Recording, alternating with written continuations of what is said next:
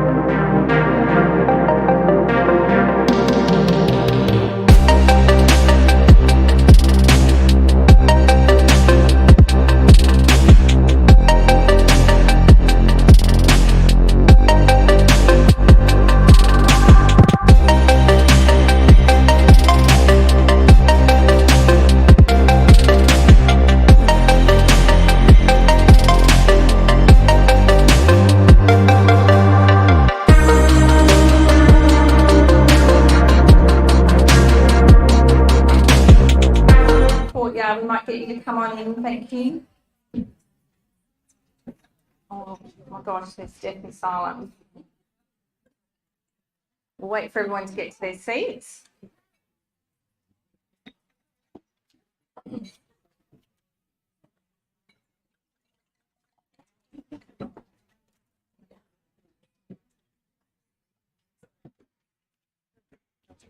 All right, we'll get started.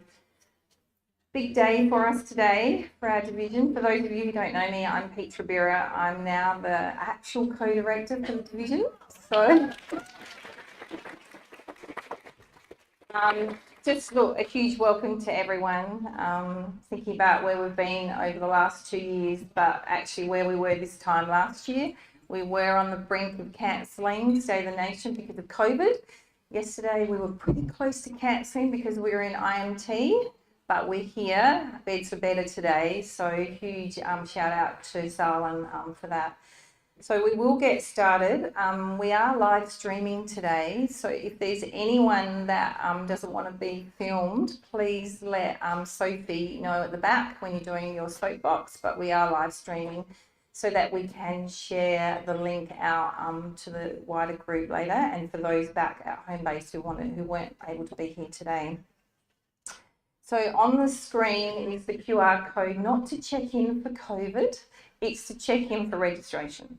So we're doing things a bit differently. If you haven't got a phone on you, there are some sheets at the front desk as you come in to sign in. Because we really would like to give people certificates for attendance today for your PD, etc. So that's really beneficial. You just have to put your name and your role in.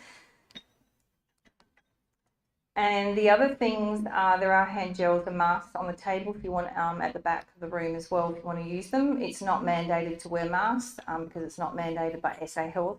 So please, it's hard to keep social distancing. I'm hoping if you're not well, you are not here today, and that we have mainly healthy people present here today. Please put your mobile phones on silent. Morning tea will be at 10:45, lunch will be at 12:50. We're being live streamed.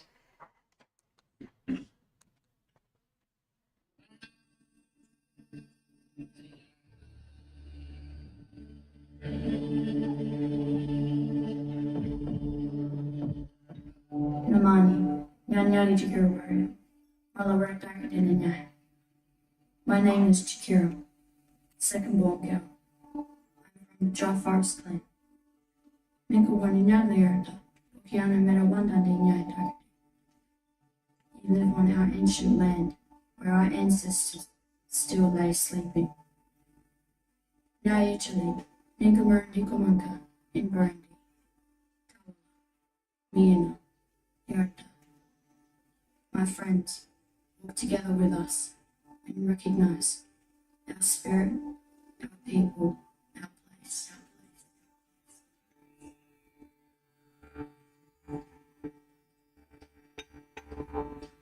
We would like to acknowledge that the land we meet on today is the traditional lands for the Gunner people, and that we respect their spiritual relationships with their country. We also acknowledge the Gunner people as traditional custodians of the Adelaide region, and that their cultural and heritage beliefs are still as important to the living Gunner people today. We also welcome Aboriginal and Torres Strait Islander peoples visiting from other parts of Australia and respect their cultures.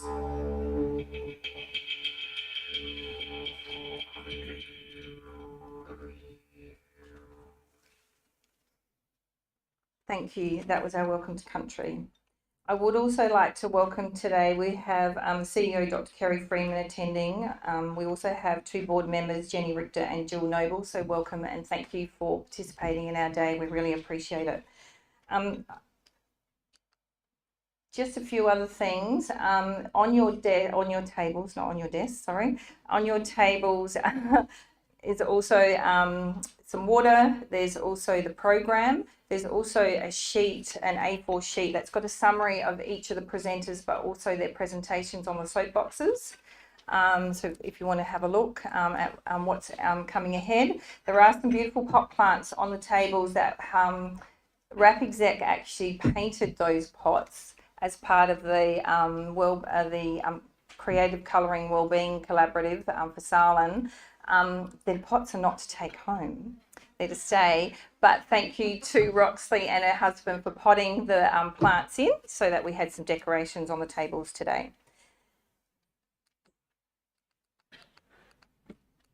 What I'm going to do now is I'm going to do a little bit of a celebration of the past year, and then we're going to go on to our head of units who will be presenting, which will be Craig Whitehead, Zoe 80 Wakeling and Tim Toe. Then we have some morning tea, and then we will also have 3 sessions of soapboxes. We're also very lucky today to have some very special guests that will be arriving later as a bit of a surprise. I'm not going to tell you who they are, so you just have to stay awake and excited about who that might be. So yeah, we've got some big surprises today. We've also got Siobhan will be doing some random wellbeing exercises during the day. So Siobhan is one of our finalists for tonight. We've got a huge day today for the division. Not only do we have today, but tonight we have 3 finalists in the SALHN Excellence Awards. So we're really lucky. We've got Siobhan for leadership, we've got the Miss for partnerships, and we've got the Rice Committee Research Innovation Clinical Excellence for the research category. Today we've got the soapboxes. I think I was only declined 1 from one area, not because it was no good, it's just that we needed to balance where they were coming from in terms of our services. But actually everyone's got a Guernsey today, so it's fantastic. So we've got 5-minute presentations. You'll get a bell at 4 minutes, and the bell will come from over here where Sophie is. She's got her hand up at 4 minutes, and then at 5 minutes you're off, okay? And you will be able to vote during the day. So for those of you who were here last year, we had the Mentimeter going. So you'll be able to vote as we're going along. So those Mentimeters will come up. There will also be other random Mentimeters coming up if you've got your mobile phones with you about how you're feeling, just a bit of a check-in, what you're most proud of, etc. We're also really lucky today to have some wonderful guest speakers. I mean, we chose the theme for this year is Wrap to the Future. For me, and for us as an exec, this is a celebration every year about who we are, and it's really a celebration for all of you guys to showcase. But we had Wrap to the Future. So thinking about, so we've got Jessica Smith, who's doctor, who's going to speak about disability and the future and care of our disability patients. We're really grateful to have Dr. Sharon Pittman. I'm not sure if Sharon's here yet. She may not be here yet. But Sharon is going to speak about Green Adelaide. She spoke at Research Week, and we've got Belinda Lang, who's going to speak from Flinders Uni on technology and innovation as an allied health practitioner. We've also got 2 wonderful consumer stories. We've also got our patient family reps who will do a reflection. And we have our Wicked Question panel later in the afternoon. For those of you who were here last year, we've got a panel of 4. It'll be quick and funny, and you'll be able to vote on that, so that will be lots of fun. We have also got this year, wellbeing's been a huge part of who we are, and I think one of the positives, there are quite a few positives that came out of COVID, Teams, being able to use Microsoft Teams, so we were always being able to connect, but you lose the connection between people. But the wellbeing, so for our division, I believe we've taken that to the next level around wellbeing for our teams. I hope that you're feeling that and have felt that as well. So our Wellbeing Collaborative, which has been led by Siobhan, and that's why she is one of the finalists in the leadership for that. So thank you, Siobhan. With Jo, Izzo, Sophie, Kristen and Tegan, and there's another 14 people part of that, have put together a wonderful display of some small gifts as you walk just at the front door there for people to take during the day, probably in the break times, and it's actually giving back to all of our staff. So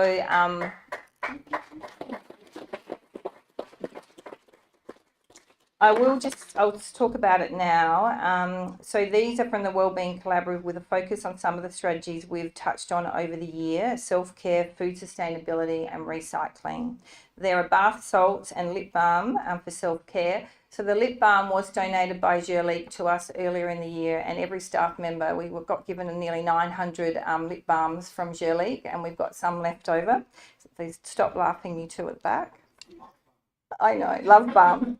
I never realised it said Love Balm on it, but yes, anyway. And look, Jo Izzo, where's Jo Izzo? Is she here yet? Jo did put together all the bar salts and made all the marmalade herself the other night. So thank you for that. The recycling theme. So you'll notice in the plants, the team have done painted cans with succulents to show that how we can recycle as part of our sustainability, and that's really important for our well-being we've been talking about, and food sustainability around the marmalade, veggie stock made from leftover veggies, and some seedlings are also at the back. Please select one item that will help you with your well-being, and that's on behalf of our collaborative. There's also the other stand to the right of the banners, some information there about research, but also there are some bags there that you can take. They are targeted at nurses, but anyone could take them. And the reason why they're targeted at nurses, I recently went to the Australian Rehabilitation Conference, and at that conference there was a stand there, and it's a stand from nurse and midwife support, and it comes out from Victoria, and it's 24/7 support service for nurses to ring for wellbeing. So I would advocate that every nurse in the room takes one of those. There's a brochure in there, a water bottle, and I think a little pad in there, and also everyone else is welcome to take a bag, because I'd like you to also have, if you wanted, the water bottle, etc. in there. I'd be really eager to find out if there's something else like this in Australia for allied health and our admin and our doctors, where you have your own dedicated 24/7 hotline around wellbeing. It's amazing, and it is actually supported by the Nursing Midwifery Board of Australia, and it's an initiative run independently by Turning Point, a leading addiction treatment research and education organisation about supporting nurses 24/7. Have I only got 1 minute left?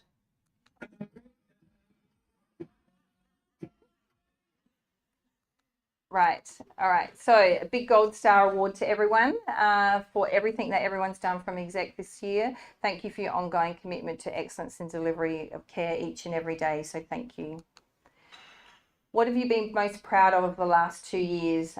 So these are some word clouds that I've got from last year and from different wellbeing updates during the year, and it's great to see that our teams and our division are most proud of being resilience, culture, connections, and working as a team. So thank you.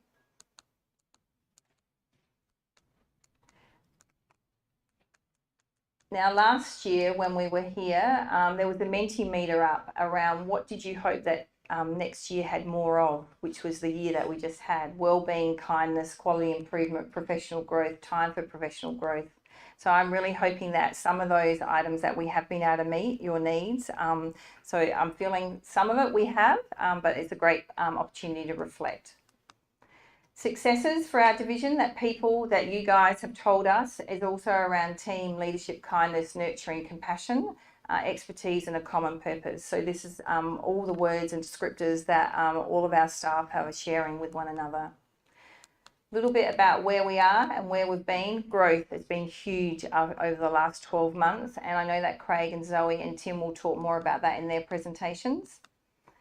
REPAP, so we're going back in time, so we are activating the REPAP more and more, and you can see there that the red circle there does show the new build for wards 5 and 6 for GEM that are going to be there in 2024, and also the care service moving to what was A&D, or the old RAM space. We recently had the 80th year celebrations down at the REPAT, and it was an absolute fantastic day of celebration, and we were lucky enough to have 3 stands celebrating and showcasing our services on site. So thank you to everyone that participated in that. Projects that have been going on underway and still underway. So Whittaker are having a refurbishment, and it's still underway. So we're really excited to see how that comes out as an outcome for delivering enhanced practice for our dementia patients in a more dementia-friendly environment. This year we've had 2 wonderful local heroes, which are Neil Penno and Siobhan Jackson. So we're so lucky, so congratulations. a few snapshots of a few of the babies that have happened in the division. We may not have all of them, but there's some beautiful baby shots there, so thank you for sharing them in. Congratulations to Natalie, Deb and Julian for their accolades. We've got 2 nurse practitioners, and Julian won the Early Career Pharmacist of the Year for SA Award, so we're so proud to have those 3 people in our division. Also, huge accolades to our medical team, enrolling in PhDs, taking on additional leadership roles, undertaking masters, etc. So thank you very much, and we're so proud also for our consultants. Craig and Tim and Zoe have both been appointed as associate professors. That those of you didn't know, so more and more things happening. So thank you. We did have Allied Health Professionals Day today, so during the year, so a little snapshot of the photos. So a big shout out to a third of our workforce in RAP who are Allied Health. International Nurses Day, that was on the 12th of May, some great snapshots there. And also Admin Professionals Day was on the 6th of May. So really wanted to give back and say thank you to each and every one of those disciplines. Really proud of Chen, proud of actually all of you, but Chen with her, she's currently doing her PhD and she did get the Nursing Research Prize recently at the Rehabilitation Conference. So congratulations, Chen. Big welcome to anyone that's new to our division this year, because I can't list you all. I'm frightened that I will miss someone off. So a huge welcome to anyone that's new into our division. There are a few particular people that I did want to welcome in terms of everyone has a significant role in our divisions, but Philippa, Brad, Grace, Tanya and Matt, who do a lot of work in the leadership space and supporting our teams within the division, so welcome. Look, these 4 people are really fundamentally about how we deliver best care. They are our family. They help guide us about the excellent care that we're delivering and actually where the gaps are to help us to understand. So we couldn't deliver our care without our consumer reps who do assist us to listen out, make better together. New services this year, virtual rehab, MIST and the palliative care liaison, and the teams will give a bit more information around that in terms of our heads of unit. Farewell to a few people, Christina, Antonia, Carly, Emma and Josie, and I'm sure there are a few other people that we also said farewell and thank you to. And we have had some significant retirements this year. Dr. Margie Bulling, a geriatrician that was with us for a significant over 30 years. Dr. Peter Anastasiadis, who was is a rehab physician.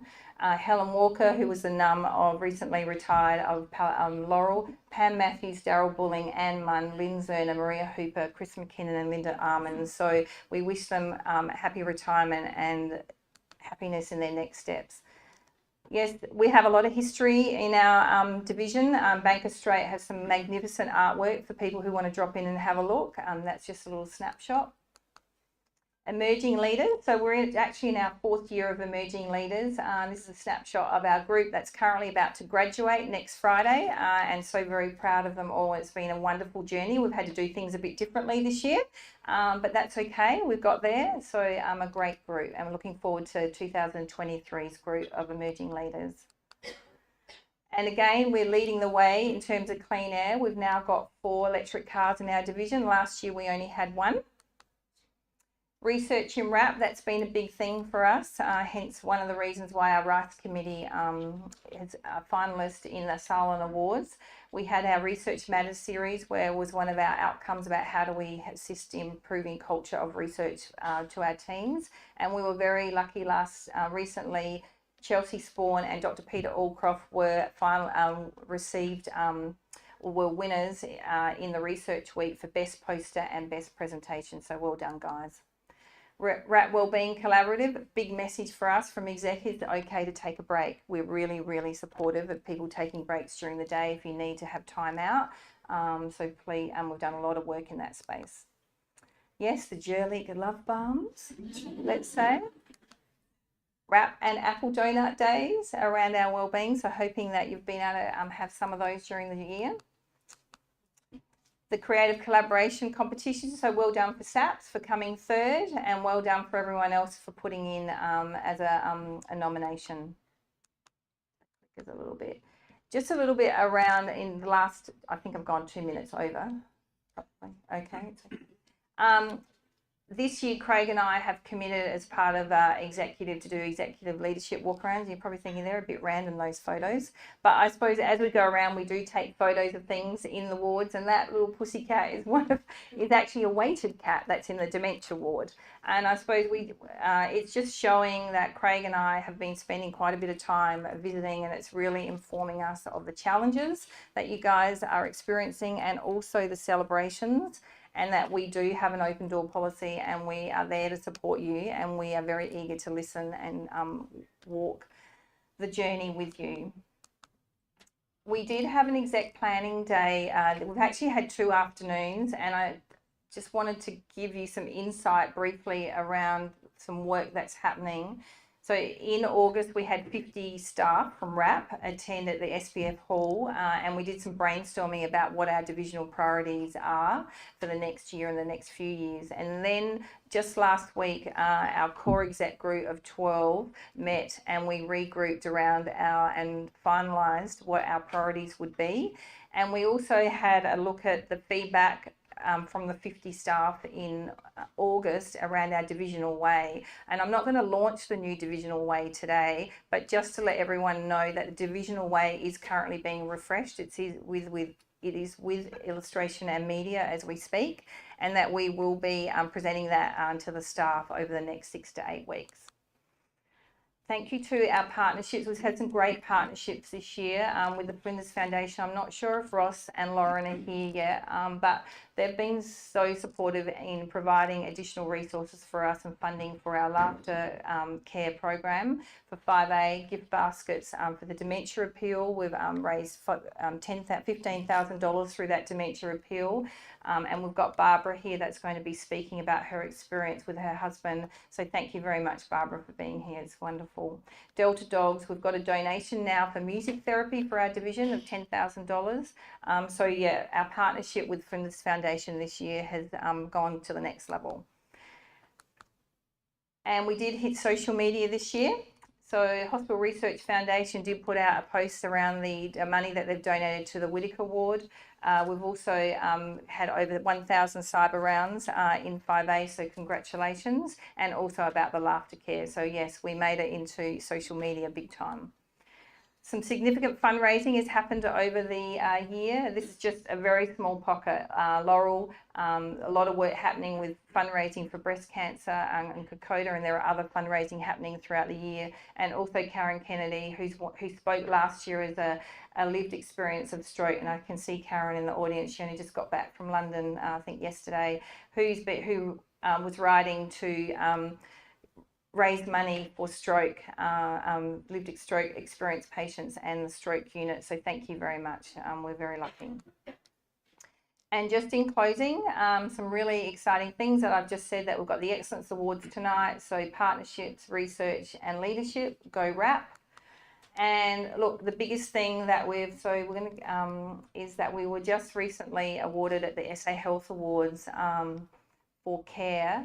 So SALHN Complex and Restorative Care was the winner for out of hospital strategies and care. And I would like to ask Craig and Joe Preston to come up now with Kerry Freeman, because we might do a little presentation, and then we'll be able to lead into Craig's presentation.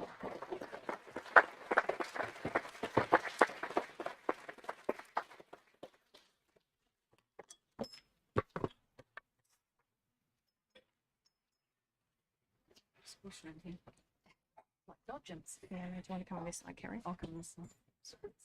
I'll let you talk. Do you want to say anything? Yeah, I'd love to. Hello, everybody. How lovely to see so many of you here today. What a privilege it is to get together in person, isn't it? And we're going to have some lovely celebrations tonight. Are any of you coming tonight to the celebrations? Yeah, so we've got a day of partying ahead. I don't know why Craig needs to get this twice, but I'll give it to Joe. Okay. So I wasn't allowed to touch it. Oh, you weren't allowed to touch it. It's actually a thing of beauty. So look, it was such a proud moment, I think, for everybody from SALHN to go to the SA Awards, because not that it's a competition, but we had the most finalists and we won the most awards, which was just fantastic. So yeah. And look, down to all the work you do. And the other fun thing was all the SALHN tables. Every time some of our finalists were announced and the video was shown, all the SALHN tables who were at the left-hand front, for those of you who were there, we were all cheering. Everybody else was politely clapping. And in fact, the minister said, you can tell where the SALHN people are all sitting, because we were cheering on. But how great was that? I mean, we were just so excited to support each other and really celebrate the great work. So look, I'm not going to go on, but I have to say that this division is just amongst the most creative and innovative, really puts patients at the centre of all you do, and under the great leadership of the division, you're really breaking new ground for the people we serve in this community, and you can all be so proud of that, because you're also doing that in the midst of what is a very challenging and changing time. And to be able to innovate through that with patients at the centre, clients and consumers at the centre is really something to be proud of. So thank you for everything that you do. You're known as the very innovative. I wonder if you're going to win anything tonight. Who knows? Maybe. I do already know. But my face is blank. My face is blank. So can I say congratulations, Jo? And you get to touch it for the first time. So well done. Congratulations. So over to you to say a few words. No, you go. Say a few words. Okay, sorry, he's supposed to be the talker. I'm just the holder. Thank you to the care team. Thank you, obviously, to Petra and Craig for letting us go on our little path that keeps changing. I think Craig had a vision and Petra had a vision, and it's just continues to change. So thanks, Jo, for starting it off. I came in 4 weeks later, so Jo actually did all the hard work to start with, and then I'm just getting the award. So, all good. But thank you, everyone. Right, thanks. All right, you take two tables. Oh, I get to keep it. Am I next? There you go. Over All right. there. Okay. Just there. Oh, Yep. cheers. Well, thanks everyone. Thank you, Kerry, for the second time we've been awarded things, which is good.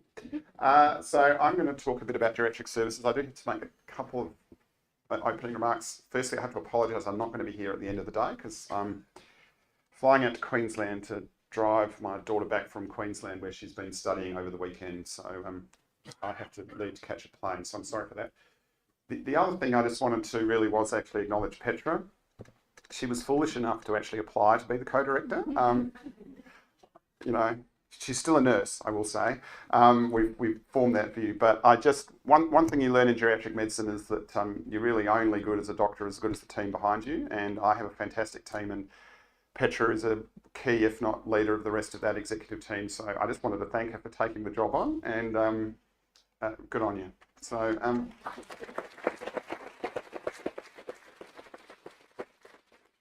okay, I promise, Sophie, I will stick to time. So 2022, last year I had keep calm and carry on. And I kind of thought crisis, and out of crisis comes opportunity. So the crises we've had this year, COVID-19, ramping and patient flow challenges. We've had another forensic scrutiny about the fourth one of long-stay patients, which often impacts on our division. And then when I wrote this slide, I realised these were exactly the same crises we had in 2021. So I don't know what that means, but I think it probably, I mean, hopefully next year COVID-19 will be off the slide, but I think it's just important to remember there has been a lot of pressure, and you know, we've got to recognise that out of those crises do come opportunities. So what are the opportunities? Well, actually a new CEO is an opportunity. I mean, new ideas, new way of approaching things, and I think you know, Kerry's brought a lot of energy to SALHN and is certainly elevated the issue of access block as a risk to our community, and I think you know, I think that's been a big wake-up call for us all. We are getting new infrastructure, and I'll talk to geriatrics, and I'll talk about that back in a minute. I hoped to announce today the actual name of a new academic position, but we will be in the new year appointing a new Professor of Allied Health and Healthy Ageing, I think is the term, and that's going to be really important. And it's partly funded, half funded by the division, so they'll have an important role in supporting our researchers, not only medical, nursing and allied health, but and that's a really exciting opportunity that the university is partnering with the Caring Futures Institute particularly. We've established a whole lot of new programs. I'm going to talk about some of the outcomes of those today. And we do have a new government, and that is an opportunity because it would be fair to say this government got in on the mantra of fixing ramping, and fixing ramping requires investment, organisation, innovation, and I think that's stuff that we're all potentially good at. So perhaps this year I can see a whole lot of new opportunities that we didn't have in 2021. So, demand. I just wanted to put some of these slides just to put into context, because I think this division, because we have a lot of old people on our division, is at the forefront of this. So since 2012, there's been a 128% increase in emergency department presentations of people aged over 90. So the oldest old are increasing more and more. And if you look at the projections for the population increases that actually about half the rate that this has increased. So we can expect to see very large numbers of old people presenting to Flinders Medical Centre, particularly with SALHN ED. And if you're very old and you turn up in this age group, between if you're 90 plus, if you're age 70 plus and you turn up in an ambulance, you're about 84% likely to be admitted.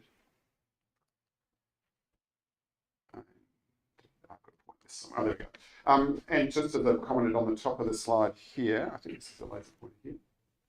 No, it's not. Doesn't matter. It was it? Was there? Did I burn someone's retinas out? I was waving it around. Sorry if I did. I guess that's a work health and safety claim, isn't it? I'd love to tell Michael Francesi, oh yes, I burnt someone's retina out with a laser pointer at State of the Nation. This is just what happens between now and 25. So if you think about over the last 10 years, if you just fix on the 90 pluses, we've had 128% increase in ED presentations. Over the next 20 years, this group goes up by 39%. So you can see there's a discrepancy. Increase in old people has a much greater increase in ED presentations. And a piece of work we just completed recently, if you're old, this is again not surprising, basically you stay longer in hospital.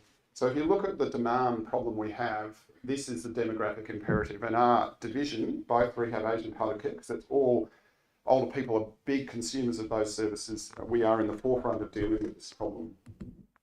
And so we try to deal with it in a number of different ways. This is some data regarding the memory support transition team, and I'm hoping I'm not stealing Natalie's thunder. It's a slightly complicated slide, but what I want you to look at is, so this is patients who need to go to a memory support unit, many of whom are in the dementia unit at REPAT.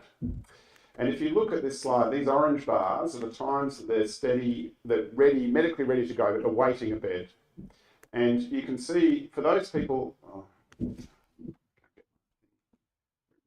here we go. So before February 2022, this was, so we started MIST in February 22. So this is, if you were listed before MIST started, you can see big orange bars.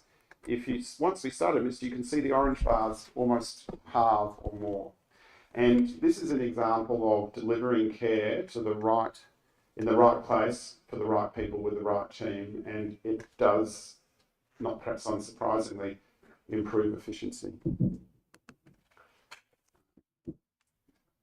So, yeah, so it works out that length of stay after you need there drops by 12 days. And because these patients stay a very long time, and there's a reasonable number of them, it actually saves about 9 acute care beds by introducing MIST, which is pretty impressive, I think.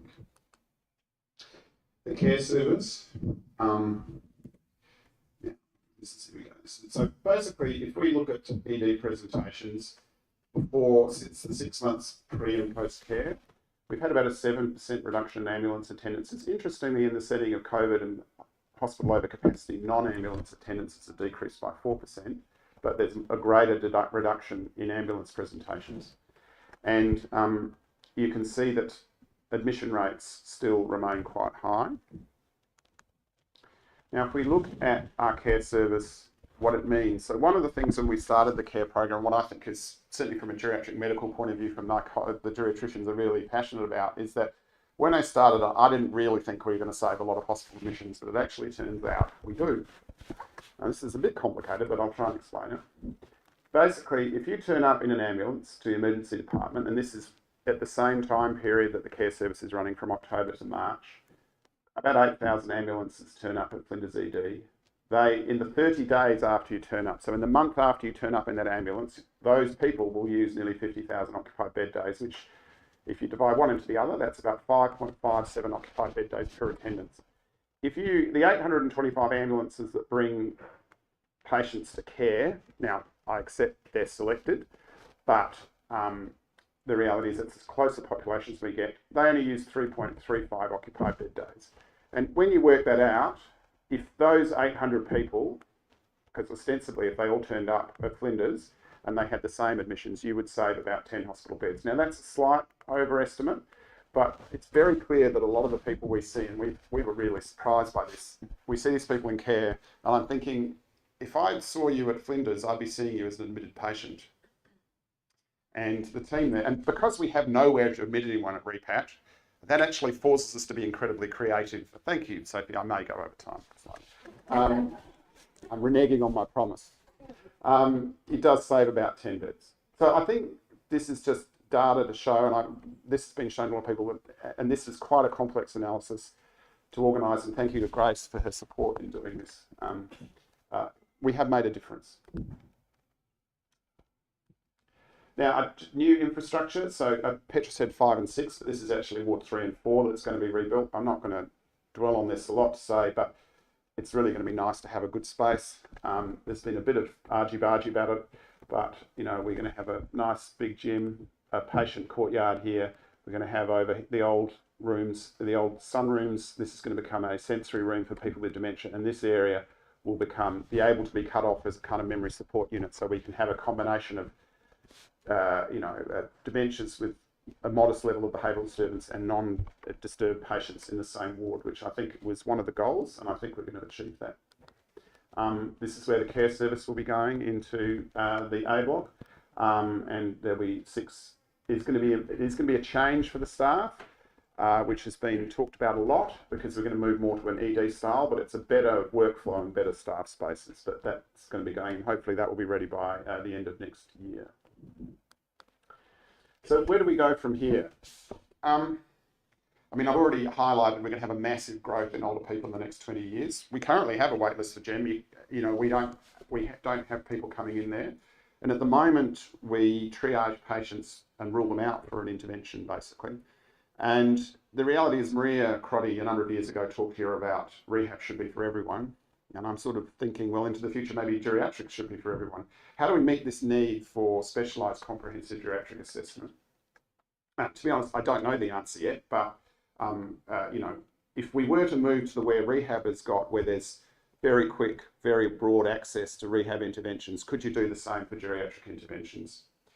To do that, we would need a massive expansion in subacute beds.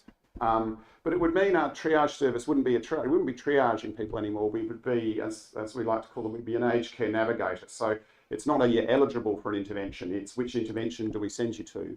And that's a big shift for us because our traditional model works with waiting lists, and I'm not sure that for older people that's necessarily the best solution. I mean, ultimately, I think our experience in the care program would suggest that there is a role for geriatricians actually right at the front door, because I think we can turn patients around that ED physicians, because of our knowledge of the problems of old age, we can turn patients around that others can't. And I mean, ultimately, where I'd like to get to is, and I think this is something that Kerry's challenged me on already, is, really should the geriatric service be responsible for actually all the frail people in the South? Should we be monitoring people in the community, intervening as they start to fail? And there's lots of digital ways we can do that, or digital health ways we can do that. I'm not suggesting that this will be in place by the end of 2023, but it's good to have a goal to aim for. And we are going to be embarking on a clinical service plan for geriatrics, and these are the sort of elements that I want to build into it. Bloody slides. Here we go. In summary, it's been another challenging year, same challenges as previous year. We have embedded 3 new services, and they've been, that's Gem at Home's the other one that I didn't talk about. But both Care and MIST have really delivered for our patients and for, I think, for the organisation. Can we use these current crises to transform the older person service? Is there ways that we can find ways to leverage on what's going on, the government's commitment to end ramping, to try and provide services that will not only help patient flow, but give better service for older people?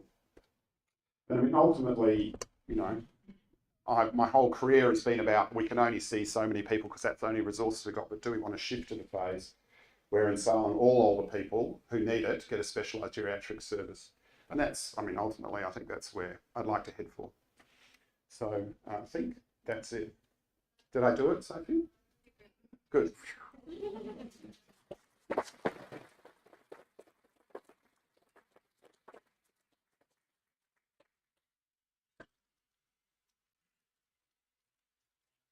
You've got 20 minutes. 20 minutes.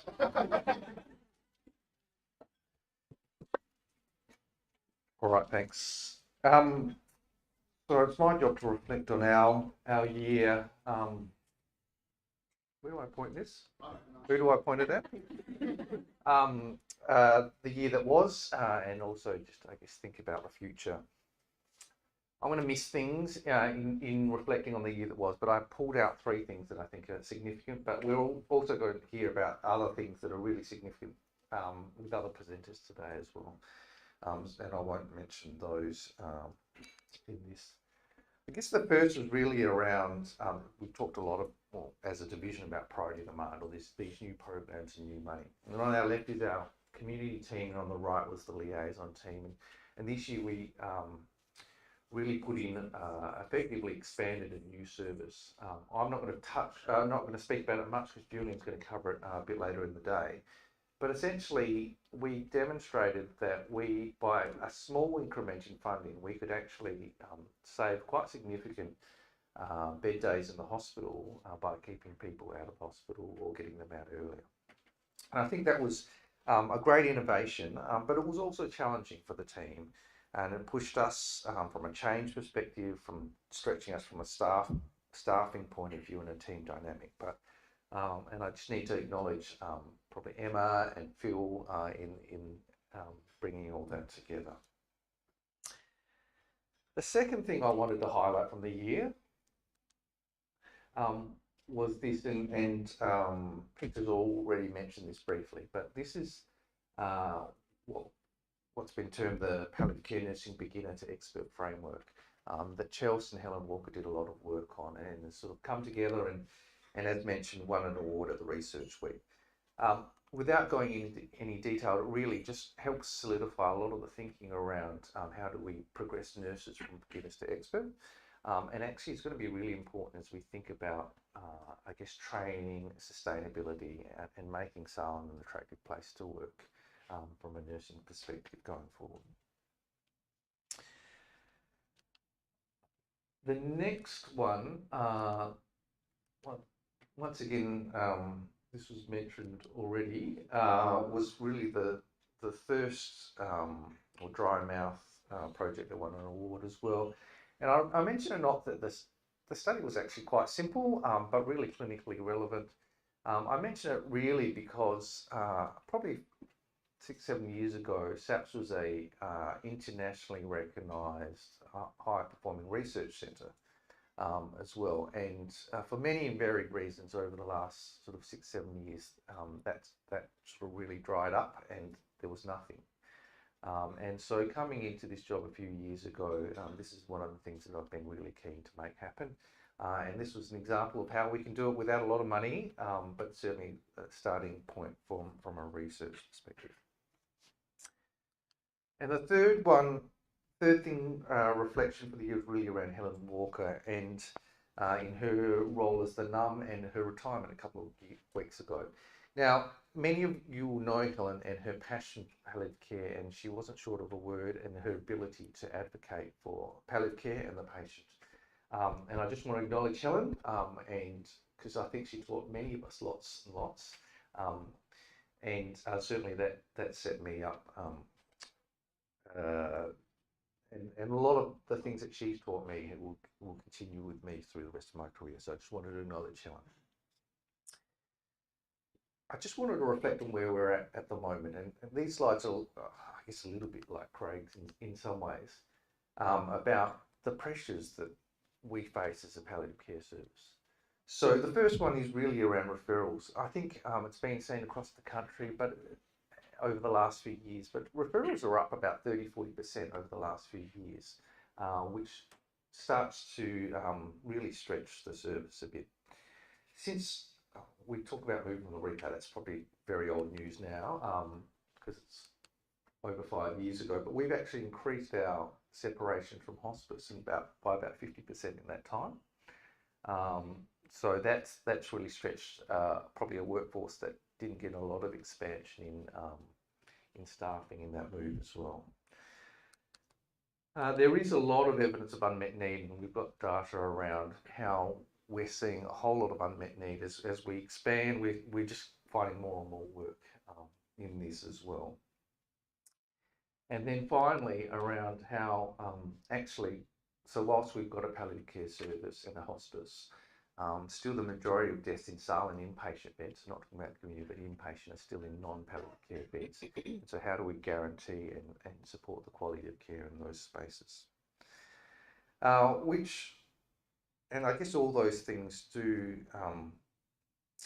make you, can make you lose sleep at night, thinking about where we're at and the needs that are out there. But I guess I just wanted to talk a little bit about some of the changing in thinking in palliative care at the moment.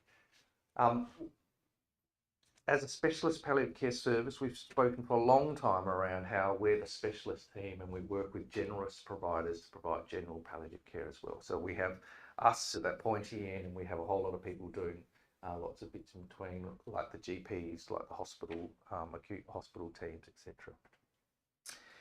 And I think as we look at that still is a very, I guess, finite view of the world from an end of life perspective. So there's something called a 95% rule, and so when they've looked at patient journeys over time, actually what the literature is fairly consistent about is actually patients probably only spend about 5% of their days with us. So in hospital, yes, they spend a bit more, but if they're at home, etc., they only spend about 5% of the day with their service provider. And I guess that means the care of the palliative care patient is so much more than what we deliver as a specialist palliative care service, or even as a generalist service provider, which really brings in this sort of circles of care concept, where the person's in the middle and the service is on the outside. And I guess we as service providers often focus on that service delivery bit, and we focus on the person in the middle. And sometimes we do a bit around the inner circle there, or inner network, but don't really focus much attention on outer network or community. And maybe it's not for us to do those things. So I guess the thought process has really been around how do we leverage some of the outer network and community, and what's our role as specialist palliative care in that. So I guess this is how it's conceptualised. The light blue is number one is specialist palliative care, and that's really where we sit as a service. Number two is that generalist palliative care, as we've sort of discussed. But it does bring in this concept of the compassionate communities movement, which is really a more public health, primary health approach to end of life. And so compassionate communities are really community-driven responses. So if any of you have done a lot of primary health, a lot of it's around community development, groundswell movements, those sorts of things. It's around community-driven responses to supporting people and their families at end of life. So things like support groups, bereavement groups, information sessions, ACD workshops, etc. There's also the number 4 in the red is the Compassionate City Charter, which is, I guess, a more civic or organisational approach to end of life. The Compassionate City Charter is an example, and what they do is actually look at how places like schools or workplaces or churches or unions or cultural centres should actually address end-of-life issues as well. And so it does come back to how do we, as a specialist service with very finite resources, actually work with this. And so we've started working with a group down in Onkaparinga, Compassionate Communities down there, and with the Marion Council, really looking at how we can actually work with some of these, not to deliver all this care, but actually work in partnership and collaborate with these things. So what's that mean for 2023? I guess I was reflecting on the last 2.5 years as head of unit, and Jo Wells, who's one of our senior nurses, told me the other day that I came in and I had all these ideas and I was scaring them because I wanted to change everything at once, and clearly that hasn't happened because, and I was wondering why that was. And I think I've likened it a little bit to, this is Maslow's hierarchy of needs for those that people are familiar with that. And I think what we've been actually doing is working a lot around some of those basic needs like safety and physiological needs, because you can't really address higher order needs until you've dealt with some of those basics. Not to say we were completely dysfunctional or not working at all, but I think until we addressed some basic things about staffing, we actually have really struggled to actually work on some of those higher order things about models and things like that. So I'm hoping after a couple of years of consolidation, we're really going to move into some work around models, and not just sort of what we do now, but really a much more aspirational model, but really to give us clinical reassurance over the care of 400 or so community patients with unpredictable trajectories. As I've alluded to before, I think training progression is going to be really important about that. How do we actually progress people from beginner to expert across the disciplines? And then that really leads into workforce planning, sustainability, I think, which we're all feeling about how do we actually train the next generation. A couple of other opportunities for the year, I think, point randomly, there we go. Hospice is going to see a bit of change this year. So Helen has retired, and Ange is just over here, who's our new NUM. She just started this week. She doesn't have Sunrise or ProAct or anything yet, so she's not been that useful so far, but she's done a great time. No, I'm really looking forward to how Ange contributes. She's come from the private sector at Ashford, and a new set of eyes in a different sort of direction will be interesting to see how that looks for the next year.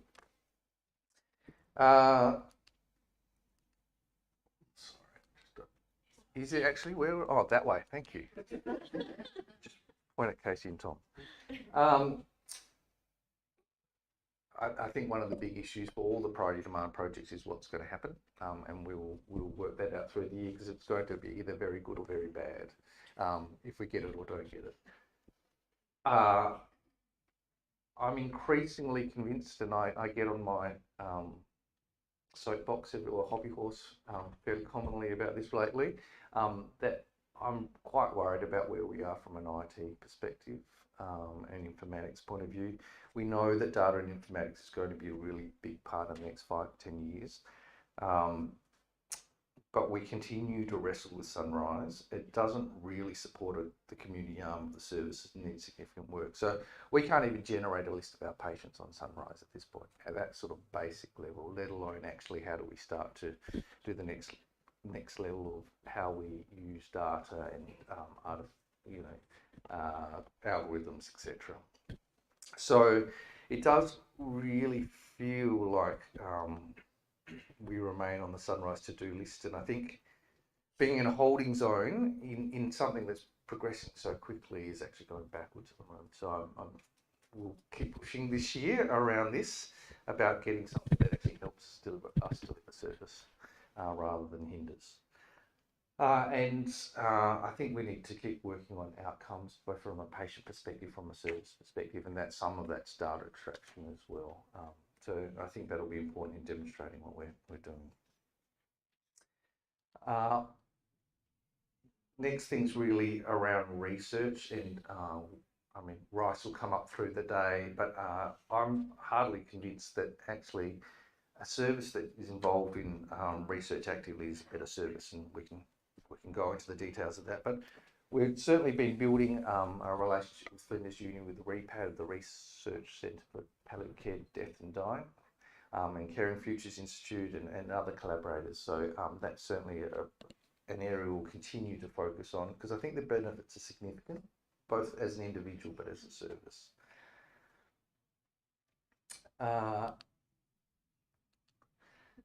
And I guess the last, oh, not quite the last slide, almost the last slide, so, is are really around our relationships and collaborations, and I've talked a bit about the compassionate communities type work, but obviously with university, within SALHN, within the division, is going to continue to be an important thing. I think this really is the last slide of note. Anyway, is one of the things that will face us as a service significantly, but I think actually face many of the people in the room, because you'll have an encounter, whether that be in your own personal life or in the clinical spheres, really around voluntary assisted dying. And I liken it very much to, I guess, a train track, and to the two tracks sort of running in parallel, really, where actually a lot of our patients are the patients who will seek voluntary assisted dying, but palliative care services don't exist to facilitate voluntary assisted dying. That's a separate pathway, and there'll be education, but that's a separate workflow around that. But it is going to be challenging, and I think we all probably need to have some thoughts and some position on this, because you'll run into it before long. But that certainly from a service point of view is going to stretch us again, and cause some long discussions, I suspect, as we go through past January 31. So that is all.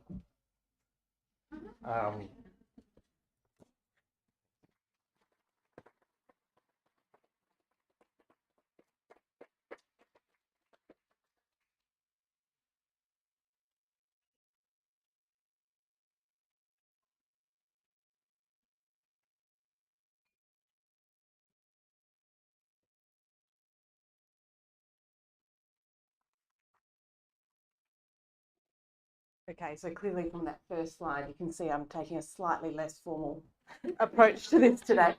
I'm embracing growing up in the 80s and the Rap to the Future theme. I was looking through the program though, and there's a couple of other titles that look like they're as geeky as me, so hopefully that will be okay.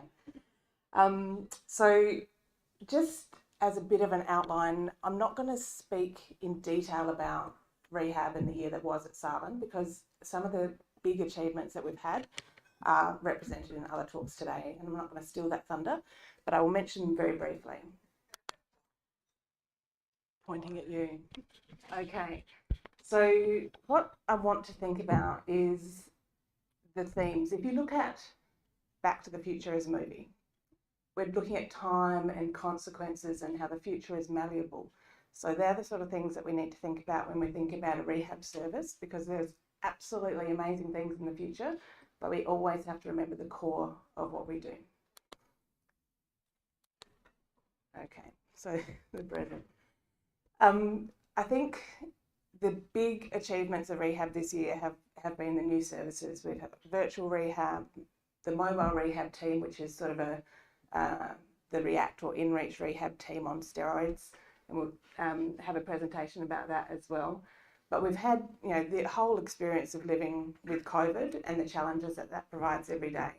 And if you look at the program and all the presentations, we've still, as a division, managed to do amazing things despite those ongoing pressures. So thank you to everyone for that.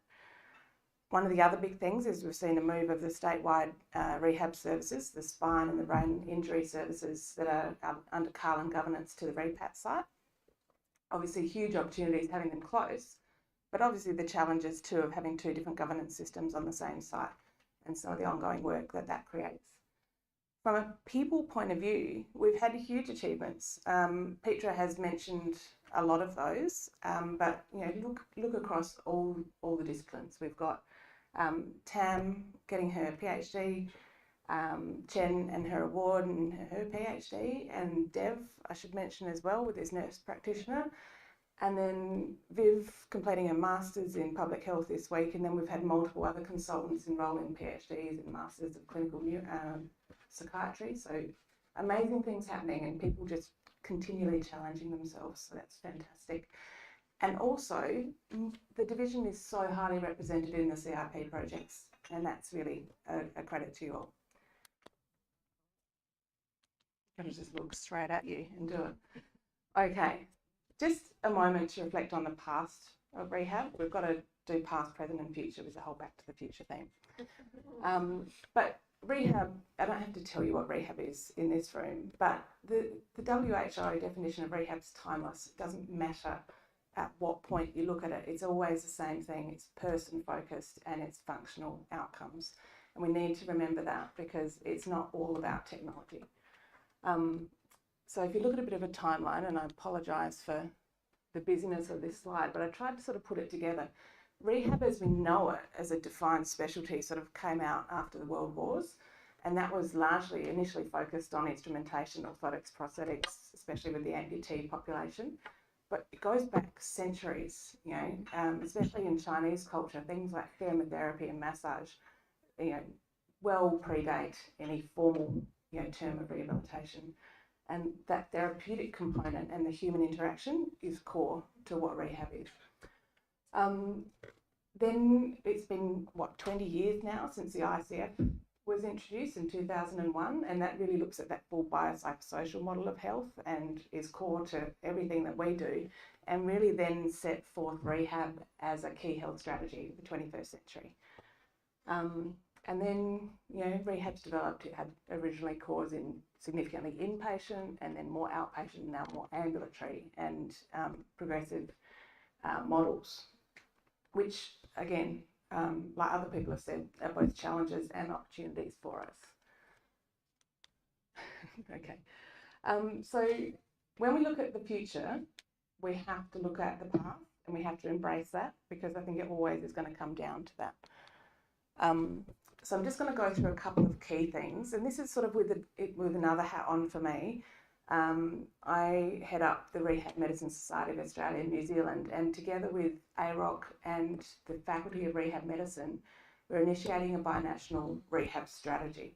Now that's binational being Australia and New Zealand, because both of those, well, all of those bodies are across Australia and New Zealand. But this collaboration is going to be really important. The last attempt at an Australian strategy didn't get out of draft phase, and it's almost 10 years ago. And the New Zealand one did, but they had no political traction. So we're really now having to look at the value of rehab, and AROC have just got ethics to start a project that we can actually look at the monetary value of rehab, you know, what rehab outcomes do as far as their translation into savings in the future. But also the visibility of rehab and the identity of rehab, because obviously it crosses many specialties. You know, we've got clear intersections with geriatrics, rheumatology, neurology, and those semantics around that create some identity issues. I think also rehab needs to think about its own personal sort of definition of what we do, because we really need to embrace not just rehab, but chronic care conditions and disability. And I'm really pleased that Jess is here to speak about the disability interface as well. Okay, so technology, like Tim said, the informatics area is huge. I'm doing a course at the moment. It's doing my head in slightly, but it's also really interesting. And I think there's lots of opportunities for us to embrace that. When people think of future of rehab, you know, all the images that come up around robots and, you know, really exciting things, but it's not the whole picture. Obviously, those are real opportunities and they're challenges and developments that we can embrace, but it's not the only thing. And I think there's a few things just to sort of keep at the top of your mind when you think about, especially digital. You know, we know telehealth has expanded with COVID. If you look at that graph at the bottom, it's probably a bit hard to see, but it sort of divides into different sections, and it's talking about digital inclusion in the Australian population. And the last two sections, which are well below the average, are disability and the Aboriginal health group. So these are the people we most want to create equitable access for, and they're the people who are less likely to be actually represented in a digitally, you know, sort of inclusive way. So there's huge gaps, and we must remember that.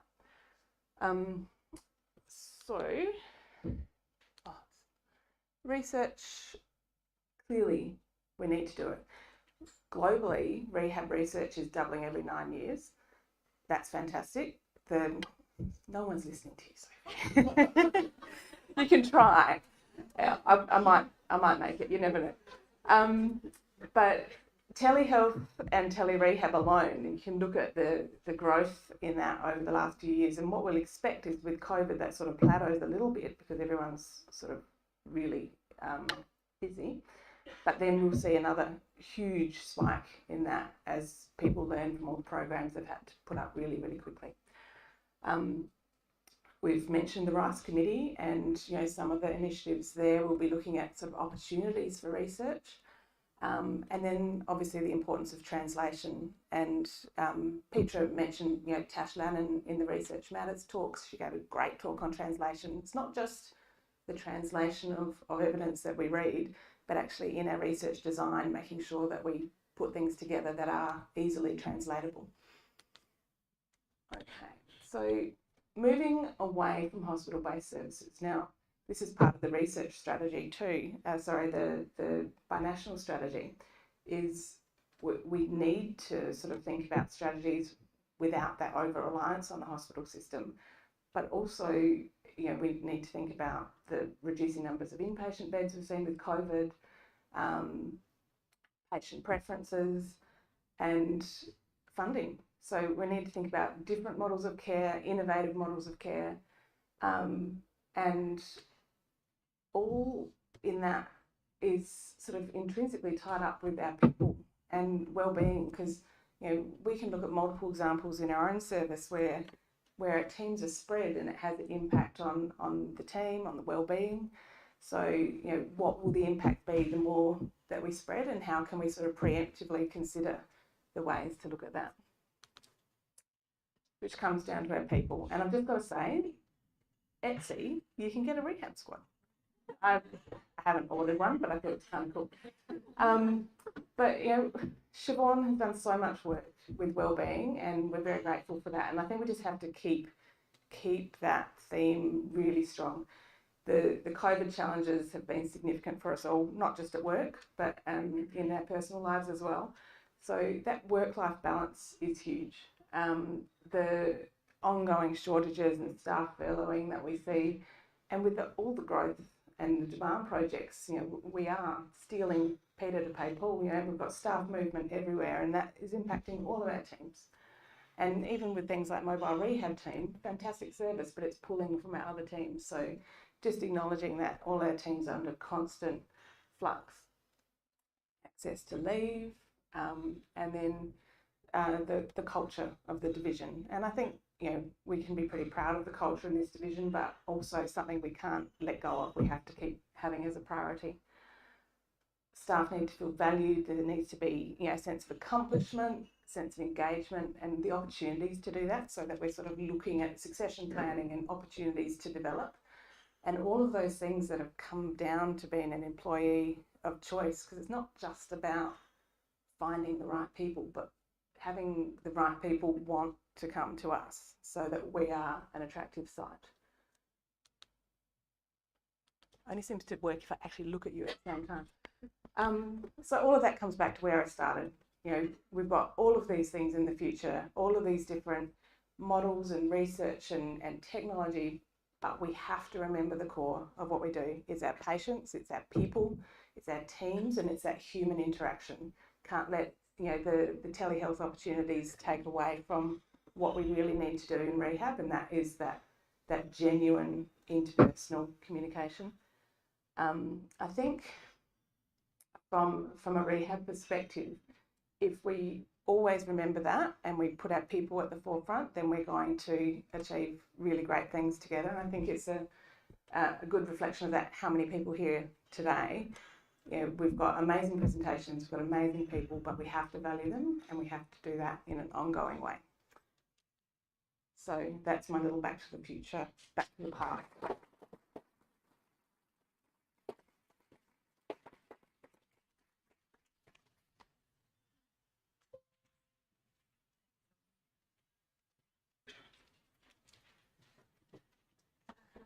Thanks for that, guys. That was fantastic. All right, so our next presentation is our What Matters to Me as Patient Family Representative. Oh no, we're not going to do that, are we? Here we are, yep. by Tricia and John. And they're going to give us a bit of a reflection on our journey. So welcome, Tricia and John.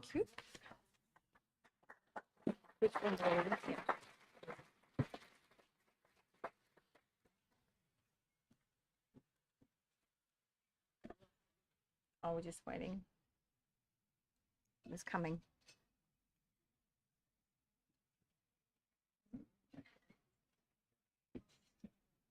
Gosh, there's a lot of you.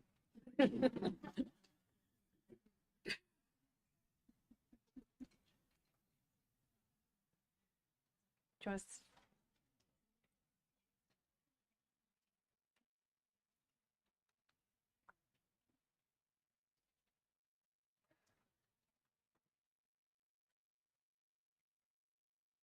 all right.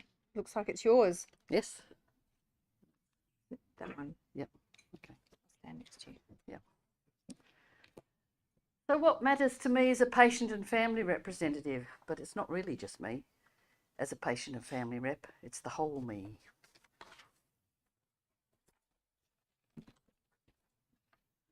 To listen, act, make better together is a great call. And we in RAP do it well. And you notice that I call us we because I'm part of this. And we certainly do it together as a team. That really matters to me. We support our patients, we support each other, and it's an amazing division to be part of, and I'm so grateful that I am.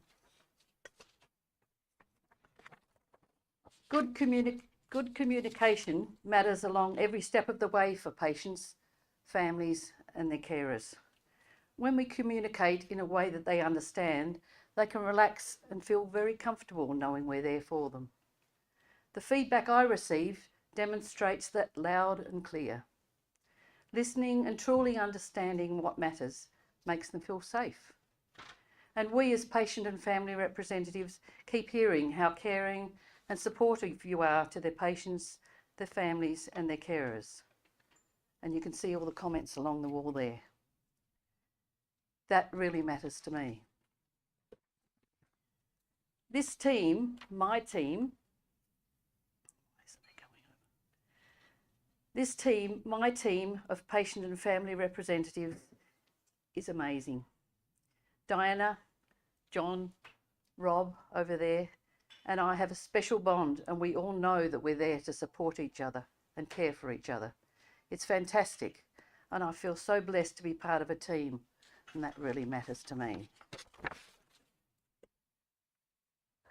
Led so amazingly, so wonderfully by Petra, our shoulder when needed, our mama bear, even though most of us are older than her. I can't tell you how brilliant it is. But it's not only Petra, it's the whole team behind us, with us, the wellness support, letting us know how we're going and that they're there for us and we're included. How fantastic is that? We know that our reports are read and acknowledged, and we see that steps are taken to make changes or improvements along the way, and that's what matters to me. Sorry, I didn't go for one. So together we'll continue this journey of supporting each other and our patients, families and carers. I have no doubt that this journey will continue to take us onwards and upwards, and this really matters to me. Thank you all.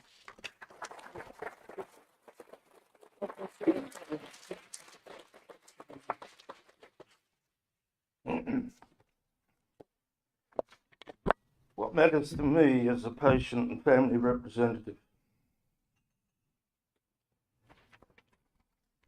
How this thing keeps shaking. Is to remain focused on the consumer, to listen, to clarify, to empathise and to understand.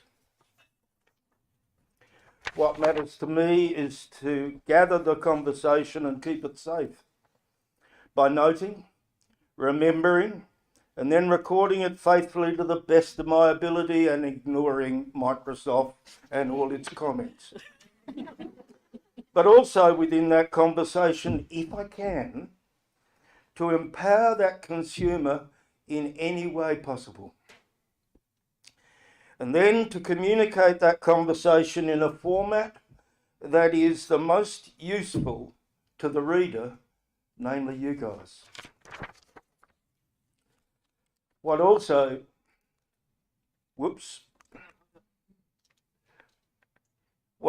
matters to me is to be able to see results, to see that the work that I do brings change and ends in the consumer's need being met. So what do I hear? The nurses are angels. The physios, who always get called the boys and the girls, are great, informative, caring, and, oh yes, very firm. Even the males are caring, said one woman to me. Said something about her experience in life. The speech therapist was incredible and has made such a difference to me, said one person. The OT has helped me with my hand, and it's just wonderful. We're so lucky to have this service available to us because it didn't exist overseas. Being treated at home is just wonderful. Being surrounded by your creature comforts means so much. So you guys are actually champions. You're champions not because you're the fastest, but because you persist. Not because you are the strongest, but because you are a team. Not because you're the smartest, but because you listen. You are the champions because above all your other very special abilities, you care. Now, a quick test. I want hands shown and I want honesty. How many of you saw the 8? Keep your hands up. Keep your hands up. How many saw the Y? Keep your hands up. You that seen the 8, hold them up. Come on, be honest. And anyone else saw the Y? Keep your hands up. No, all of those people who saw either the 8 or the Y up. Quick, quick, quick. You guys have got a problem. You're perfectionists. Loosen up and ram to the future.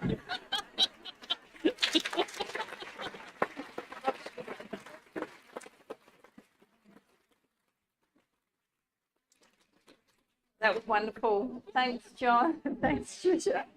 All right. Great reflection. So next we've got my dementia journey, and I just want to say I'm going to get Barbara to stand up while I speak about Barbara, amazing woman. So Barbara worked in her own florist business in McLaren Vale for 40 years until her husband's dementia required her to become a full-time carer. In March, the disease eventually led her husband to come to Flinders and then to the Specialist Advanced Dementia Unit, Sadu. And finally, also then he, with the MISS team, was able to be placed in aged care. So Barbara, we're going to see a story or a reflection on Barbara's journey around her experience in the healthcare system. And a big thank you to Rob, if you could just stand up, Rob, please, who supported Barbara in putting this together. So we'll get...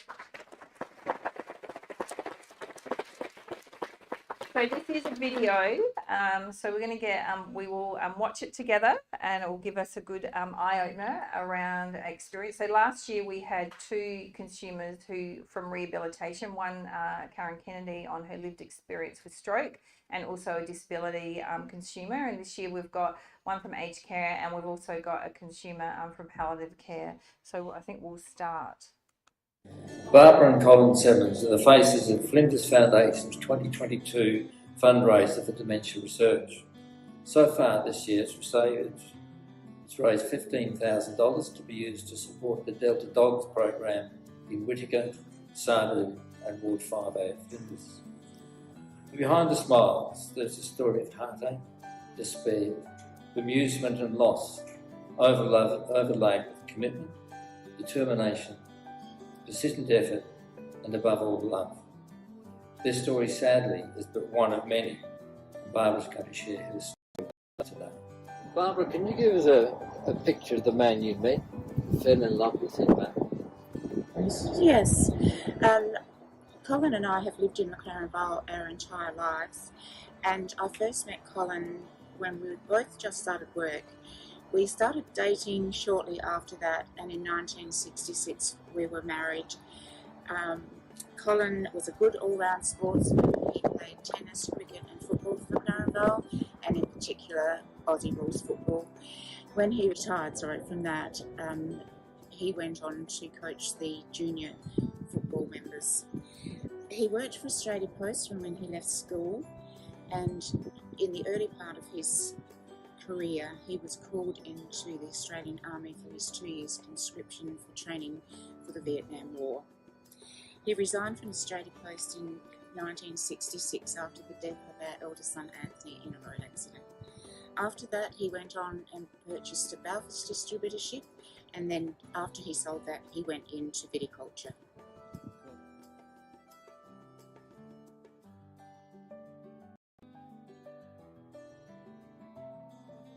What were some of the signs that made you aware that perhaps everything wasn't quite right with Colin in those early days? In the middle of 2016 we were to drive to Perth for a reunion from his army platoon from the Vietnam War days, and which was the 50th anniversary. We were gone 27 hours and had to turn back home because he started having panic attacks and just couldn't cope with the travelling at all. From there we got home and things were okay, but in the Christmas New Year period we went to the Port Elliot Caravan Park for a 2-week holiday, and after 4 days there we had to return home because he just couldn't cope with the kids riding their little bikes around and just normal noises of the caravan park. We got home, and from that moment on until mid-February he went 4 times in the ambulance to hospital due to vasovagal episodes. The final time they took him to Calvary Hospital where he was diagnosed with aphasia 8 days after that.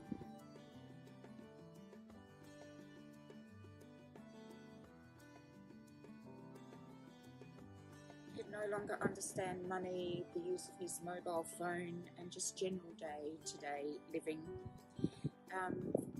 I took over total management of the household and paying bills and so forth. Also what came out of that was he had so many appointments for speech therapy, neurotherapy and just the memory clinics and so forth. Can you give me an example of the mixing up the electric cord and frozen dog bone? Yes, he went to the butcher shop and bought a bag of frozen bones for the dog. Then he went to Mitre 10 and purchased an extension cord from Mitre 10. He came home, put the extension cord in the microwave and absolutely ruined the microwave. Because I walked in the door, can't say this, I walked in the door from work and I was like, oh my God, what's that smell? You know, like a burning electrical smell. And Colin goes, the microwave's fucked. But I can't very well say that, can I?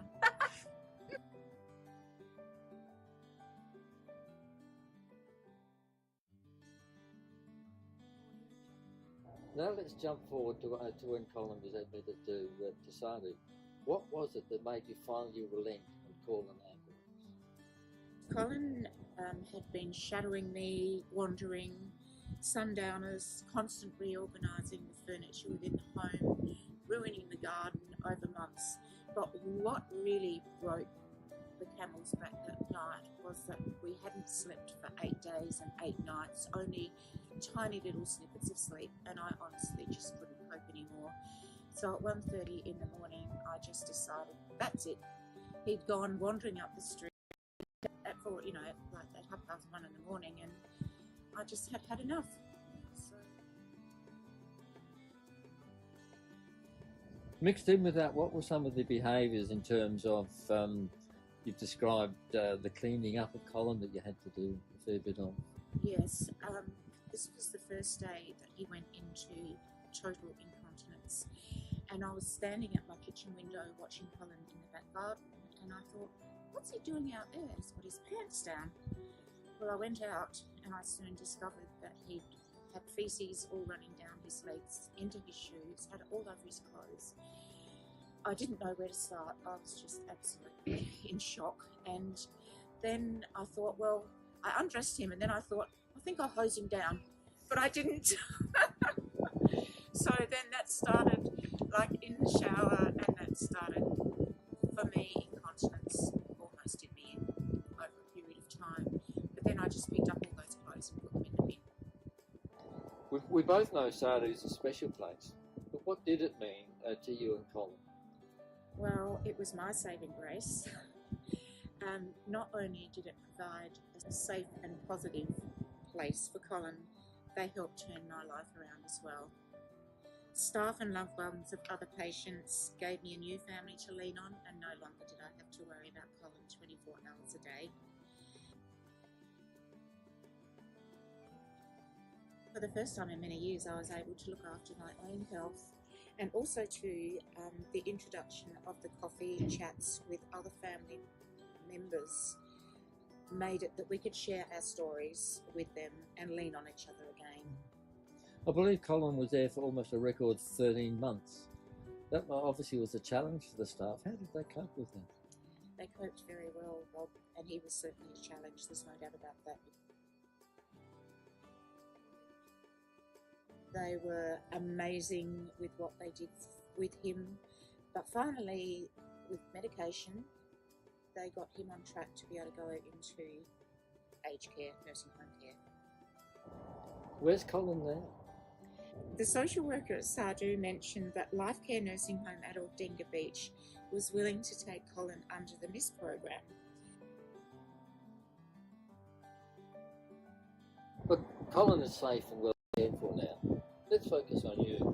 What was the cost to you of this 7-year journey? I managed to work part-time 5 days a week by taking Colin to work with me, but due to his escalation in his dementia, I resigned in May of 2020 after 40 years of a forest and my own business in McLaren Vale. By this time, Colin was totally incontinent, and caring for him had become a full-time job. No longer could we socialise outside the home. My weight loss of 18 kilos in 9 months, hair loss, severe depression were some of the challenges I faced, along with a feeling of complete isolation, lack of companionship and intimacy. Where on earth, throughout this time, did you manage to find some joy? Well, I found happiness in the smallest of things, like having my supportive sister call around and my 2 girlfriends and just have a coffee and sit and chat and probably gossip a bit, I guess. Also for me, my 21-year-old grandson Braden moved in with us in 2020 to help me care for Poppy in the evenings when he got home from work. And my grandson is still with me today.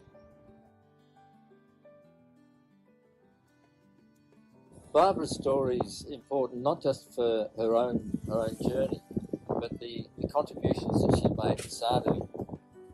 I've described her as the eldest statesperson of Sardu, because being there for 11 months, she obviously became very well known, but she was also very supportive of other family members, and of course in terms of once we established the coffee sessions, she was always there. She was there to help, she was there to support people, and a shoulder to lean on.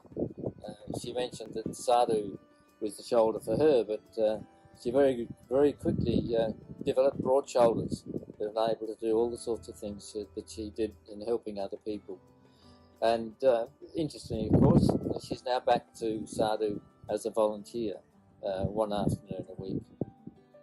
In closure, I would like to thank Ambulance SA, Flinders Medical Centre, especially Sardu, the MISS program and Aldinga Life Care.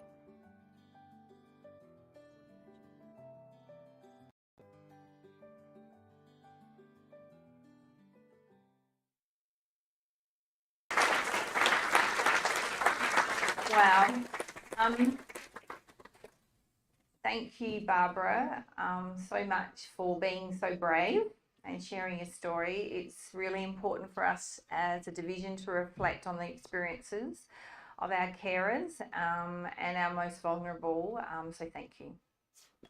So next, I know we're running a little bit over time, only by 7 minutes, but next we've got Dr. Jessica Smith. Where's Jessica? And Jessica is going to speak to us, and her title of her presentation is Healthcare for People with Intellectual and Developmental Disability, Revisiting the Need for a Specialist Medical Model. And after Jessica speaks, we will have morning tea. Jess started working in the disability sector as a support worker for 23 years ago and worked in the field whilst progressing through nursing and medical studies. Medicine initially took her down the path of general practice, and she co-founded the first private primary care health service, Adelaide Disability Medical Services, providing a hybrid model of clinic and community care. Jess is currently completing her training in rehabilitation medicine at the South Australian Intellectual Disability Health Service, working towards improving health outcomes for adults with developmental or intellectual disabilities. Thank you, Jess. Thanks.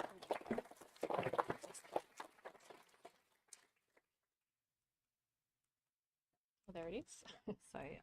Do you want me to do that? Okay. Yeah, thanks. It's a little bit sticky. Yeah, there you Perfect. go. Thank you for the invite today. I hope I can keep you awake before a caffeine hit at morning tea.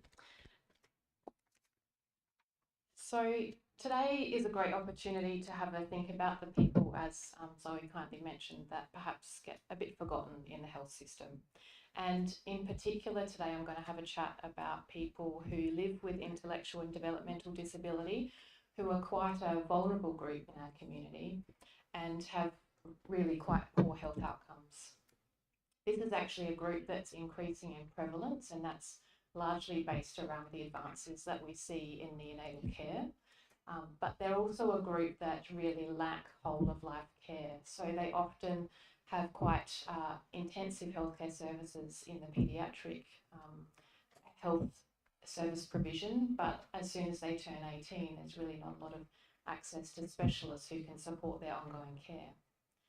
So many of the adult cohort that I look after have previously lived in institutions where healthcare was actually provided by experienced clinicians and often specialists on site. At one of the largest institutions in South Australia, we even had our own infirmary where we would often do procedures and provide a lot of care in-house. But with the shift to mainstream services, we saw a shift in healthcare that was actually offered to this population, because health practitioners don't actually have any education in this area. They have very limited exposure and they lack the confidence in who they would refer to for specialist support. So this has resulted in care that's now largely transitioned to reactive care in the emergency department, which is not the most ideal model for our consumers, who become very distressed in a very busy clinical environment and who are often screened out of our ambulatory home programs like hospital in the home because of their complex behaviours and risk that that poses to staff. So the other issue that we need to think about here, that was with the rollout of NDIS, which was a great social reform, much like deinstitutionalisation, we also saw a transition and often defunding of many of the disability health services across the country. And with this came a review for those that transitioned to a health model around the governance and perhaps some of the practices that we previously used to do, such as community sedation for people with complex needs who might need medical monitoring with regular blood tests or imaging. And what we found is that for some years, these patients haven't really been able to access this kind of service. So we have many of our patients who are often on quite complex medications or have quite complex medical issues that are kind of languishing in the community, who we can't do much for until they become so critically unwell that they present to an emergency department. So I wanted today to think about two groups of people with special needs that I think as a health service we need to consider. The larger group are probably the ones that you're all familiar with a disability who may present frequently to emergency department as they, as I've pointed out, don't have a lot of comprehensive and holistic healthcare in the adult space. So they're frequent attenders, and once admitted, they have an incredibly long length of stay and quite high health costs. But the other smaller group is also a very complex group who actually fall through the provision of every healthcare service model that currently exists in our community. And they are people that may not even be able to leave their home for different reasons, but that no sort of health model currently exists to meet their needs. I'm going to show you a case today. So this is actually a patient story. Sam is not his real name, but we should call him Sam. And Sam is actually a young man, 23 years of age, who lives just down the road from Flinders, but can't currently access that as a health service. He lives in supported accommodation. He has very high complexity of behaviours, and his complexity of behaviours has left him surrendered by a number of NGOs. His parents haven't actually been able to enter his unit where he lives for about 3 years now, and they've been interacting through what is quite a primitive cage-like structure. For staff, support staff to enter his unit, he actually requires 2 to 3 of them, and they're in protective equipment, but it actually looks like combat equipment, so you can imagine how that must feel from his perspective. He's on multiple psychotropic medications to manage his behaviour, and now this has led to a referral to our intellectual disability health service around his physical health needs, because recently he's actually developed bilateral lower leg wounds, and he hasn't had bloods for many years. He hasn't actually been able to be examined for many years. And the question is now, has our prescribing actually caused him to become diabetic? So he doesn't have a GP who's able to provide this level of care. And often what we find with these consumers in the community is that paramedics are often the first point of call. And one of the paramedics contacted me recently when we were talking about how we might progress his care. And out of frustration, his words, I think, were quite accurate. Nobody owns this. Nobody actually carries the flag and steers this person forward in terms of their healthcare.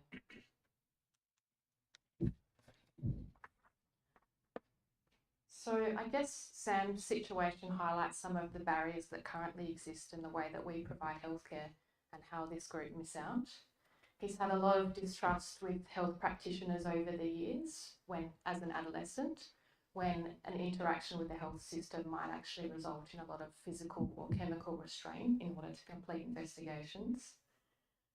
Access to community-based sedation for procedures is still an ongoing debate for disability services across the country, and that's largely around health governance and the risk that that poses in terms of airway support. And of particular note is that many of my patients are actually declined by specialist services. And actually even the SALHN mental health group, it's actually an exclusion criteria for their psychiatric services to review someone with an intellectual disability. That's across all LHNs. So who actually is going to provide this ongoing care? Essentially, at the moment, we have to wait until he's critically unwell that we can transport him to hospital via SAS. And there are many others like Sam in the community. So where are we now? It's a bit of a bleak picture, but there is a Royal Commission underway and there'll be some findings handed down next year. And that Royal Commission is looking at violence, abuse, neglect and exploitation of people with disability. And one of the interim findings at the moment is that there's an acknowledgement that there's widespread systemic neglect of health services to meet the needs of people with intellectual disability. And there are particular key areas that we need to focus on, largely around preventative health, mental and dental health, transition to adult services, and end-of-life care. So in terms of health outcomes, this group really struggle. There's a 27-year life expectancy gap, not dissimilar to the Indigenous population. The research that is done currently out of New South Wales identifies that many of these patients who are admitted to hospital actually die of preventable health conditions, so 38% of them compared to 17% of the general population. And this is largely around preventative healthcare, so vaccine preventable respiratory tract infections, early cancer detection and screening. And the other issue is really, as a health profession, how we contribute to the health outcomes of this population. This is the most over-medicated population of people that exists in the community. Psychotropic prescribing contributes significantly to age-related diseases being brought about in their 40s and 50s. Unfortunately, we contribute to their poor health outcomes. So I have no doubt that as the Royal Commission continue to explore how we need to improve services, I think as health professionals and health service models, we need to actually think about how we treat people in our hospital settings, knowing that they do experience significant distress. And I think we'll need to review how we do go about chemical and physical restraint. So recently I conducted an audit in SALHN, which actually is the LHN with the largest population of people with intellectual and developmental disability, closely followed by SALHN. And I looked at 50 patients who had presented in the last 2 years, and there were two age groups, two peaks that were quite noticeable. The first one being the adolescent group. So as you can see, we have a steep incline in the rate of ED usage as soon as people hit 18 and in their early 20s. And the other group that are frequent users of emergency department are the 40 to 50-year-olds.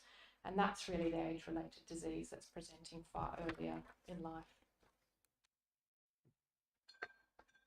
For those that would like to look at the numbers as well, the frequency of ED presentations is quite high.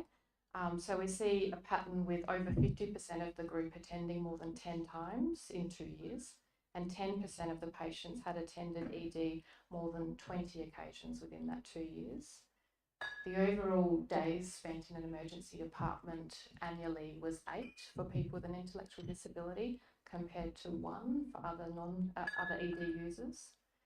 The rate of admission is not the same as ED presentation, but the rate of admission and the length of stay that results from that is significant. So we have, so of the 50 people that I looked at, they spent on average a month in hospital per year, which is 4.5 times the standard population. So that's also a huge financial cost that we need to think about as well. So I guess in the adult health space in particular, when we see these complex patients transition to nowhere essentially, is that we do see health services are increasingly stretched. Adult health services often operate in silos, so that's very difficult for people with complex needs, complex cognition and communication needs to try and navigate that system. We see an increasing demand on emergency department services and an ongoing funding crisis in primary care. And what's quite interesting is also the increasing medical subspecialisation, with more and more doctors opting to train as specialists rather than in general practice. One of the issues that I've pointed to is that no one really sort of will take ownership of these patients, as everyone deems this not to be in their scope of practice. So where to from here for this group? There is a national roadmap that will be evolving with different initiatives over the next 10 years, and this will improve education, uptake of primary healthcare assessments, oral health, hopefully mental health, and also what has recently been funded is the National Centre of Excellence in Intellectual Disability Health. But it will also explore different models of care for specialist intellectual disability health services, because currently there is no standardised approach that exists. Probably the most advanced model in Australia currently exists in New South Wales, and they've been working on this for a few years now. They initially started with 3 multidisciplinary teams across the state. They service both metropolitan and regional areas, and now they've recently doubled the amount of teams that exist. Interestingly, in the Netherlands in the year 2000, they implemented their own intellectual and developmental disability physician training program. So they took GPs through a 3-year training course, spending a lot of time in disability health, but also getting exposure to clinical genetics, psychiatry and rehabilitation medicine. And this was really designed with generalists who were specialising in whole of life care for people with complex needs. So in summary, I think for some time we've thought that education is the answer to bridging the current health gap that exists for this group, and I think that's true, and training clinicians better will take us part way. But I think we need to think of the bigger picture here in a more multi-layered approach where confidence in primary care actually comes from the fallback of specialist clinicians. And until we establish clinical leadership, particularly for this group, I don't envisage the demand on acute care services changing a great deal. Lastly, I anticipate that the findings soon to be handed down from the Royal Commission will require us all to think more creatively about how we provide care that reduces distress and the level of restraint that's currently implemented in healthcare services. It's my personal belief that care, where appropriate, within the person's home, in familiar surroundings, is much more likely to result in an accurate clinical assessment and treatment and build trust with one of our most vulnerable groups, like Sam, who've been left behind for way too long. Thank you.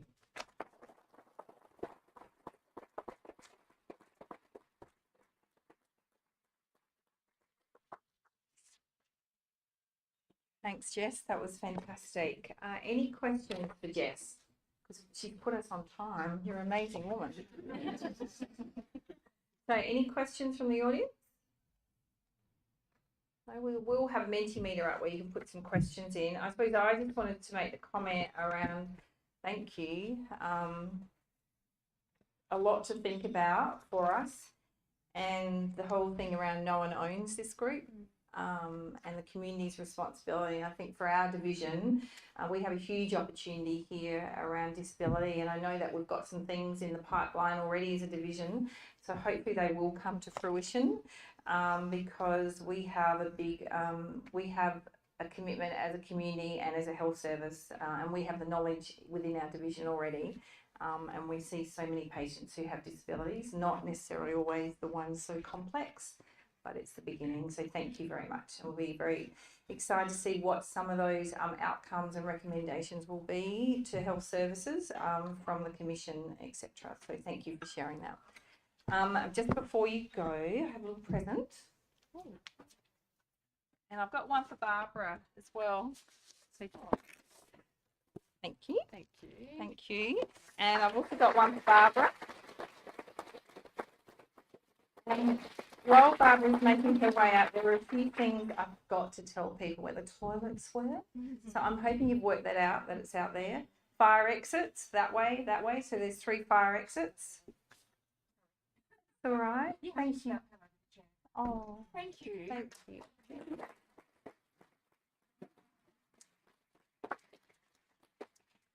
Yeah, it's a little bit squishy, I have to say, in here today, but that's all good. We've got a good attendance.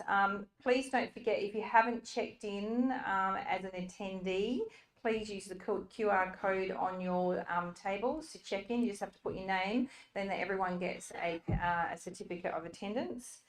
The other thing is the bookmarks on the tables are for you to take home.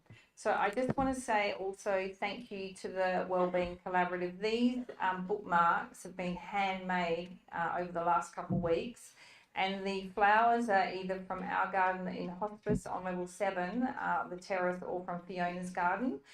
So they're for you to take home, and they've got some beautiful messages on them, so thank you.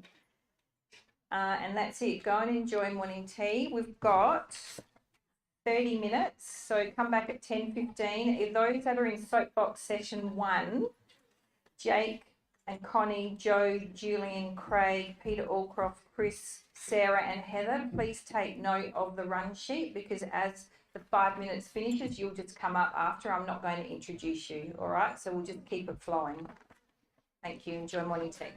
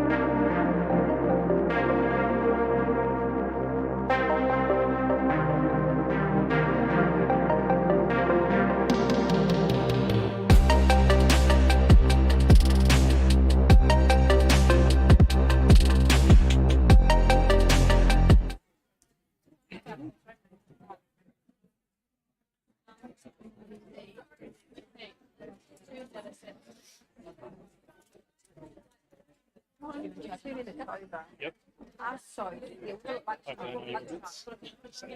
Yep. All right, everyone, we're going to get started. Quick. Yeah. Thank you. Don't trip. Sophie, have you got the bell?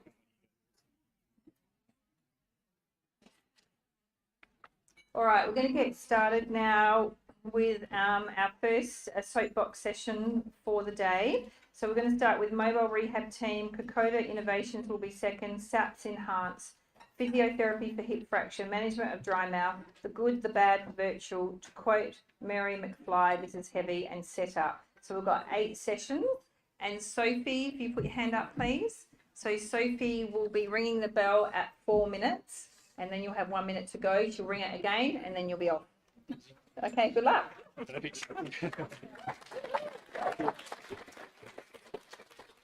Morning, everyone. My name's Jake. This is Connie. We're providing a bit of an introduction of the mobile rehab team and a bit of a snapshot on the outcomes to date. So what is MRT? New service that was started in December last year.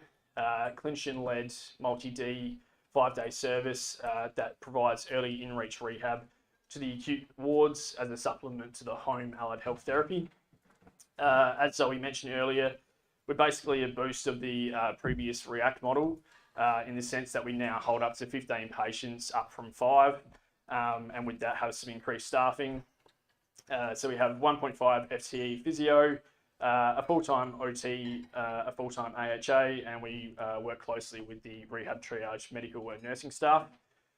All of our patients must have functional rehab goals that are deemed achievable in a 2-week period. They must be medically stable to participate and consenting to the program. In terms of our aims, quite multifaceted.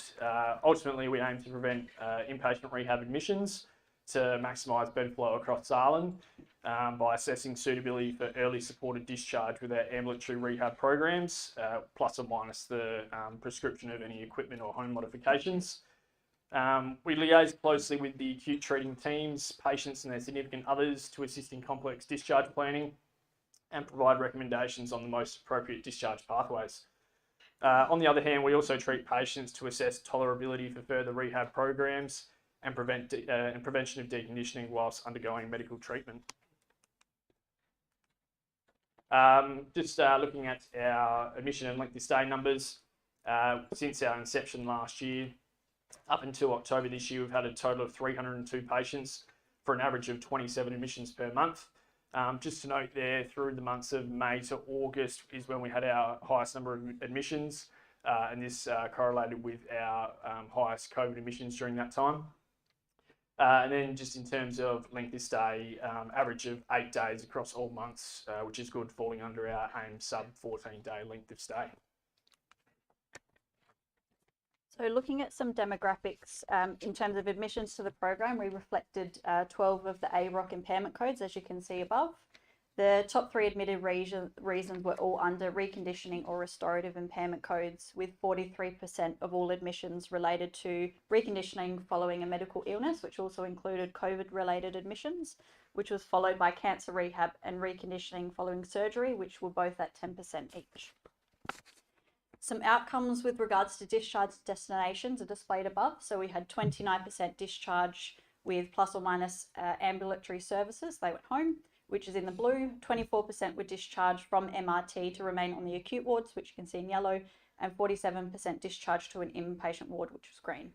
So patients that were discharged home were able to receive ambulatory services, including home rehab, virtual rehab, and gen at home, if they had further rehab goals that were appropriate for the community. These patients were able to bypass inpatient rehab, which was able to assist with overall bed flow through SALHN. The patients that were discharged from MRT to remain on the acute wards were not tolerating the intensity or declining the service, deemed medically unstable and or had no functional rehab goals. These patients were discharged from MRT and subsequently preventing an inappropriate subacute admission. The majority of patients were transferred to RAP inpatient wards or external rehab services. Feedback from the inpatient rehab clinicians expressed that patients were more prepared for the experiences and expectations of a rehab admission and could hit the ground running following their MRT involvement. Also important to note that patients that were seen to transfer to rehab had an improved functional capacity and were able to commence their rehab journey early. So this was reflected in some of the FIM outcomes. So we had FIM admission and discharge measures taken to track progress. We were able to see a +7 FIM increase for patients that were transferred to inpatient rehab, which is in the green, which reflects a functional improvement while awaiting transfer to inpatient rehab, helping to prevent deconditioning. And we hope and anticipate that that reflects or has a positive influence on their inpatient rehab length of stay. There was an average FIM increase of +13 for patients that were discharged home with or without an ambulatory service, which is in the blue, and a FIM decrease of -2 for patients that were discharged from the service and, as discussed, were not suitable for inpatient rehab, which was in the yellow. And just finally touching on the COVID impacts, we had 44 out of our 302 patients COVID positive during the program. These are either patients admitted to hospital with COVID or those that contracted it as an inpatient. You can obviously see there on the screen their discharge pathways. But yeah, just really looking, 50% of those that came from IPR were up transfers. A lot of them were up transfers with COVID, so MRT was beneficial in continuing that rehab journey while they served their isolation period prior to transfer back. Thank you. Stand back, Okay. Thank you, everybody. I'll just talk briefly about some of our ideas and innovations that we've introduced across the Kokoda nursing team this year in an effort to really continue a positive nursing culture within the team work. Stronger Together, the Balcony Task Board initiative, that was born out of a assignment I did earlier this year as part of my diploma. I was asked to survey my nurses with 20 topics relating to teamwork, what worked well and what wasn't working well within the team. Surprisingly, what came through as the lowest score was the task of follow through. So following through, I needed to better understand what my nurses were referring to. So I surveyed them again, and what came back to me, Survey Monkey, was some fundamental care that was not being consistently achieved on the early shift, which we assumed was being done, but at times not being followed through. So some of that fundamental care referred to constipation management. So if bowel's not open day 2 or day 3, we expect some sort of intervention from our nurses. And if that's not done, then, bowel's not open day 4, day 5, that becomes quite problematic for everybody involved. So that was one of the tasks not being followed through. We looked at PIC care wasn't being followed through as well consistently. Documentation of PIC care, we looked at stoma care, ileostomy and colostomy care. Ways were not being done but assumed to be done. We had bloods being left for the afternoon or not at all being done. And then our FIM assessments weren't being done consistently by the early nurses. Building on that, we also had an issue with medications not being ordered by our early nurses in preparation for the oncoming shift and rooms being left cluttered and untidy. So what we did with that, we grabbed the task, a whiteboard, a mobile whiteboard that we had out on the balcony for our ping pong scores, and we sectioned up the whiteboard. Again, not rocket science, it's really easy to do, but it's had a profound effect on my team. We had my night nurses populate the whiteboard with the different sections I've just mentioned. It was nurse-led, so an East End nurse and a West End nurse was assigned to be the task board people of that shift, and to ensure that each end of the team they were working in completed the task that they said they'd do. So coming through to 3 p.m. balcony huddle, which we've run for a few years now on Kokoda, I walk out there and there's no big stick anymore. All the tick boxes are done. The nurses have completed their task that they've said they'll do, and ensuring that quality care was being delivered consistently. Part of the whiteboard was the 3 facts at 3 o'clock, which we introduced as part of a clinical idea to have not just me talking at the task board, but have 3 facts from a recent diagnosis or comorbidity on the ward. And that nurse receives a little chocolate frog as a thank you to doing the 3 facts. The TL development plan, that came about, I had a group of about 12 emerging nurses who are fantastic, ambitious, intelligent and highly motivated nurses who wanted to be shift coordinator when the ANUMs weren't on a roster or on after-hour shifts. So in an effort to prepare them and build capability within those 12 to 14 groups of nurses, I developed a 12-month plan for these nurses and invited them to participate in the program. I asked them to seek a mentor to walk them through the 12 months, mentoring from myself or my two ANUMs of Matthew and Marianne. All 12 are currently participating in that plan. The plan is sectioned off into clinical practice, so modules regarding clinical practice, leadership and management, after-hours support, discharge planning and professional development. And the plan involves not just e-learning or e-modules, but reading blogs, accessing certain websites, downloading e-books, emotional intelligence quiz, personality quiz, those sort of things to introduce into their learnings as an emerging leader.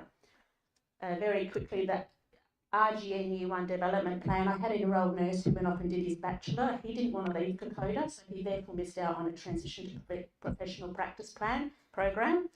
So I wanted to support his transition into being a registered nurse. At the same time, I had 2 COVID nurses coming on to the team who were working in a vaccination clinic as a TPP, but really hadn't received the support they needed to transition. So I developed again a plan for these 3 nurses, again along similar pathways of 12-month plan, clinical practice as a section, transitioning to registered nursing, the rehab frameworks as part of the plan, and professional development. I know I'm out of time. Thank you.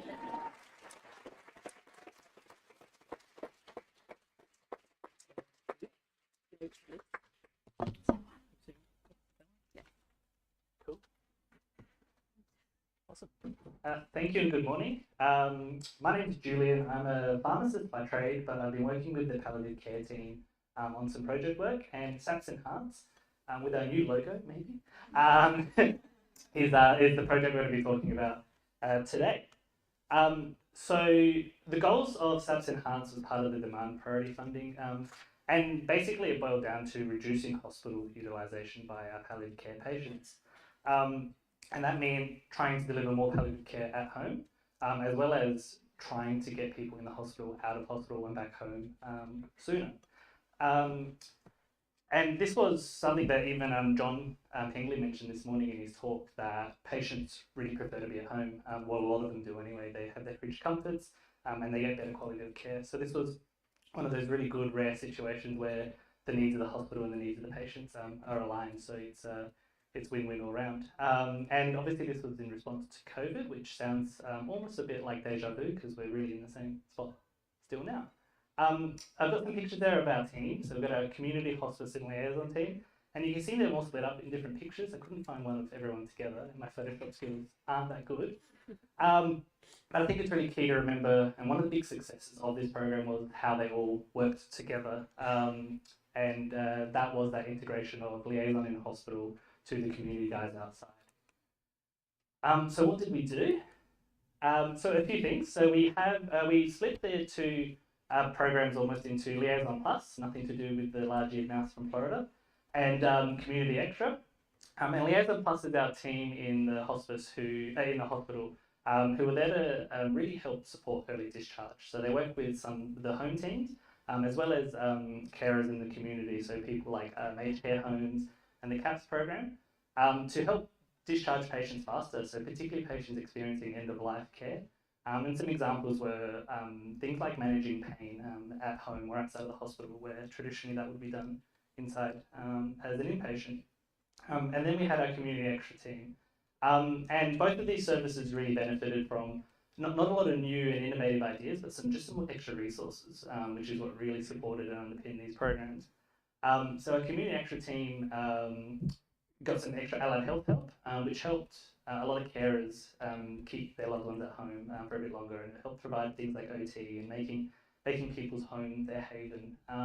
Increased with things like social work, helping people find resources, and something that we think has been really beneficial was rapid response. So the increase in nursing and doctors let us respond to our patients a bit faster, and when people are in crisis and having issues, particularly surrounding their end-of-life needs, that fast, accurate, quick caring response seemed to be really key. And over this time as well, we've also expanded to a full 7-day service. So this means that over the weekend, we now have doctors and nurses available to provide care, which tying into that rapid response is really important, particularly a lot of people having needs going towards the end. Now, I'm going to rush through the next few things. The pharmacist and he's popped out and there's going to be some pictures and a lot of data. But essentially what we evaluated, because this was an increase in our service, we looked at a baseline of some parameters such as length of stay in hospital and inpatient bed days for patients who died in the months of November, December, January, and then we compared this with the post-intervention period, or once SAPS Enhance had begun. So again, apologies, lots of numbers, but essentially what you can see here is those orange bars are the pre-intervention and the yellow bars are the post-intervention, and yellow bars are lower, which is indicating less occupied bed days per patient and shorter, less number of admissions per patient as well. And this was for 238 patients in the pre and 287 patients in the post, so quite a few number of patients. Interestingly, length of stay didn't actually change too much, but a hypothesis there is we kept a lot of those easy patients at home, which meant that just the complex patients came in and that might have inflated those numbers.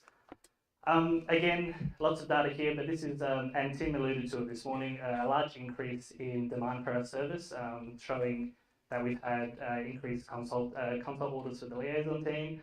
The weekend community service numbers really increased, so showing that patients really were utilising this service and found it really valuable. And just to finish off, got a bit of a combo between Doc and Marty here. But this all culminated in us saving about 5.4 beds per day in the hospital, with a small increase to the palliative care resources and funding, and a huge effort by the team that was already there. Thank you.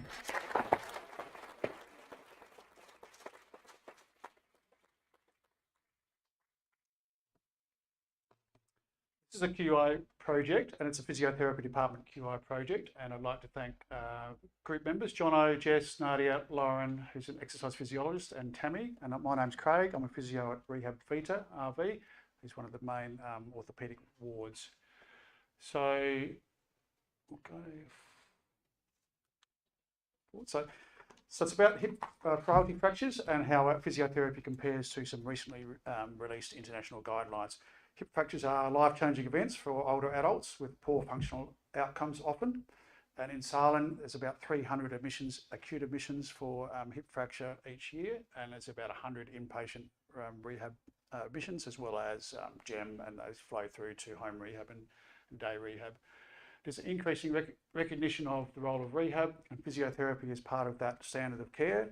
There's variable practice in physio, and as I said, the international guideline released last year, published in an American journal. So that's the publication there. It was designed to assist clinicians achieve best possible outcomes, and the authors reviewed evidence relevant to physiotherapy management to provide evidence-based recommendations around diagnosis, prognosis, intervention, and assessment of outcomes. Really, it mainly focused on assessment and outcome measures, not a lot on interventions, and they rated A, B, and C evidence. Recommendations there, you probably can't read them, but just to summarise some of them, physios must test and document knee extension strength across the settings. They should administer and document a verbal pain scale of 0 to 3, should do a gait speed test, a timed up and go test, a new mobility score. Falls efficacy scale is a B recommendation. Falls risk assessment is A recommendation. Physio must provide structured exercise, including progressive, high intensity, resistive strength, balance and weight bearing, and functional mobility. And an A recommendation that after 8 to 16 weeks post-fracture, there should be opportunity for further therapies if patients still have deficits.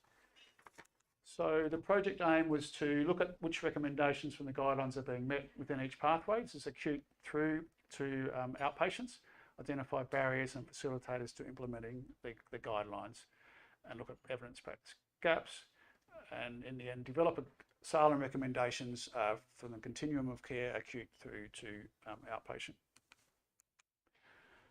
So the idea was to, the methods were, so we had a working group which was physio and exercise physiology, and we soon realised that we need to include acute to make it cover the whole patient pathway. And then we included TAMI, we collaborated with UniSA because it was going to be a big project, so we had physio students from UniSA involved as well. And the plan was to interview clinicians around the guidelines and then undertake a case note scoping review. So the interviews have been completed by the students. We're exploring, they were semi-structured interviews, exploring the barriers, facilitators for the guidelines, and that's been completed and reported on. And some examples, say around the pain, the recommendation was 0 to 3 pain score for all patients. None of us do that. It's 0 to 10 if we do it. And some feedback was that, you know, a lot don't ask a patient a pain score because they might not get up. Depends on the patient. And we just make sure they have medication. So there's different things with that. Strength testing, we say we do that. And structured exercise, we say we do that. The next one was the scoping review. So what do we actually document in our case notes? What do we do? We've had ethics exemption. We're currently undertaking the case note audit as we speak. We need to complete that, analyse and report back. And then in summary, it's some new international hip fracture guidelines that we're looking at and reviewing them against our practice and come up with a design for evidence-based practice for us. And importantly, acute through to community and uniform practice across all those things and with measures. It's a collaborative approach which really was good to include acute and UniSA as well as RAP and potential publications of some of the results and foundation for ongoing QI research, particularly around specific interventions for physio, dosage, that sort of thing. That's all.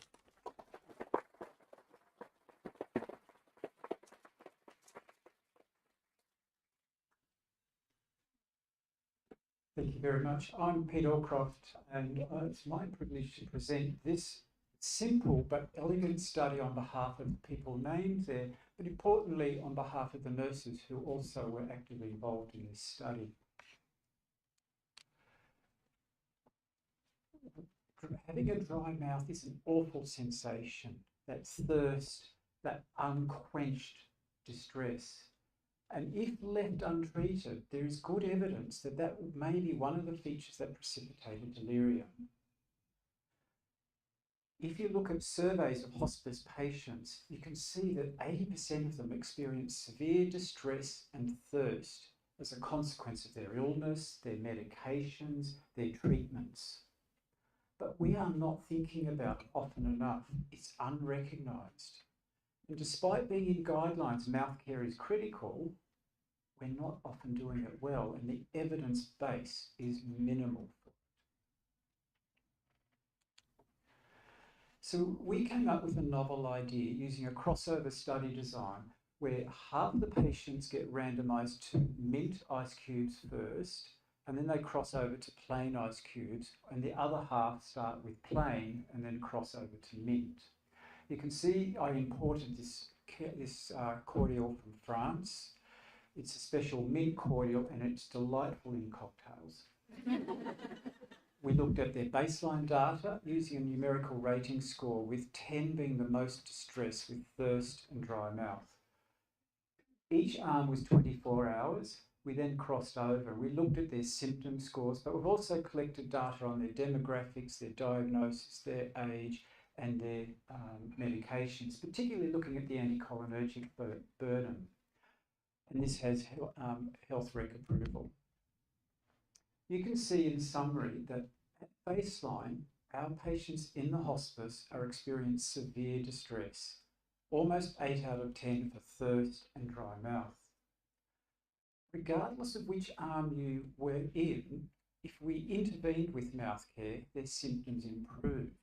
But the improvement was so much better with mint ice cubes. And you can see that the numerical rating score fell by 4 in those patient group compared to 2 and a bit. When we asked the patient preference, 95% of them preferred the mint ice cubes.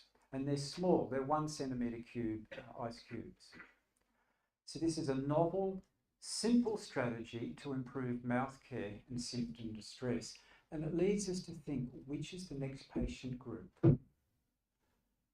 Can we roll this out in SADU? What about the people who have had head and neck surgery and radiotherapy?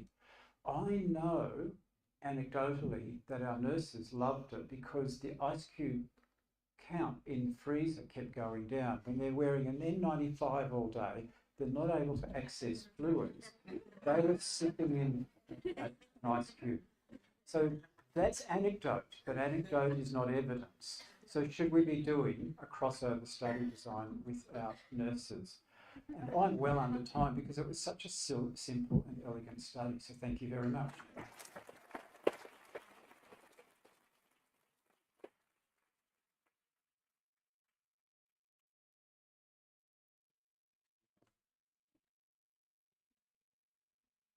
Hi everyone, I'm from Virtual Rehab. I represent the team, but I do want to talk today about the good, the bad, and the virtual, what we've gone through in the last 10 months. One of our typical patients. So we are a community-based ward. You can see our mission statement on there. We have 15 virtual beds where we are an inpatient unit that we take care of patients at home with rehab goals, and we very much have a virtual first approach, which I'll talk about in a moment. And some of the demographics of our ward are just up there. And what's missing is our length of stay, which sits at around about 12 days at the moment. Slide change. So let's talk about the good. So first good thing is our people. We've got our wonderful team of medical staff, rehab consultants, Reg, RMO, our nursing staff, headed up by the wonderful Jamie Hoskin there, our nurse unit manager. A lot of our nurses have transitioned from inpatient care through to community, and it's not an easy transition to make, and I think our team's done very well with that. We've got a full complement of allied health staff that works. We have level ones, more junior clinicians paired with more senior clinicians, so it's a bit of an untested model in community-based care. So it's good to play around with that and to support our patients with that model. We are about patient-centered technology, and I think as a division, we're very fortunate that our executives have really committed to providing patients with iPads that are loaned to them with the technology in order for us to monitor them at home. It's really quite amazing. There are some challenges with that, which I'll talk about in a second. The ward has been about continuous evolution. We started on the 19th of January as a brand new ward, and it's been non-stop evolution. It's been a privilege to be part of that change process. It's not easy, and especially for our wonderful people who have been in this turbulent time, in a turbulent ward. But yeah, kudos to the whole team for managing it. And we have made a system impact on SALHN as a greater health sort of entity, in that I guess the recent economic evaluation has shown that we've saved in the space of occupied bed days, we've saved 1,118 beds since we've been around, and which equates to more recent reconfiguration of the data showing that we've alleviated stress on 15 acute beds. So let's move on to some of the, let's say, the challenges.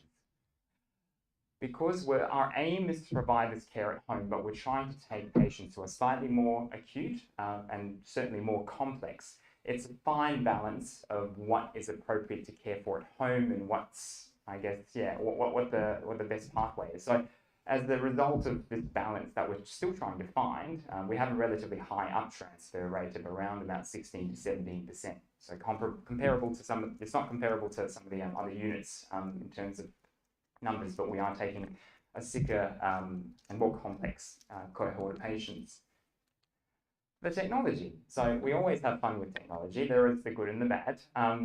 And I guess I refer to Zoe's slide that showed the graph, actually, when she showed the digital inclusion and some of the more vulnerable populations, the older adults, those living with disabilities, have less opportunity to interact with technology. And because of that, we find ourselves being a very wraparound supportive service when it comes to onboarding patients and getting them to use the technology, supporting them with use of technology effectively. So that's always a fine balance of how much to push and how much to, I guess, to to step back a little bit. We are a temporarily funded program, so we are currently funded until the 30th of June, and we are currently homeless. We've been living in Teal Room 2, which is a university space, for the last 10 months now, and we're still finding a home, but we're working towards finding somewhere more medium term. So the virtual part of our service is that every patient gets a pulse oximeter, a thermometer, blood pressure machine, as well as scales. They're expected and coached and educated to take their own readings and obs every day, twice a day sometimes. And from that, our nursing staff monitor it from our hub, and we escalate care as required. And of course, the iPad that all of these devices link to are used for video calls. About 30 to 40% of allied health and medical and more for medical consults are undertaken via video call. We also have some other technologies that we use, but I won't talk too much about that because I'll move on to my sort of rhetorical questions, I guess, and reflections. Technology overload. What are we putting our patients through? You know, we've talked about, I guess, that's my tongue. Sorry. It's an important slide.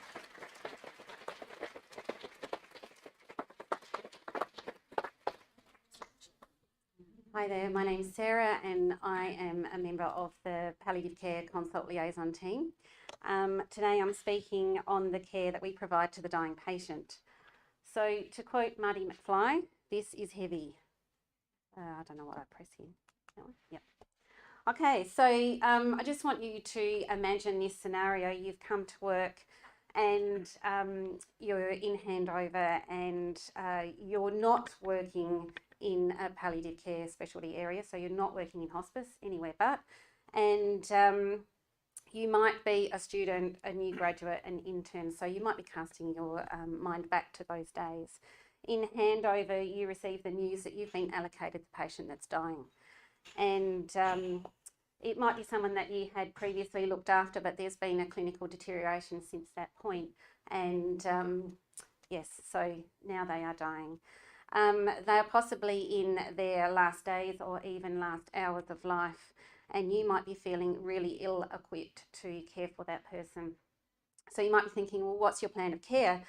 Well, the door may be closed and you can imagine that there is a family that are doing a bedside visual behind that door, and you think, well, there's nothing more that can be done here, so I'm just going to leave them to it. Plan A. Not necessarily a good one. Plan B might be that you think, oh, let's ship this person to the experts and get them up to hospice. There are some complexities with that, of course, or it might be just that you do this shift with a rising panic and wondering the whole time that you're there, is there such a thing as a good death, and what your role is in that. So, as you may well know, Laurel Hospice only has 15 beds. In 2021, there were a record 488 inpatient deaths in hospice, which seems a lot. For the rest of SALHN, there were 587 deaths outside of hospice as inpatients, which equates to about 60% of the inpatient deaths in SALHN. As you can appreciate, not everyone can get a bed in hospice. So in recognition of that and the need to equip everybody outside of hospice in caring for the dying patient, the Palliative Care Consult team rolled out the Last Days of Life Care Pathway, which you may or may not be familiar with. That is a paper-based tool, and it still is to this point in time. It comprises the diagnosing dying bit, a tool to help with that diagnosing process, and also a symptom observation chart. So the goal of care is to manage symptoms for these patients. In 2021, we did an audit and review of this care pathway, and the key outcomes of that were that we acknowledged that it remained a really valuable tool to guide the care of the dying patient. It instilled confidence in those people that were providing that care. The other exciting part of that review was to discover that in every unit around SALHN, there is at least one person who has a special interest in caring for the dying patient in their unit, which was fantastic. So we identified some gaps in the provision of this care pathway, one of them being that it didn't make the sunrise build. in the middle of last year. That is something that we're working on now, and fingers and toes crossed will be rolled out in the first quarter next year. The second big gap that we identified was that partly because of that and partly because of COVID and not having opportunities to do lots of education on this, it wasn't necessarily being utilised as best as it could be. So further education needs to happen. So on that note, we made some recommendations going forward. We put together a targeted education plan targeting those people in their units that have a special interest in looking after the dying patient. We designed a role description and called it the Last Days of Life Resource Clinician, whereby they can, if we educate them, they can be the support person or the resource person for their unit in this care pathway.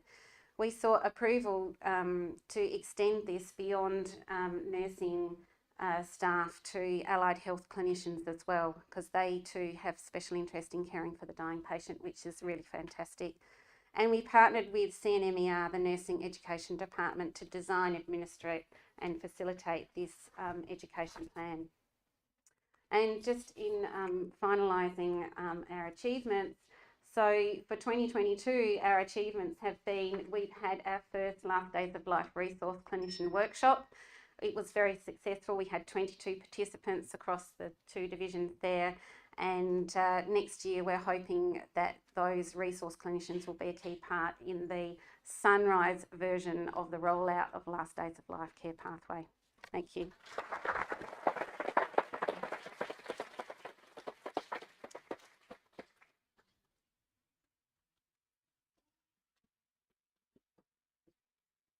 Hi everyone, my name is Heather Block. I'm an OT and I coordinate some of the research projects in the DivRAP division. And one of those projects is Step Up, which is a dance program to improve physical function for people recovering from stroke and brain injury. So the study's been conducted from June this year until March next year. And part of the project is we're filming a documentary about people's experiences in the dance program. So today you get the premiere preview of the little snippet, is what I'm trying to say, of the dance program. So videos. I'm really excited to show you. Just one moment, which will play. We get feedback from patients who have been in our stroke rehabilitation ward, and they often say that there was a lot of focus on physical recovery, but not much focus on psychosocial. They often suggest to us that we should have more art therapy, music therapy, dance therapy. But the problem for us is that there's not really a lot of evidence that those kinds of approaches improve outcomes. What we decided to do was to do a trial and actually try and build some evidence. We knew that Gary Stewart and Susan Hillier had done a bit of work in the area, looking at dance with brain injury. So we got them involved, and we were fortunate enough to get some funding from Lifetime Support. Quite some years ago now, I was contacted by Gary Stewart, who at that time was the artistic director for the Australian Dance Theatre. And that initial collaboration was really around using some of their very beautiful visual effects for one of the ADT shows, which he felt had some merit to be tested with people with stroke, because it gives you a lot of feedback about how you're moving, but in a very beautiful way. One of the incidental findings was not only were the people with stroke really benefiting from the visual feedback, but we had a couple of young dancers from ADT working with us. And I watched this really amazing relationship established between people with stroke and the dancers. We kind of parked that idea for a while, but it's always been in the back of my mind. And then when Gary started working at Flinders and got to know a few people here, this idea re-sparked. So what we've done is we've got 2 groups. One group where you receive exercise therapy in a gym. We've got another group where you receive a dance therapy with dancers present and music. We've got a computer program which essentially tosses a coin and you get randomly allocated to one or other group. What we're going to do is see which kind of treatment has what sort of effects, which one improves function, Which one improves mood? Are there side effects? Do people fall? Are there problems? Do people come to the classes? We're also trying to get some information which will allow us to do a larger trial. I believe that dance has the right range of therapeutic benefits for people who are working on a rehabilitation path. When we describe dance, you might think about a performance and, you know, the show and the lights. But when we talk about dance as therapeutic benefits, it's the whole movement. It's the everyday movement. In the dance sessions, we try to create space for them to have a choice.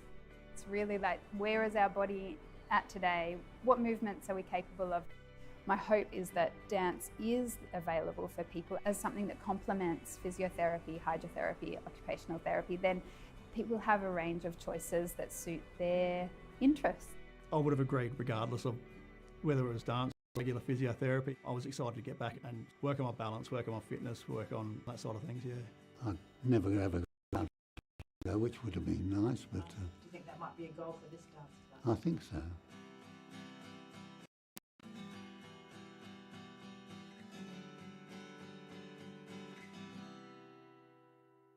Thank you.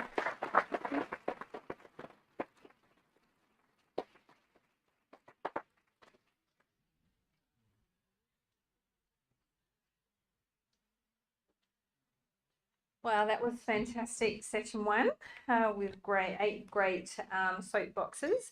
So closer to the end of the day, we will have some voting for the top 2 People's Choice Awards, let's say, for the top 2 soapboxes for today. So we'll put those Mentimeters up after session 3. But now, before we go into lunch, no, we've got 3 sessions before we go into lunch. Oh my gosh, I'm way behind the 8 ball, but that's okay. I hope you're not hungry. So we actually have a really special guest. I was lucky enough to go to Research Week for SALHN this year, and Dr. Sharon Pittman was there, as was Belinda Lang presenting, who Belinda will present after Sharon. And I was really inspired by what Dr. Sharon Pittman was talking about, and thought it would be something a little bit left field and a little bit different for us to listen to today, and to sort of take some key thoughts away. So Sharon has worked in the field of bringing people and nature together. Currently leading the National Park City project, she has also led the state's, as in South Australia's, green infrastructure and sustainable landscapes programs hosted by the Botanic Gardens of SA. The inspiring South Australian program hosted by the SA Museum and the Habitat Restoration Projects also with Greening Australia. Sharon has both an arts and science degree, and her PhD in ecological literacy has explored some of the complex relationships people have with the natural world along the ways to cultivate an informed population with the capacity to make effective and sustainable environmental decisions. It's a big thing for us to think about in health. At SALHN Research Week, like I said, I was really privileged to listen to Sharon, and I'd like to welcome Sharon to the podium.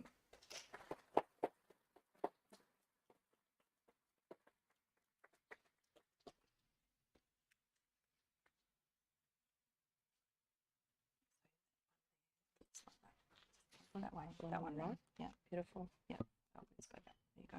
Okay. All right, thank you. Thank you very much indeed, and it's delightful to be here, and I've actually never seen such a busy room for a long, long time. A super spreader, maybe? But that's a bad joke. Yeah, I'm full of those. So thanks very much, and what I'm going to tell you about today is a story of Adelaide National Park City. And this is an initiative spearheaded by the Green Adelaide Landscape Board. To start with, I'd just like to find out, hands up, who has heard of Green Adelaide? So a sprinkling of people, I would say, maybe 10%. And who has heard of Adelaide National Park City? Even less? Good thing I'm here. And who's heard of the terms green infrastructure or living infrastructure? So quite a few more, okay. So, all right, we go to the beginning, sort of, not really. So the Green Adelaide Landscape Board, for those of you who haven't heard about it, is a statutory body, and it's just over 2 years old. Did I? not change the thing. Yep. These have replaced the natural resource management boards throughout South Australia, these landscape boards. This was an Act of Parliament in, I think, 2016. So the Green Adelaide Landscape Board looks after the whole of the metro area of Greater Adelaide. So there's 17 local government councils that form Greater Adelaide. There's 7 priorities there are on the screen. It's basically the environment in all its manifestations that gets looked after. Plus they have 4 icon projects. One is called Rewilding Our Urban Landscape. So for example, currently you're looking at reintroducing platypus into the upper reaches of the River Torrens if conditions are good enough, and the scoping studies are still in progress. Greening our streets, open spaces and backyards. Restoring Kaurna cultural practices. We work very closely with the Kaurna people.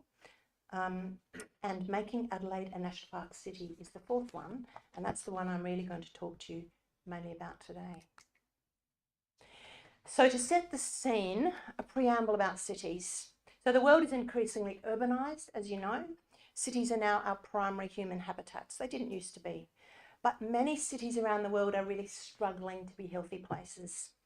And we're going to continue to urbanise over the next 3 decades, from 56% of our population in 2021 to about 68% in 2050. And in fact, in developed countries, 85% of the population is predicted to be urban by 2040. So urbanisation has many negative effects on human health, on physical, mental and social, and a list of some in no particular order. So a loss of ecosystems and ecosystem function. And ecosystems are what give us healthy air, water, soil, food, medicines, resources, nutrient cycling, climate regulation, and the list goes on. Essentially, all life on Earth, including humanity, depends on having healthy, functioning ecosystems, however big or small. You know, whether they're those little ones inside our gut or the Simpson Desert. The urban heat island effect. Have people heard of the urban heat island effect? So probably a lot of people. So that is the effect attributable to heat generated from human activities and sunlight that is absorbed by dark surfaces. And cities have a lot of dark and impermeable surfaces. And in the day, the heat is absorbed, and at night, the heat is released. So they tend to be a lot hotter than areas outside of cities. We have normalised sedentary routines and increased environmental pollutants. So we therefore have an increased rise in chronic and infectious diseases. We have contamination of waterways and excess noise, light and air pollution, and all with strong associations with allergies, cancers and mental health disorders. Globally, more than 7 million people die each year from air pollution. The abundance and diversity of microbiota in our bodies and in the soils are reduced, leading to compromised immune systems. Our food is largely ultra-processed, leading to diet-related health risks. Mental health disorders are on the rise. And climate change is a foremost urban health risk and threat, with more extreme weather events and their consequences. So many human health problems are exacerbated when lack of access to nature and green spaces, and when there's a lack of opportunity to engage with nature. And I'm sure you've all heard of the research about being able to see something nature from a window or even a painting on a wall. But conversely, living near green spaces and natural environments typically brings health benefits, physical, mental and social, and these are very well documented.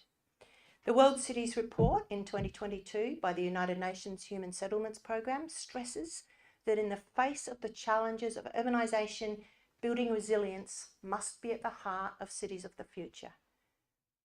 And after the pandemic, when, as we know, there was a temporary global fleeing out of cities and to smaller towns and villages and rural environments, cities are now growing back.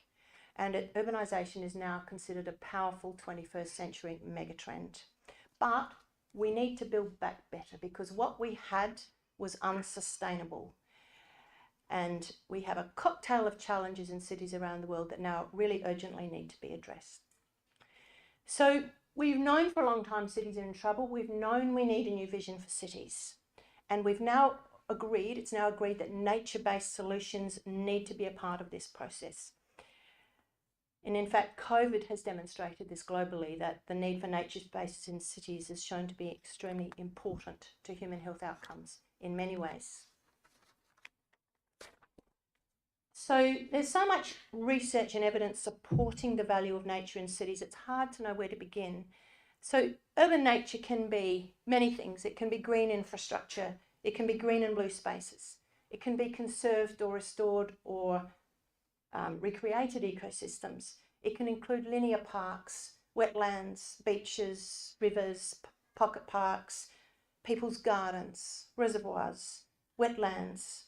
It doesn't matter, big or small, living roofs, green roofs and walls. It's made up of plants, animals, water, soil, microorganisms. But how do we go about the challenges of bringing more nature into cities? How do we address the social inequities, the ecosystem dysfunction, the often lack of connection between urbanised populations and nature, and of course, the public health issues? So, the main story that I'm trying to tell you today is what is about the Adelaide National Park City. So first of all, what is a national park city? Well, it's a vision for the future of cities. And it doesn't address all the issues, of course, but it does address some. National parks, as you know, are places where people have special relationships with nature and culture. National park cities are not national parks. They are inspired by them. So this movement is not about having cities full of national parks. It's about bringing elements of the relationships people have with nature in national parks into cities. And this journey began some years ago, primarily in London, about the future of cities and imagining an alternative future for cities and surrounds. And it asks a lot of what-if questions. What if we had a better relationship with nature? What if we had more birds in our city? What if we had higher quality green and blue space? So the vision is to make cities rich with nature, where people, places and nature are better connected. And the National Park City Foundation was created to take the world on a journey to transform cities in this way. And together with World Urban Parks and the Salzburg Global Institute, which you may have heard of those organisations, London became the first national park city in July 2019. But Adelaide became the second in the world on December the 10th last year, 2021. So why Adelaide? Well, Adelaide was intimately involved from the very beginning. In October 2018, we hosted the second International Forum on National Park Cities. We contributed to the development of the Universal Charter on National Park Cities. Some people from Adelaide attended the launch of the London National Park City, and the baton was handed to Adelaide to become the second National Park City. So there was a very rigorous assessment process, submission process, and we were finally rewarded in December last year. And the Foundation's aim is for 25 national park cities by 2025. The process is a journey. There are 23 criteria. I don't actually agree with them all, but we're the first city to have undertaken this process. London declared themselves, and then we undertook the process. But it's very much about community and gathering the support of people. And in doing so, we engage with many people, with the Ghana community, with local government, with some state government and some industry. And through the creative portfolio, which is the 23rd criteria, we told our story. And this is, I've got a few copies of this with me today if anyone's interested. I think it's 86 pages of brilliant bedtime reading. You're welcome to take them, but it's also online on our Adelaide National Park City website. But it outlines the process we went through, it outlines the challenges we face, it outlines what we hope to do about those challenges, and it outlines the evidence we have for becoming a national park city.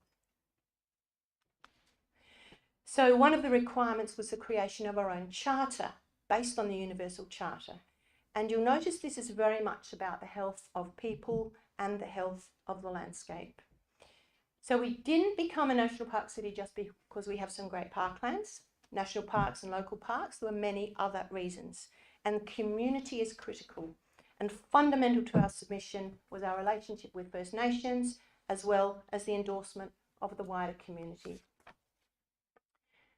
So the whole month of June, one of the requirements was a public launch, and I bet there's no hands go up in the room if I say, was anyone aware of the launch of Adelaide National Park City in June this year?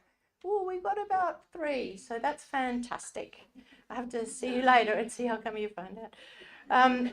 So the whole month of June was a celebration. We actually had about 160 events, indoors and outdoors and online. And the top photos there are from the Ghana event, which was the opening event at the Warraparinga wetland, where about 500 people came. And this was also part of Reconciliation Week. And then we had a whole lot of walks and talks and kayaking on reservoirs. We had planting events, gardening events, food events, art classes in nature or about nature, geocaching webinars, performances, exhibitions, story times in libraries on nature themes, and much more. So this was very much about engagement, involving as many people as possible in as many different ways as possible. So educating, bringing people and nature together, all ages, many cultures. There's not just one way to engage in nature. There are, in fact, the sky's the limit. So our final event of June was the launch of this artwork at Gate 19. And I asked people if you have seen this artwork at Gate 19 at Adelaide Airport. How many? Oh, wow, we've got 3, 4. We've got a few people, so that's fantastic. So this, Lucinda Penn, who is a friend actually of Sophie, I think. Lucinda Penn is a young muralist. She developed this mural for the creative portfolio. It's on the front, but it's also, the full caboodle is inside. And this is so delightful that it's become a focus in our identity and our communications. And we managed to get a deal with the Adelaide Airport where she painted this throughout June. It's about 13 metres long and about 3.5 metres tall on the wall at Gate 19, so that visitors coming to Adelaide can see Adelaide's a National Park City, read a little bit about why, what that means, and understand that this is a thing. So the actual the mural paints the extent of from Aldinga to the northern suburbs, into the hills, out to the sea, which is where Adelaide National Park City is. You can see the green line are the 17 councils, the 17 local government councils. The pink line is the Ghana Native title claim. Adelaide National Park City doesn't have a hard boundary, it has a soft boundary. It's somewhere in there. Any people, groups living within those boundaries can see themselves as part of Adelaide National Park City. So, look, a very thought-provoking aspect of the assessment process was acknowledging our challenges. It's very easy to find the really beautiful, good things about our city and all of the parklands and the waterways and the wetlands and the beaches. It's much more awkward to identify the challenges and also address them. So, for example, these challenges that we face, and we face them still and will, the destructive effects of colonisation on land and people, urban development, the modification of the landscape, loss of ecosystem function, loss of trees and vegetation. It's an ongoing issue. You hear it in the media all the day, the loss of trees and vegetation. The impacts of climate change, the quality of our green and blue spaces, and of course the equity of that, and the canopy inequity. So some suburbs in Greater Adelaide have 3% canopy cover and some have up to 70%. There's a massive canopy inequity throughout Greater Adelaide, and obviously the areas that have less are often the less well off and the furthest north or the furthest west, and do not have the same advantage as other parts of Greater Adelaide. There's irritation with government over planning laws, and that's an ongoing irritation even within government, with the government. I work for the government. The nature of cities generally and the lack of connection to nature, often in urbanised populations, is a challenge, and the impacts, of course, of many of these on public health. And being acknowledged as well as one of the world's most livable cities. What are the others like?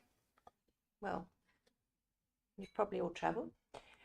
So there's some key opportunities. How does being a national park city help with these challenges? There's lots of opportunities, and one of them we're doing today, which is a mechanism to engage all sectors around this collective ideal. Reconciliation, exploring more sustainable ways of living, championing the importance of living infrastructure, or green and wildlife. I like living infrastructure because it incorporates green, plants, blue, water, and wildlife, rather than green infrastructure is often a bit engineering. Educate and facilitate connections between people and nature. Conserve biodiversity. Biodiversity globally, the loss of biodiversity is a massive crisis that we're facing.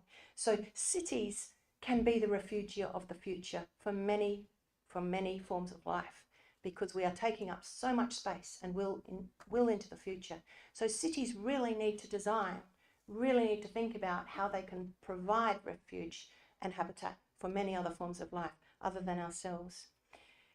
More opportunities for nature connection and learning, engaging the less engaged, the cold communities, the people with the disabilities, the ageing communities, migrant communities. Fostering delight in gardens, trees, growing food, those things. Ecosystem services, influencing planning development, very important lever that we can pull, and bringing science into our thinking. And of course, providing leadership. We're in constant conversation with many other cities around the world that are on the journey to becoming a national park city. So a very quick look, I'm terrified of those bells. A very quick look at the science, some of the things we're doing. So Green Adelaide is using GIS technology to develop spatial data and create urban heat maps, tree canopy and vegetation maps. So this, for example, can tell a story for every hospital, every school, every aged care facility, about temperature, about heat from surfaces, about shade availability. And sometimes it's a really good story, and sometimes it's a scary story. In Greater Adelaide, we've actually got an average of 23.37% tree canopy cover using LiDAR data between 2016 and 2018. And that's actually one of the lowest in Australia for capital cities. So we've got very green areas, but we also have very ungreen areas. And so this leads to projects like this. We have the Urban Greening Prioritisation Project, which is a pilot. But these images represent a combination of data captured by councils and state government over the last couple of years using urban heat mapping, canopy mapping, permeability mapping, and 2016 census data to represent social vulnerability. So this is a perfect example of how this data can come together to inform policy and planning and facilitate action. So this will show where the investment in urban greening most needs to take place, and we're the very first city in Australia to undertake this metro-wide analysis, currently developing an urban greening strategy, which will be cross-sector and for improved greening and biodiversity outcomes in both the public and private realms. Other things we're doing. So we've developed 50 ways, 50 simple ways, just to start, tip of the iceberg, to include ideas for everyone, whether at home or at school or at work or a play, or whether they're alone in their own gardens or whether they're in a group, it doesn't matter. Our byline is everyone, everywhere, every day. So these posters are ways to be part of Adelaide National Park City. I've got some here if people are interested for their sites, and I've got many more back in Weymouth Street. So these are A3s. They're specific. They can be pinned to boards, to fridges, wherever. They're actually quite popular. And these are the full caboodle, all in one, for libraries, for community centres, for schools, potentially for hospitals. And we've got them in 3 languages to date: English, Vietnamese and simplified Chinese. And I've got a couple of each of these here today with me if anyone would like to take them. But they're just simple ideas about ways that everybody can get involved. And they don't always involve going outdoors, of course, because not everybody can do that. And they don't involve everybody being physically active, because not everybody can do that. We also support a lot of things and participate in. So the Nature Festival, who's heard of the Nature Festival? Still not very many. Well, it's just, the 3rd year has just taken place in October, a 10-day nature festival in South Australia. We had over 360 events, similar to our launch events, involving people in nature in many, many, many ways. It had a fantastic program, and 20,000, it started with a couple of thousand people, and now 20,000 people were involved this year, attendees. Science Alive. Has anyone heard of Science Alive or National Science Week? So yeah, that's been around for about 20 years odd. And this year we had a stall with all of this heat and canopy mapping and all sorts of things for people to do. And also, once again, post-COVID, people were out in droves. 20,000 people visited. We had 17,000 on the weekend, 3,000 on the STEM Day Out, which was the Friday. So then we also exhibited and spoke at the Rose and Garden Expo, which sounds a bit odd because, you know, I don't know, I'm a native plant person, so roses don't quite do it for me. But lots of people love roses, and they're still gardens, and they're still environment, and they're still nature. So, you know, all of those things. And next year, in October, we're also hosting in Adelaide the World Urban Parks and Parks and Leisure Australia Joint International Congress. So I've just been in Mexico for the World Urban Parks Congress this year, getting ideas, and in October next year we're hosting this massive congress, which should be a whole lot of fun, and it does have a very strong health strain. We also partner with a lot of organisations and fund. So we work with local government a lot, we work with non-government organisations, we have grant schemes that provide funding to undertake projects to improve local urban environments, and that's through Green Adelaide. One of my favourite little projects, so we work a lot with schools as well, but the Premier's Reading Challenge, you've probably heard of that. Yeah. So a few years ago, in another role I was in, we introduced STEM, Premier's Reading Challenge STEM, Science, Technology, Engineering and Maths, with the Education Department. And this year we introduced the category Nature. So read a book about nature and then produce a drawing or an invention or a poster, depending on the age group. And we got 2,500 entries for its very first year for nature. And we've made the winning entries into a book, and that's currently in print. So a celebration of science and nature by students of South Australia. They're not just within the Adelaide National Park City boundary either. Some are from Corn and Kadina and other places.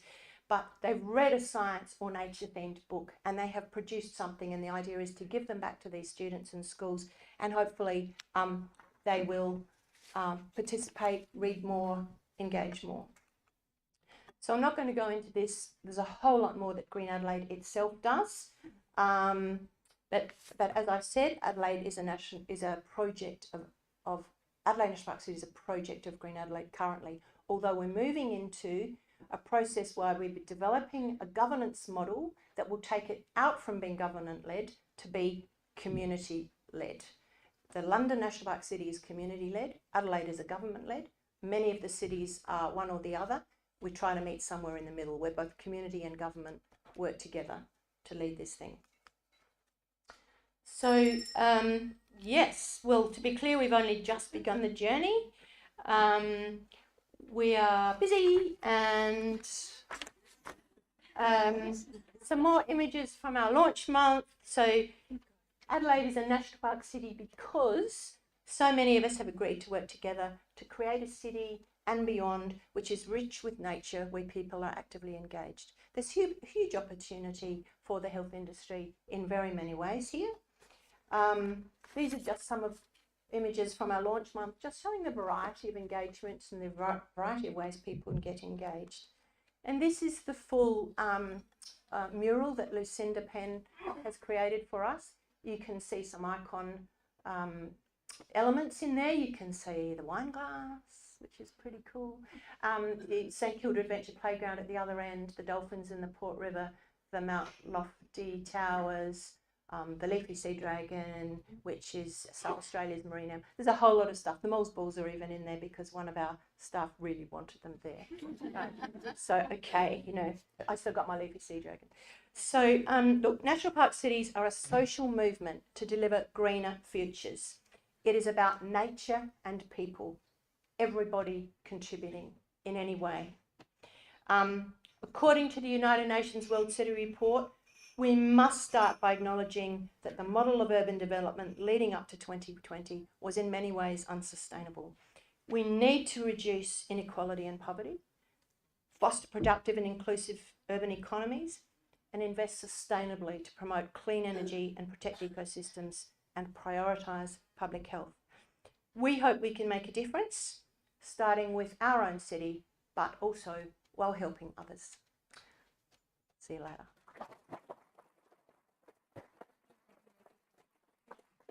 That was fantastic. That was great. Lots of questions. food. Well, Taking all my time. No. I want to see if there are any questions. Let's see how many hands up. Sharon will be staying for the afternoon because she's going to be part of our wicked question panel.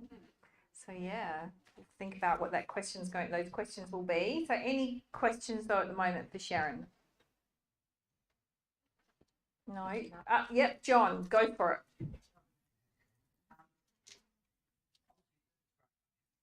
What engagement did the getting with SALHN?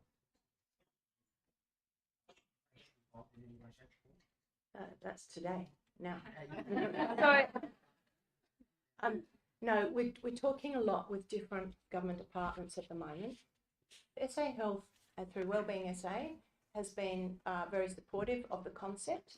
But given that we're now a national park city and we've done the launch, we are just sort of gearing up our different engagements with the government departments and with the other groups within the community. So this is just one example of coming and talking to people and getting them to be, at least have heard of it for a start. So there is going to be much more engagement. I'm also on the Healthy Environment and Lives group, which is a national research project with a chapter in every state looking at the research that needs to be undertaken and how the research community might participate in that. So there's lots of different things happening. As you know, there's a million different things happening all the time, and just getting involved bit by bit is what we're doing now. And I think in response also, John, to what you're thinking about is like things I've thought, and the big reason why I wanted Sharon to come today is we've got a lot of new developments that we're going to be involved in. We've got the work that Catherine Ames is doing for the new gem build down at Precinct. So we do need to think about vegetation, canopy, what does that look like for our new builds and our design, and how, and that urban greening prioritisation. And like as a division, we are very committed to this, and that sort of that small thing around the vouchers that we recently gave to all the services around connecting with nature. That was one of those key incentives that our Wellbeing Collaborative came up with, is about how do your teams connect with nature, and that was just sort of the beginnings of. We'll get the posters from Sharon. We'll have them available. If there's not enough today, we'll make sure that Tegan and Fiona have got them at the main hub so people can get them from us. And thank you. A small present for you. Oh.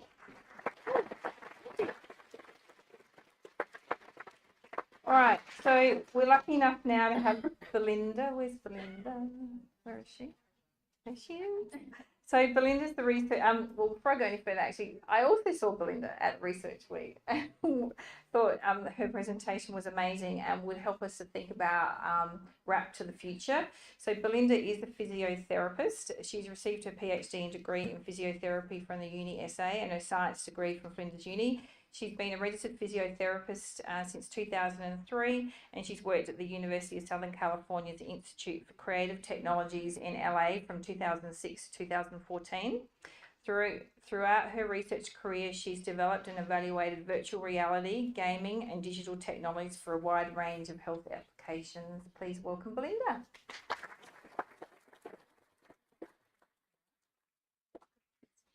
Thank you. So the aim of my presentation today is really just to give you a range of different examples of how we have been exploring and developing different technologies to support and enhance care, and hopefully get you thinking a little bit and stimulate some ideas of how you might be able to leverage this type of technology. I know that there's already a lot going on in RAP, but in your own areas. So I'm just going to start with a few definitions just so we are all on the same page. Virtual reality removes you from the real world and takes you into a virtual environment. Now that virtual environment can be presented on one or multiple screens, up on a projector, or through a head-mounted display. And up until recently, the head-mounted displays were very bulky and expensive, but now the entertainment industry has really driven that innovation, and we're starting to see very affordable headsets and really much more accessible and able to be used more widely by the general public. So it's becoming a lot more accepted by the general public. And you can interact with these virtual environments through gestures, through handheld controllers, or through touchscreens and sensors. So there's lots of ways that you can explore virtual reality in different formats. And certainly I know that there are some of those available at DivRAP.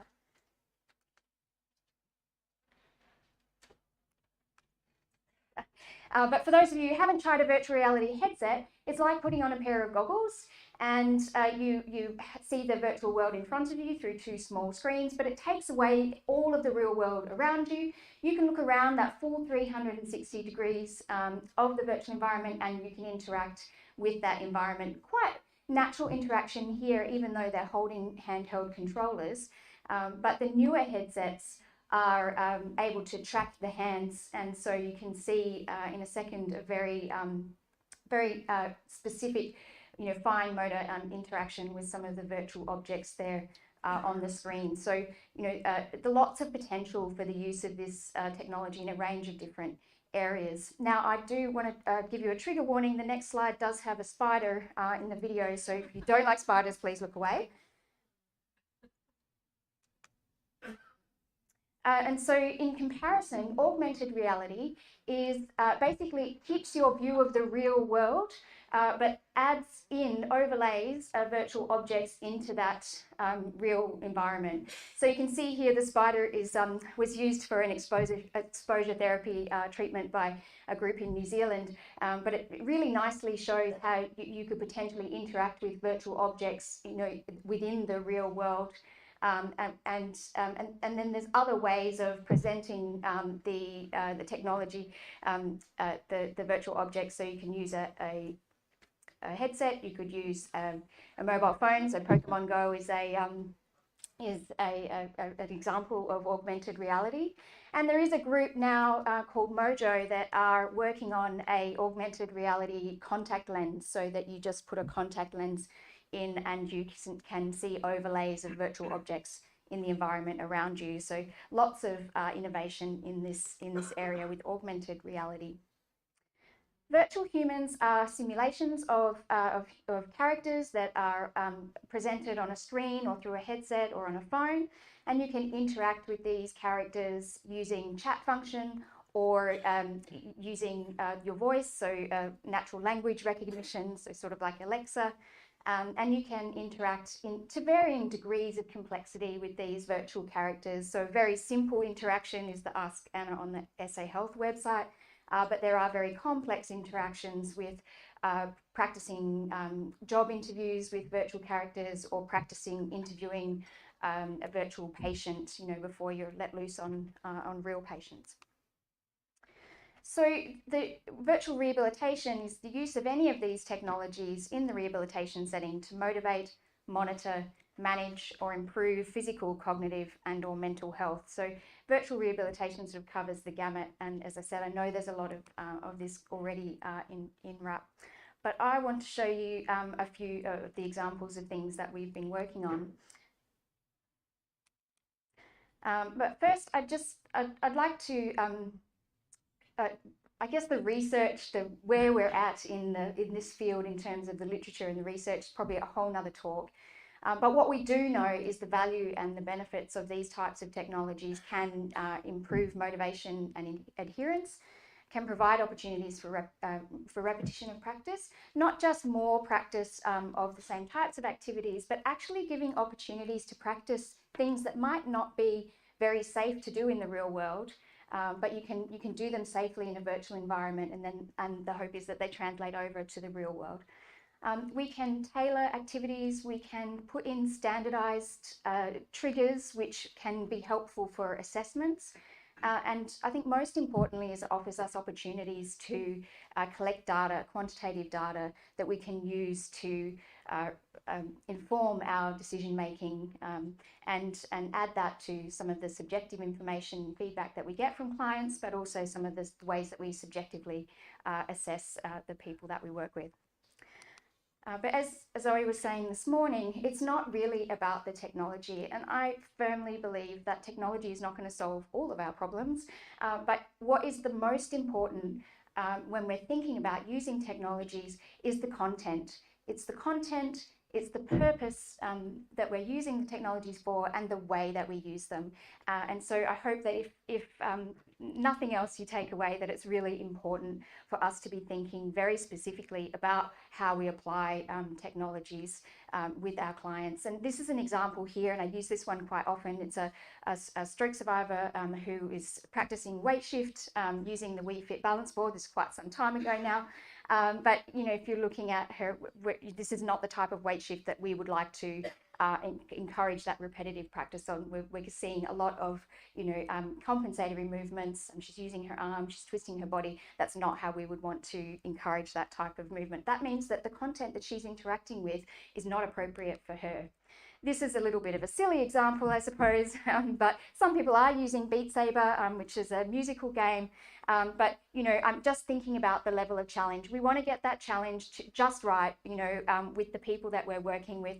And if it's too frustrating, you know, we're not going to engage them. And if we're getting them to move in ways that are not appropriate for them, again, we're not achieving the goal that we actually want to achieve. So this is some of our early work using the Microsoft Connect, which just really clearly demonstrates how important it is to have the right content. So this is able to be tailored for individuals to do all sorts of activities, but you can see here this is a quite targeted sit to stand activity, and the clinician can set these targets at an area that's appropriate for the individual, and then is able to decide how much they want to encourage the individual to reach out of their base of support, and set the timing so that that is a controlled movement.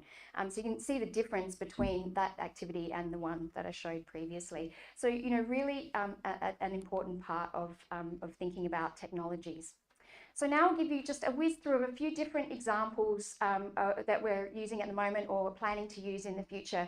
And one of them is sticking with this kind of game-based rehabilitation, but this is a company called Penumbra, and they have developed the Real system, which is a VR system, uses a virtual reality headset, and you can see that there are some sensors that are attached to the arms and the trunk to really get that very specific tracking of the upper body. And this week they just released a full body tracking within their system. And I'll be working, as of yesterday, I'll be working with them on an industry fellowship funded by MTP Connect, and we'll have access to one of these systems in February. So if anyone's interested in taking a look at this in a little bit more detail, once I get my hands on it, certainly happy for you to contact me and explore that a little bit further.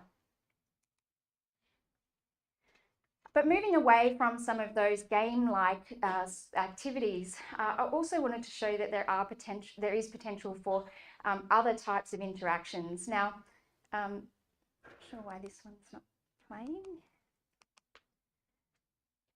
Oh, okay, that was a video, but it's not working, but I'll tell you about it. So this is buddy biking. This is actually a collaboration between Aalborg University and Shannon Cheery in RAP. And we, rather than having people cycling on their own, which can be really challenging, or when we actually want people to try to encourage them, often it's competitive, isn't it? It's like, can you beat your own score? Can you beat someone else's score? But the idea of this application is that we are bringing people together to collaborate. And so when they put on their headsets, they join each other in the same virtual environment, and they are sitting on a tandem bike. And we have these sensors on the pedals that will track when people are pedaling, and the bike will not go unless both people are pedaling.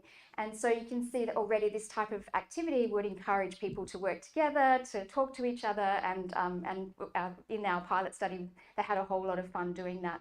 Now, there's so much potential, I think, to explore this in a lot more detail with cycling, but also with other types of activities where people can join each other in the same virtual environment, either from the same room or from different locations.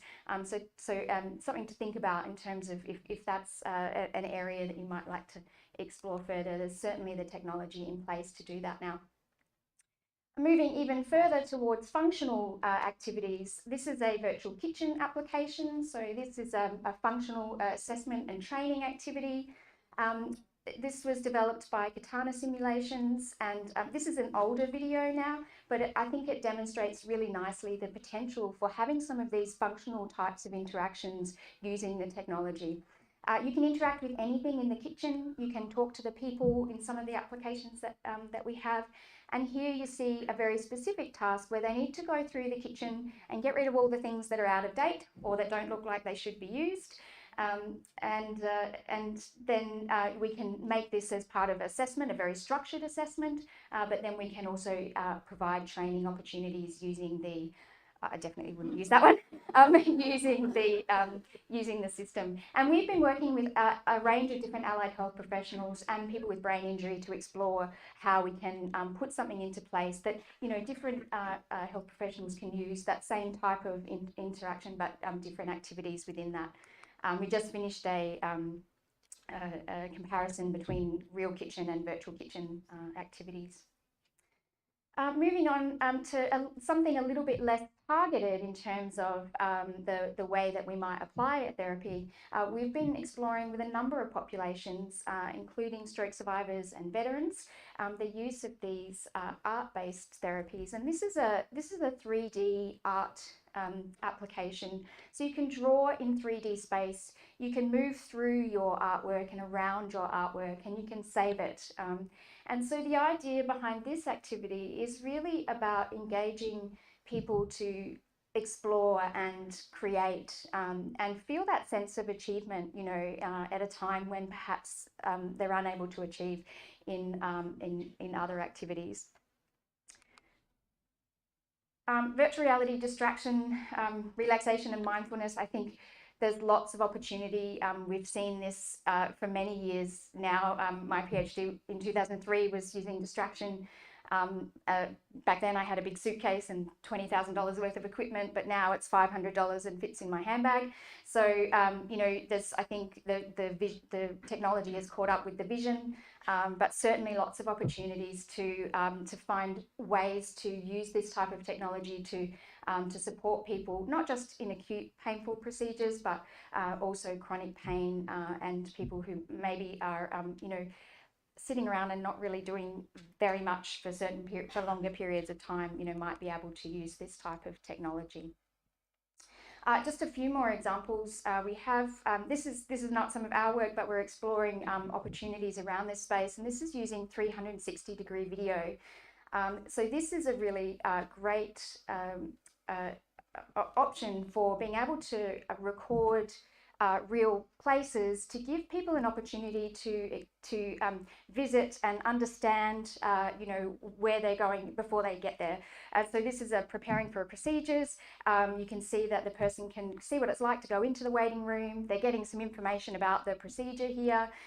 They'll even see what it's like to be on when it's on and have the procedure done. So they'll get to kind of see and experience it before they get into their actual appointment. And there's also opportunities to, you know, support students maybe who are going on placement, or help training, you know, staff with certain activities that might not come up very often. So there's lots of opportunities to use 360-degree video in the VR. We don't use a lot of augmented reality, but I just wanted to show you one example of how augmented reality is really expanding in the space of being able to provide real-time integration of information and without obstructing, you know, what you're doing in the real world. And there's lots of examples. This is one for paramedics, but there's lots of examples for surgery and planning and training activities that you know, are available at the moment, but I think, you know, really underutilized.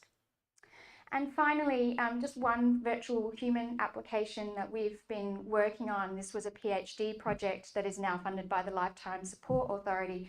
This is the collaborative goal setting activity that can be completed on a tablet, and the clinician will work with the client to set goals using this rehab chat character, and they'll define activities that are appropriate to achieve those goals, and then the client will take that away, and it's basically a reminder and a check-in, you know, having that a technology to be that reminder. This has been co-designed with clinicians and people with brain injury, and we're currently planning to undertake a 6-week trial in the new year. But certainly lots of opportunities to use this outside of brain injury space. Goal setting is an important activity.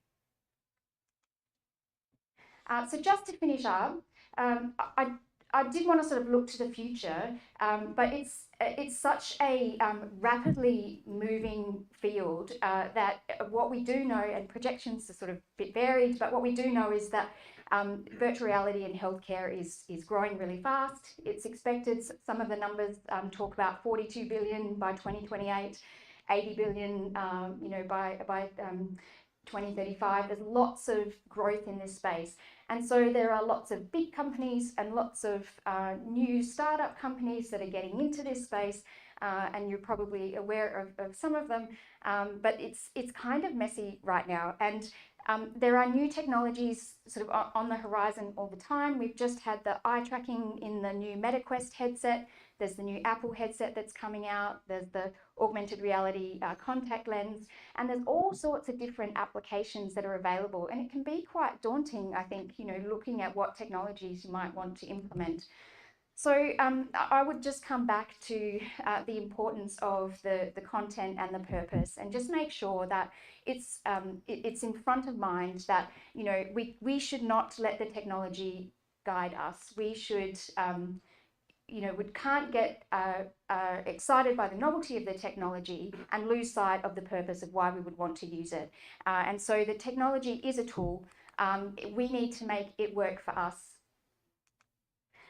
So when working together, we can do that, right? Make it work for us to support the needs of the clients and to support our needs and as clinicians, and also to look at ways that we're actually enhancing practice or changing practice, but with purpose. And so thank you very much for your time today.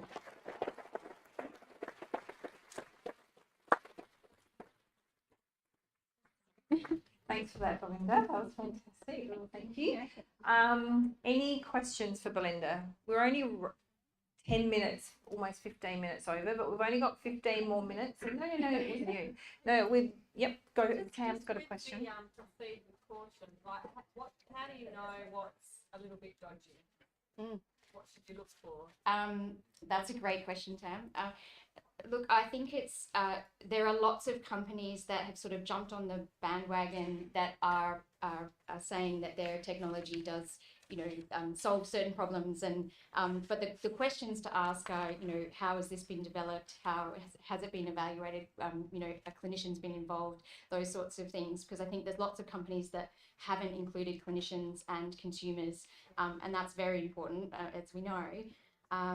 And I think the other thing is to look at, in terms of the technology, does it serve a purpose, an individual purpose that is very specific, and in that case, is it worth investing in, or are there options perhaps that are a little bit more broadly applicable, and some of the newer technologies perhaps we're not going to get a lot of use out of. Like, there's different headsets that become available quite rapidly. It's just like our phones, they become useless after a while. So there's kind of a lot of things to look at in terms of the technology itself, the hardware, but in particular the software and how it's been developed. Yeah. Belinda's going to be with us for the rest of the afternoon because she's going to be sitting on the panel. So yeah, she's a little bit nervous. She'll be fine. So Belinda will be around for people to ask questions, the same as Sharon. We've only got 15 more minutes to go, then it'll be lunchtime. So we've got 3 soapboxes. So the first one's Laura. Rap for Cancer. Where's Laura? Sorry? Oh, it's recorded. Good. Okay. No, that's perfect. And then we've got Nat, Spence, and then Catherine Ames. So we'll start with... This is just a brief outline of the talk today. I'll introduce a problem, interventions, and then discuss some data from a post-intervention audit. We defined our problem as patients with a life-limiting cancer diagnosis spend too long in inpatient ward-based care. Now, the reason why it's so important is that time in hospital takes away from time at home with family and friends and impacts on quality of life. We felt that patients required an opportunity to functionally progress, whilst also optimising their quality of life by engaging within their home environment. We also felt anecdotally that referrals through to ambulatory rehab programs were often too late. So what was the evidence we had a problem? We did an audit on cancer patients who came through Kokoda over 12 months. We identified the most common reasons for needing IPR were supports and home environment. Of the patients who came through IPR, 60% exceeded their recommended length of stay. We then identified that 30% of these patients actually died within 6 months of admission. Mapping out their journeys, we found that they had spent on average over 53% of their remaining life in hospital, which is something that concerned us. We also sought feedback from consumers, with all stating they would have preferred to have just gone directly home. We then defined our project target, and that was to discharge at least 30% of these patients directly home with home-based rehab programs, with the mission to improve their quality of life. We did a root cause analysis and held a session with stakeholders to identify what we all felt were the key barriers as to why patients stay too long. We voted and were able to develop this Pareto chart, and you can see we identified the most significant barrier as lack of supports. We then moved on to intervention planning, and the interventions that were introduced were the virtual rehab ward and the mobile rehab team. So the virtual rehab ward's a home-based program with a focus on virtual-based care, home monitoring kits and iPads. It includes an MDT but with greater nursing capacity, and there is a specific cancer model of care stream. The mobile rehab team's an in-reach team that provides early rehab services to acute patients to facilitate functional gains and enable them to bypass IPR and return directly home with ambulatory services. It includes physio, OT and medical. Now, to determine which services and establish where patients should be directed, we created a model of care with an associated flowchart. It looks at whether mobile, home or virtual is going to be suited based on a patient's prognosis and different aspects of their function. So did we actually make a difference? We conducted a post-intervention audit and collected data from patients referred in the first 2 months after the intervention. There were 31 patients identified, a larger proportion of males, and an average age of about 64. Approximately 70% had come through ED, and these were the key presenting complaints. Importantly, 36% of these presentations actually resulted in a new cancer diagnosis, which does need to be considered when managing the patient's mood and expectations. Bowel made up over half of the malignancies, and to get an idea of the extent of disease, nearly 55% of the patients had metastatic disease. If we look at the triage process, of the 22 rehab appropriate patients, 10 went to IPR, 8 to home rehab and 4 to virtual. And reviewing the pre and post intervention length of stays, you can see here that both the acute and the IPR length of stay decreased by 3 days. More importantly, the number of patients now exceeding their rehab length of stay was reduced by 50%. Of those that came through IPR, these were the key barriers. And looking back at our target, we were able to get 55% of these cancer patients directly home with home or virtual. By mapping out their journeys, we identified that 27% of the patients had died within 6 months of their admission, but 50% of these were able to get home and out of a hospital environment. We also looked at the up transfer rate and identified 31% of these had returned back to acute care. Reasons for readmission was multifactorial and to be expected with patients with a deteriorating and life-limiting illness. So what did we learn? That post-intervention audit did coincide with the second COVID-19 surge, so some of the data may be impacted. It's going to be beneficial to start looking at other areas like patient and family anxiety and psychological wellbeing. And I think one of the biggest take-homes for me was about engaging palliative care services early in the journey and seeking advice for that transition of care. Thank you for listening. I think Britt should be there to answer any questions. Thanks.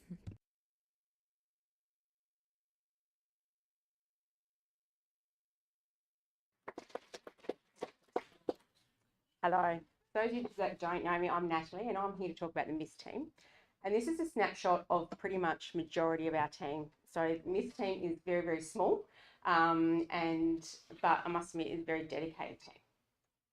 So just to start with, MIST is actually standing for Memory Support Transitional Team.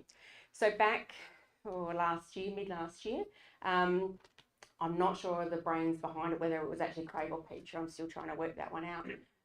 But what we decided is that we actually knew that we had people waiting that were medically stable, waiting to go into an MSU in a new facility. And we knew that there were beds available, but we couldn't transition them out. So what we did is we actually brought the nursing home managers in and we spoke to them and asked them if we could provide a service, what would you like it to look like? So we co-designed a model of care with them to hope, fingers crossed, that it's actually working quite well. So our aim was, we're targeting people with dementia and BPSD who are actually waiting to go into a new memory support unit within a new facility. We know that they wait in hospital a long time to transition into those memory support units. And we wanted to build the bridges in between the community, the facilities, and also our division, and try and link them so that they actually had a constant contact, of somebody to speak to. By doing that, we were reducing the delays of people actually waiting to go into those MSU beds. We developed the behaviour support plans that are much needed for all of these people who are entering an MSU. And we don't only just develop the behaviour support plans, we actually teach the staff and the managers how this behaviour support plan actually benefits this particular patient.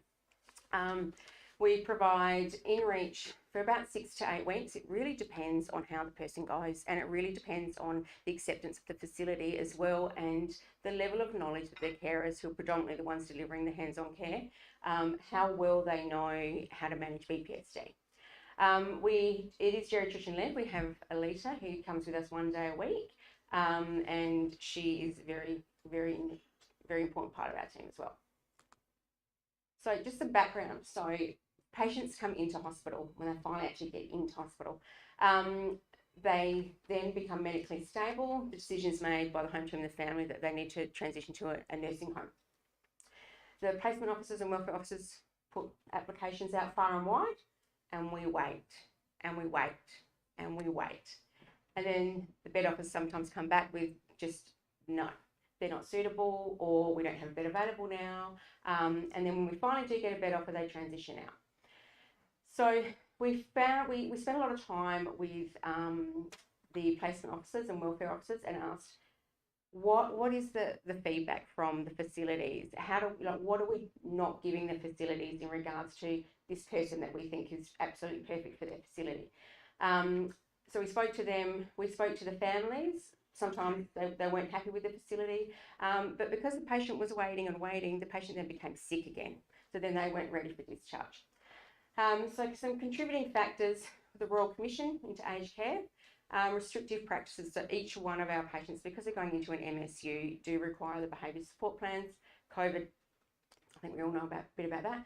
And the effect on staffing as well, not just with our small team, but also the fact that in the facilities, when COVID was around, they couldn't work across more than one facility. So staffing was down in the actual facilities. And we also know that these patients that we are taking on board are extremely complex. They're very complex and they're very vulnerable, and we wanted to look after them and their families as best as we could. So what this has led to, the fact that we've been actually able to get some people out, means that we're freeing up hospital beds. All right, quick, next one. Right. I was hoping I wouldn't get that bill, but I was wrong. So since we started, we only started in February. Next week we're transitioning our 50th patient into residential care. 90% of them are actually staying in residential care and getting permanency after 3 weeks, which is a big record. Our readmission rate is only about 10%, which is great too. So, like I said, it's about 6 to 8 weeks, but it really depends on that person.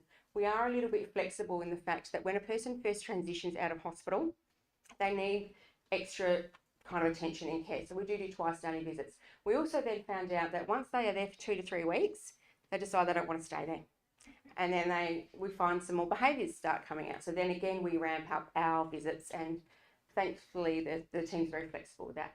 This little graph, it was just showing how we've been able to reduce the length of stay for people waiting, which is about 60 days, which is great. Challenges, we've got lots of them. We filled all the beds in the MSUs that were vacant. So unfortunately, we had to wait for a bed to empty, which unfortunately means somebody has to die. So we've engaged with a lot of the facilities, cover for leave and medications. When a patient goes, especially if they come out of SADU, the GP thinks that they don't need any medications anymore, so they cut the medications, so we have issues there. But we are looking at getting rid of all that, and hopefully, looking into the future, we are up for that Excellence Awards tonight, so fingers crossed, we're winners. Yeah.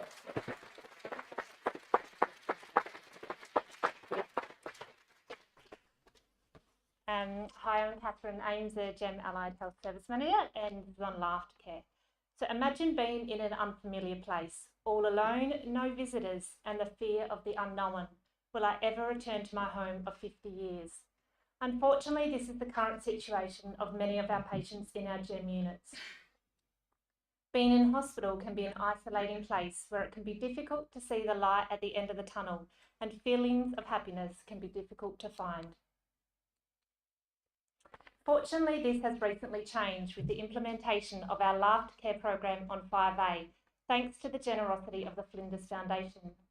5A is the first ward in a hospital setting to pilot the program, as it's previously only ever been run in residential care facilities. Our performers visit the ward twice a week for 2 hours and individualise their interactions for each patient, utilising different techniques so that it remains meaningful. They step into the world of our patients and embark on a journey with them. They initially connect, build rapport, and then play and laugh. We all know that laughter is a core part of being alive and improves our quality of life. The patients can engage as much or as little as they wish by listening to their stories, sharing jokes, music, or reminiscing over the performers' costumes or objects, which are more reminiscent of a familiar time. Twice a week in the Flinders Geriatric Evaluation Unit, you'll hear this.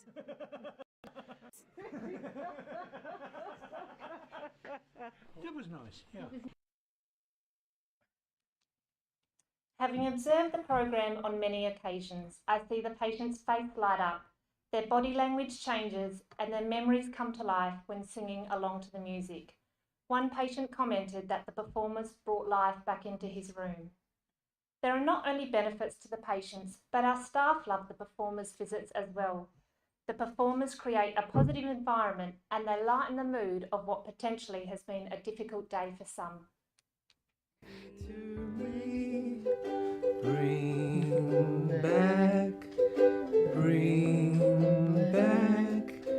Bring back my Bonnie to me. The Laughter Care program commenced on the 31st of May, and up until the end of October, a total of 879 people had benefited from the program.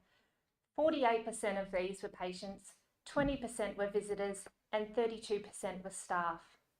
In a recent survey from the Humour Foundation, a nurse reported that a patient with responsive behaviours interacted with the performers, became less agitated, and that made the provisions of nursing interventions easier. This photo also demonstrates the impact that the performers have on the patients and their families, with this lovely wife shedding tears of joy when her husband interacted and sung to the songs.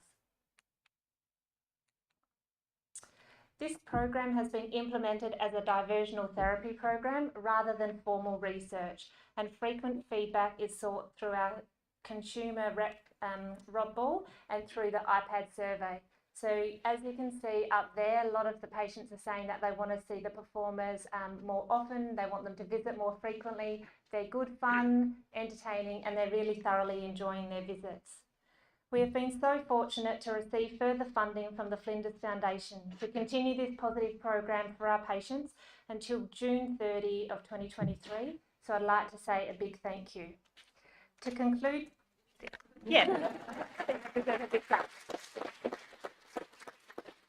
and to conclude my presentation, I'd like to welcome our special guests today, Barry and Derek, to State of the Nation.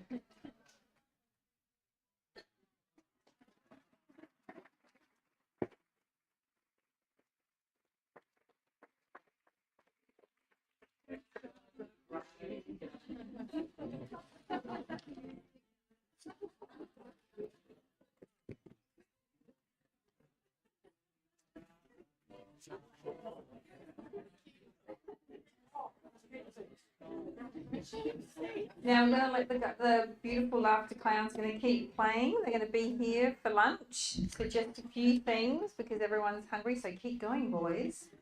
On the screen will come up the Mentimeter in a minute. Don't forget to start thinking about your voting. We've got still another session or 2 sessions to go on soapboxes.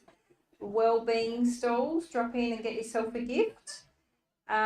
Poster presentations that we've previously had at Research Week are on that wall, and we also have beautiful appreciations from families on the back wall from all of our services, so take a read of that. And we're going to come back here at 2 o'clock and get a free massage. Good luck. Good luck, everyone.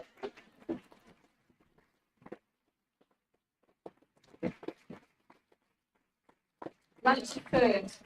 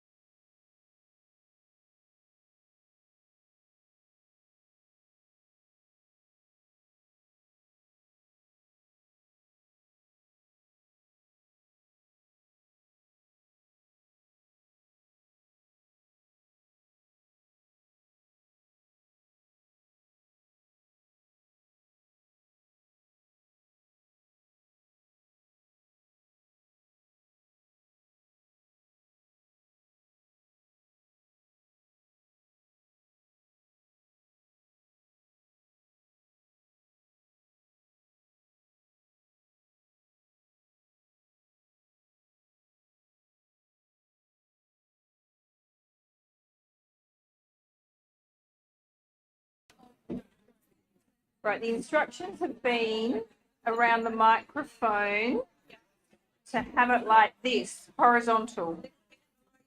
A little bit below your mouth is the instruction for everyone about the microphone. So put a little bit below your mouth, and then we won't get so much huffing and puffing. Oh dear. All right, we've got Siobhan's going to do some well-being. We're going to so we don't start to fade, because everyone's had something to eat now. So that is the sleepy time of the afternoon, and we need to keep going. All right, so over to you, Siobhan. Okay. All right, we were going to do some standing exercises, but I'm not sure how that's going to go. So we're going to do some chair yoga instead. So if you can kind of create a little bit of space with your chair, because you're going to have to lean forward. If you do have to lean forward, try not to smush your head into the table. That's not going to work. All righty.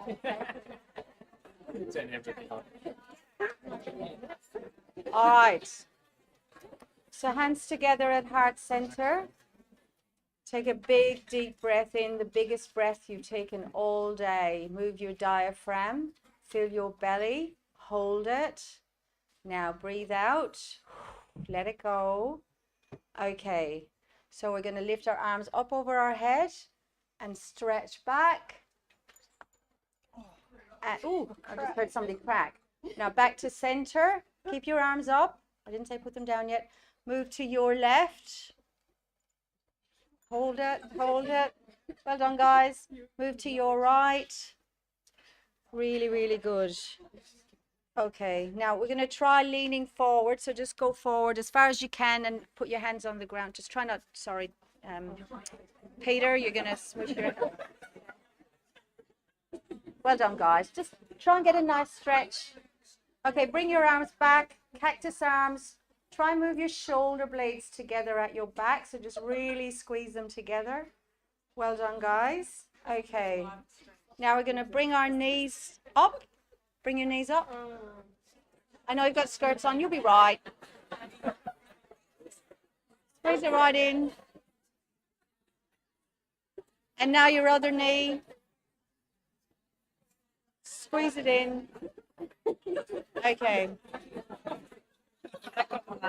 Okay, so we're just going to twist to one side and hold it. Keep breathing. Any side you like, I don't mind. That's good. And then we're going to twist to the other side. That's really good. And we're going to go back up again. We're going to do another one to the side because it looks really nice. Try go together. No, Sarah, you've gone the wrong way, haven't you? That's beautiful. Okay, and we'll go back the other way. Really good, guys. Now, hands back to heart center. Bring your hands to your head. You're only going to think kind thoughts today. Bring your hands to your mouth. You're only going to speak kind words today. Hands to your heart. You're going to think of yourselves in the kindest, most self-compassionate way today. Namaste. Thank you very much.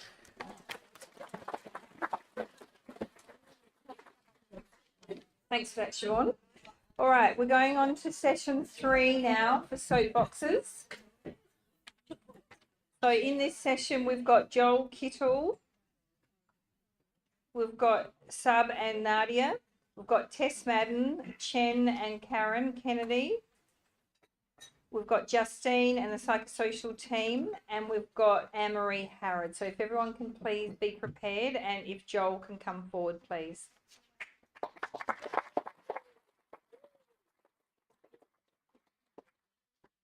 Great. Thanks, Siobhan. That was very nice. I feel warmed up to present now. So for those who don't know me, I'm Joel. I'm the Senior Physio in Home Rehab at the moment. Today I'm just going to present a scoping review on the need for hip precautions following hemiarthroplasty surgery. I'd just like to thank Tony Hewitt and Craig Farmer for their contribution to the project. So first, I'll just provide a bit of a background. So following arthroplasty surgery, Burgers and colleagues completed a systematic review of 8 papers looking at dislocation rates following fractured knob. So they reported 3% dislocation rate following hemiarthroplasty compared to 9% following total hip arthroplasty. And looking specifically at hemiarthroplasty, this paper by Jabori and colleagues reported a dislocation rate of 2.7% for a direct lateral approach compared to 7.2% for a posterolateral approach. So physios and OTs commonly prescribe hip precautions or movement restrictions in order to try and reduce this risk of dislocation. And currently across SA Health, there's some inconsistencies for which hospitals and departments apply them to hemiarthroplasty. So within SALHN, Flinders Acute don't advise them, but within here in RAP we do. And then within Carlin, the Royal Adelaide advise them, but QEH do not. So the aim of this review was to try and look at the evidence to inform a more unified approach across firstly SALHN and then the entirety of SA Health. So 2 databases were searched, 53 articles were found. Inclusion criteria were the studies had to compare a hip precaution group to a no hip precaution group, and both groups had to report on dislocation rates. So there was a scarcity of literature around hemiarthroplasty, so I had to be inclusive of both hemi and total hip arthroplasty. So 16 articles were included, one of which looked at the population of interest, which was hemiarthroplasty post-fractured NOF. The remaining 15 were primarily elective papers looking at total hip arthroplasty, mainly secondary to osteoarthritis. So in terms of results, the table on screen shows the hip precaution group compared to the no hip precaution group for each variety of surgical approach and procedure, and reports on their dislocation rates. So I'd just like to highlight the Jabori study in 2019, as this looks at the population of interest. So they looked at 394 participants from a Swedish hospital and reported on hemiarthroplasty via a direct lateral approach following fractured neck of femur. And they reported 1 dislocation in each group after 3-month follow-up. So that was a 0.6% dislocation rate in the hip precaution group and 0.4% in the no hip precaution group. So the authors determined that removing hip precautions following a direct lateral approach for hemis did not influence dislocation rates. This was consistent with the other 15 papers as well, which were mainly elective, as I said. They reported no change in dislocation rates with the removal of hip precautions. So just some discussion points. Hemis after fractured NOFs typically have a lower dislocation rate than total hips. Posterolateral approach has a higher dislocation rate compared to direct lateral approach, which is again higher compared to anterolateral approach. And I'd just like to acknowledge some limitations, which is the lack of Australian data in this review, and also the scarcity of data surrounding the hemiarthroplasty group for a variety of surgical approaches. So in conclusion, we know that hip precautions limits patients' function, but they also limit their comfort and their sleep positions. They also limit their ability to travel in a car for 6 weeks, so delays their ability to attend on-site day rehab or fit groups. They also increase hospital staff workload in terms of resources and education provided and equipment provided. But conversely, a hip that dislocates can be catastrophic, not only for the cost to the healthcare system, but also the cost in terms of the lifelong functional changes to a patient. So whilst this review showed that the removal of hip precautions did not influence dislocation rates, conclusions can't be drawn across all approaches of hemiarthroplasty. So whilst I was hoping to stand up here today and present a new SALHN recommendation, unfortunately the timing hasn't quite worked out that way. But it's a really exciting time for the division, continuing to look at evidence and move forward for what's going to be the best approach for our patients moving forward. So further liaison will be had with Craig Farmer and Professor Rudy Arsma over at Flinders Acute in order to determine from this review what will be the most appropriate recommendation going forward for SALHN and then SA Health. Thank you.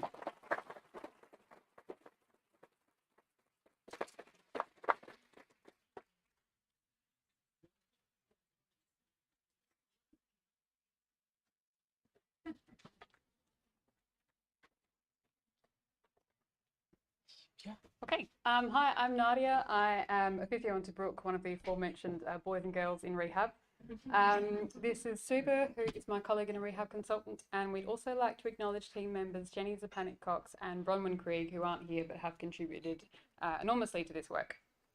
I acknowledge the land of the Adelaide region on which I work and live as the traditional lands owned by the Kaurna people. I give my thanks that I can share this land, the sorrow for the cost that sharing has placed on the Kaurna people, and my hope that we can move to a place of justice, reconciliation and partnership together. I pay my respects to elders past, present and emerging. So a little while ago, there was a young Aboriginal woman who had quite a prolonged and complicated involvement with our inpatient rehab service. She went home and she had quite a protracted involvement with services in the community. Sometime later, she tragically passed away in the community. And following this, there was a mortality report produced, which of course provides opportunity for reflection and learning, but the report very much exemplified inequities which are definitely reflected in national data. So this report became the catalyst for a continuous improvement project entitled Improving the Journey and Outcomes for Aboriginal and Torres Strait Islander Patients in RAP.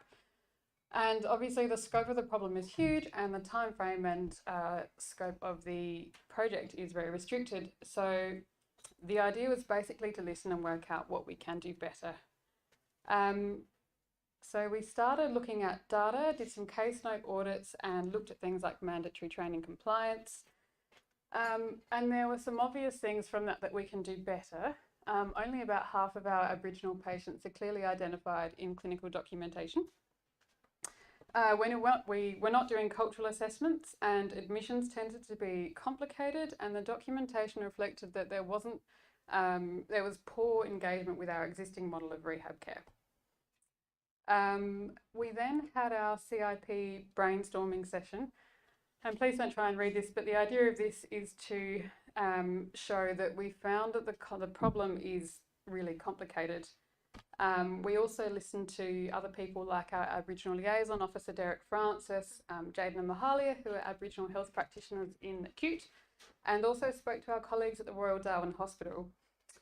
And we came up with a list of problems, the most important of which people felt was a lack of Aboriginal staff in rehab.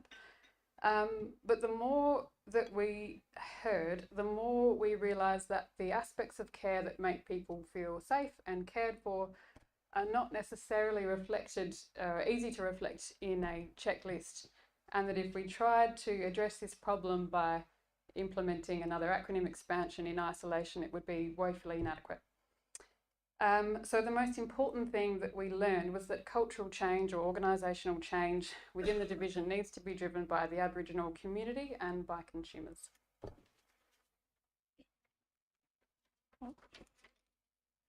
So when we are looking at intervention, so as Nadia mentioned, our CIP process was mainly guided by the rehabilitation staff in SALHN, but also Aboriginal Health, as well as Kapana Attendee, which is the with the Aboriginal liaison officers from there, but also Aboriginal Health practitioners in acute, and our consumer representative Diana as well. But we didn't have direct involvement of the SALHN Aboriginal community and consumers itself, which needs an ethical approval process. But the interventions that came up during this CIP process was to engage Aboriginal staff specific to RAP, improve communication with the community, with the consumers, but most importantly, building the trust so the Aboriginal community will access our services, and also improving the cultural safety and improving staff confidence in managing these patients within RAP. So our CIP took now a different, probably more broader process of looking into more sustainable change within RAP division, with a view to a pilot project in rehabilitation to engage an Aboriginal health practitioner in rehabilitation to see how it will affect the rehabilitation community, but as a pilot project with a view to improve it to the RAP division itself. And with auspicious from Craig, Petra and Zoe, we have applied for a grant with involving Aboriginal research team in Flinders, including Associate Professor Tamara Mackin, to evaluation the impact of an Aboriginal health practitioner in rehab. Thank you.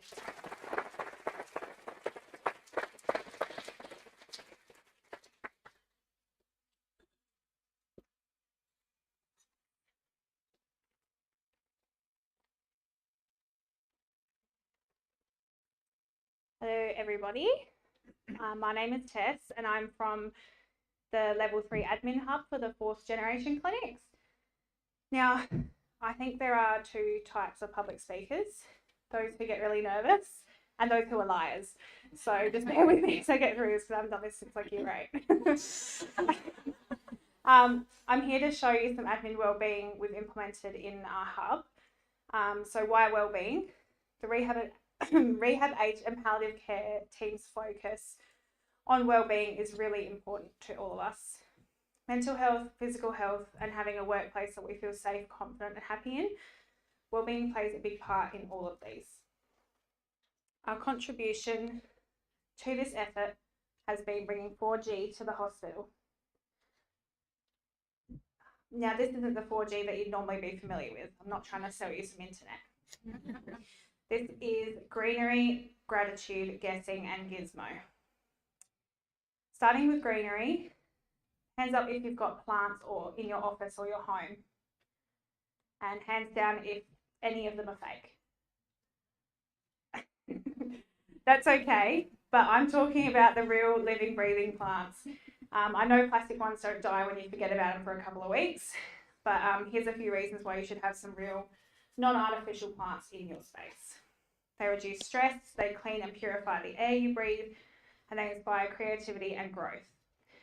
We've been bringing plants into our office space from succulents to propagations, and you'd be surprised at how well they actually thrive in the office light. There are many plants that will actually thrive in your office, so just do a bit of research, or you can always pull one of us aside down on level 3 for some recommendations. Next is gratitude. Now this sounds corny, but scientific evidence has actually shown that expressing gratitude can actually improve your physical health. We've created a grateful wall in our office area with post-it notes available for staff to write down what they're grateful for whenever they feel like it. I love the variety of things that people have been grateful for, ranging from their friends and family, music and sunshine, to cheeseburgers and wine. It's great to read these while making a cup of tea and reminding us of these positives that we sometimes take for granted.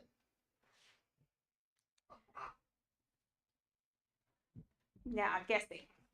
If you want to see who has a competitive streak in your team, do some games. Our team will often do random fun quizzes or big games like this one displayed. Guess the baby admin. For this game, the team were asked to each bring in a photo of themselves when they're a baby and a photo of them now, with guessing sheets to have a go at working out who was actually who. Each entry of guessing was $2, and the winner with the most correct got cold hard cash to pamper themselves with something relaxing. The winner was actually Casey with 10 correct babies, and she spent her winnings on some pretty nails ready for her family member's wedding. This activity made a really fun team environment, and it brought us closer as we studied one another, trying to work out who is who and trying to be the winner. We've also just started a Christmas quiz to end the year. So if you want to win a little prize, we'd love to see your competitive side. So just come to level 3 and grab a copy of the quiz. Next one is the last G. Gizmo. Just look at him. How can he not make you smile? We've brought photos in of our fur babies to the admin area, and we've made a pet wall. Gizmo's one of my pets, and having him and my other dog Cody up on the wall just really gives a sense of belonging at work. It's great to get to know our team and what's really important to them, whether they're fluffy, slobbery, scaly, and that includes Dwayne, Tom's pet rock. Yes, Dwayne the rock.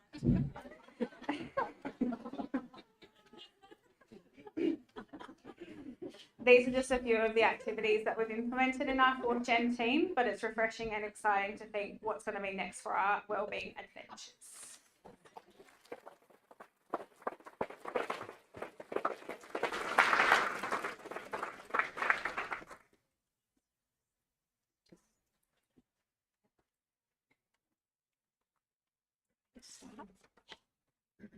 Hello, I'm Karen and I'm the Stroke Lived Experience volunteer. I'm Jen, the nurse unit manager of Tobruk Stroke Rehab Ward.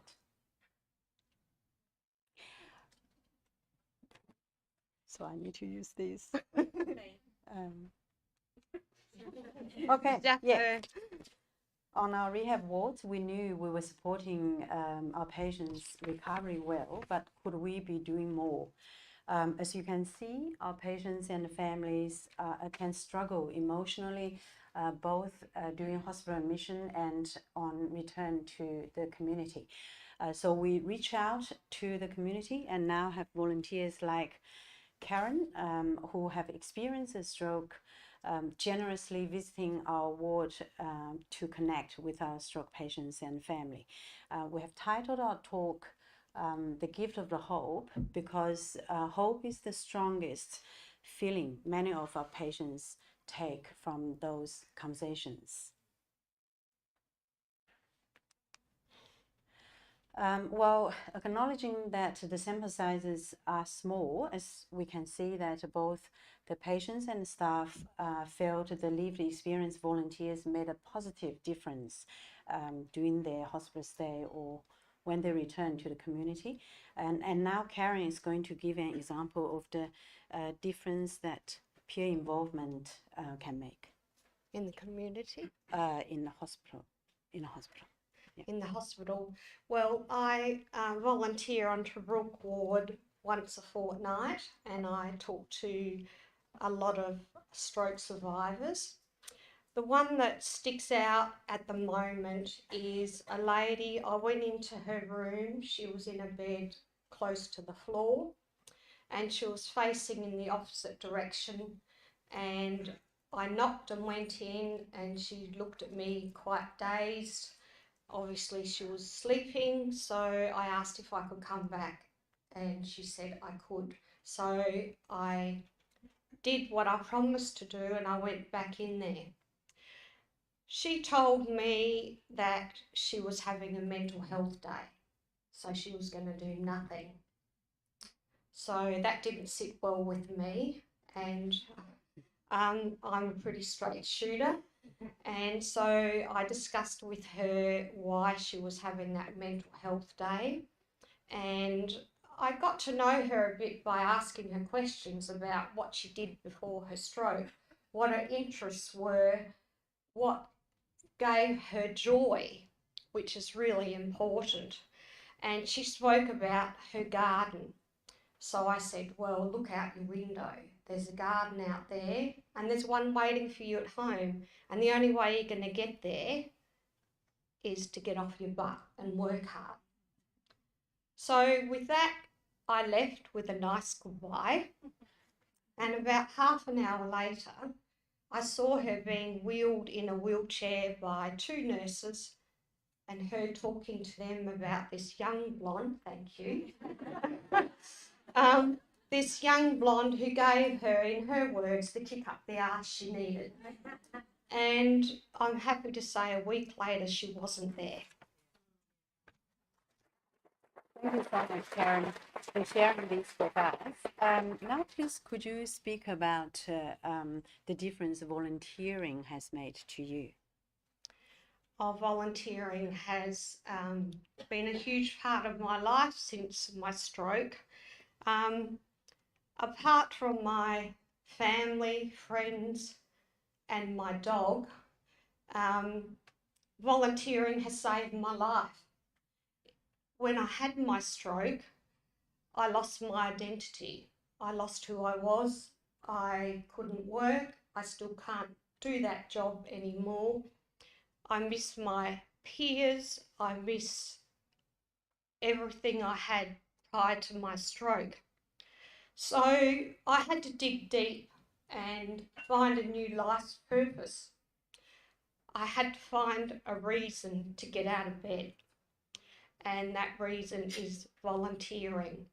So it gives me much joy to be able to give back to other stroke survivors and to see those people get off their butt, work hard, and make good of their lives from having a stroke. Thank you, Karen, and we look forward to continue to work with you. Thank you. Thank you.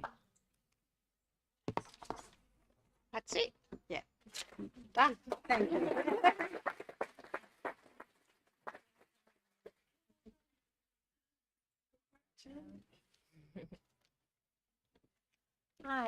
My name's Justine. I'm a senior social worker sitting within the Community South team.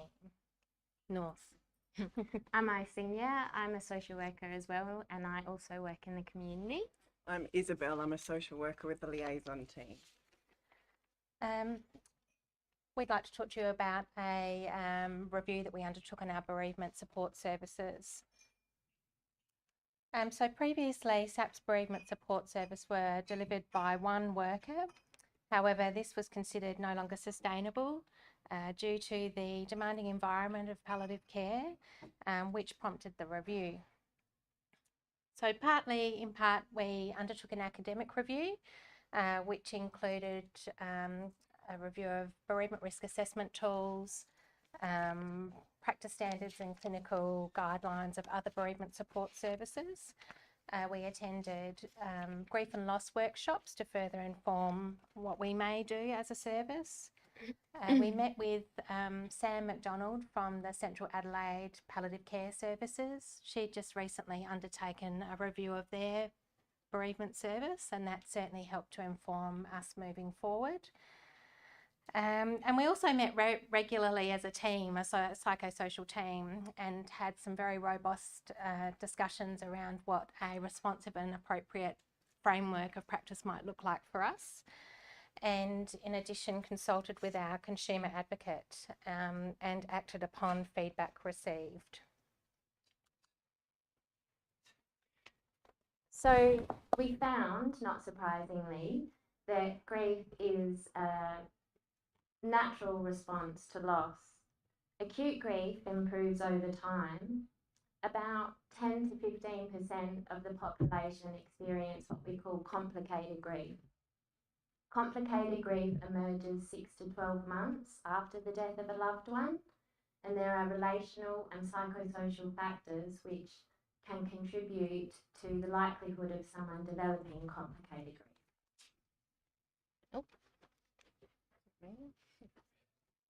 The key outcomes, as Justine stated, we reviewed 28 pieces of literature and clinical practice guidelines to find that there are core timeframes within service delivery that we need to be made from death, 6 months and 12 months.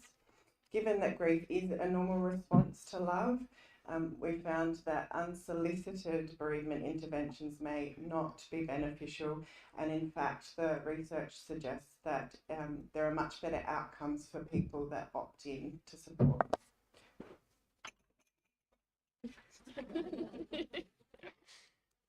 So actions that we took as a team. Oh, thanks. I could grow a couple of inches, but it's probably not going to happen. So out of the review, it led to actions being taken. We developed a framework for service delivery. And we also created procedural guidelines and administrative processes.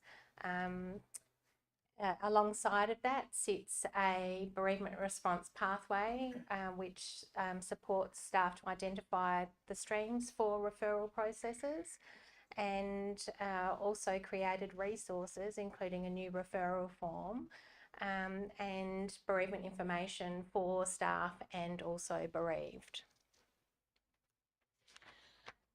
So just with regard to the bereavement response pathways, it's in 3 streams. The first is what we call the universal response. Everyone who has sadly lost someone receives a universal response, and this is based on the literature that we reviewed that highlighted the specific key timeframes, including the receipt of a self-check-in at 6 months to identify complicated grief.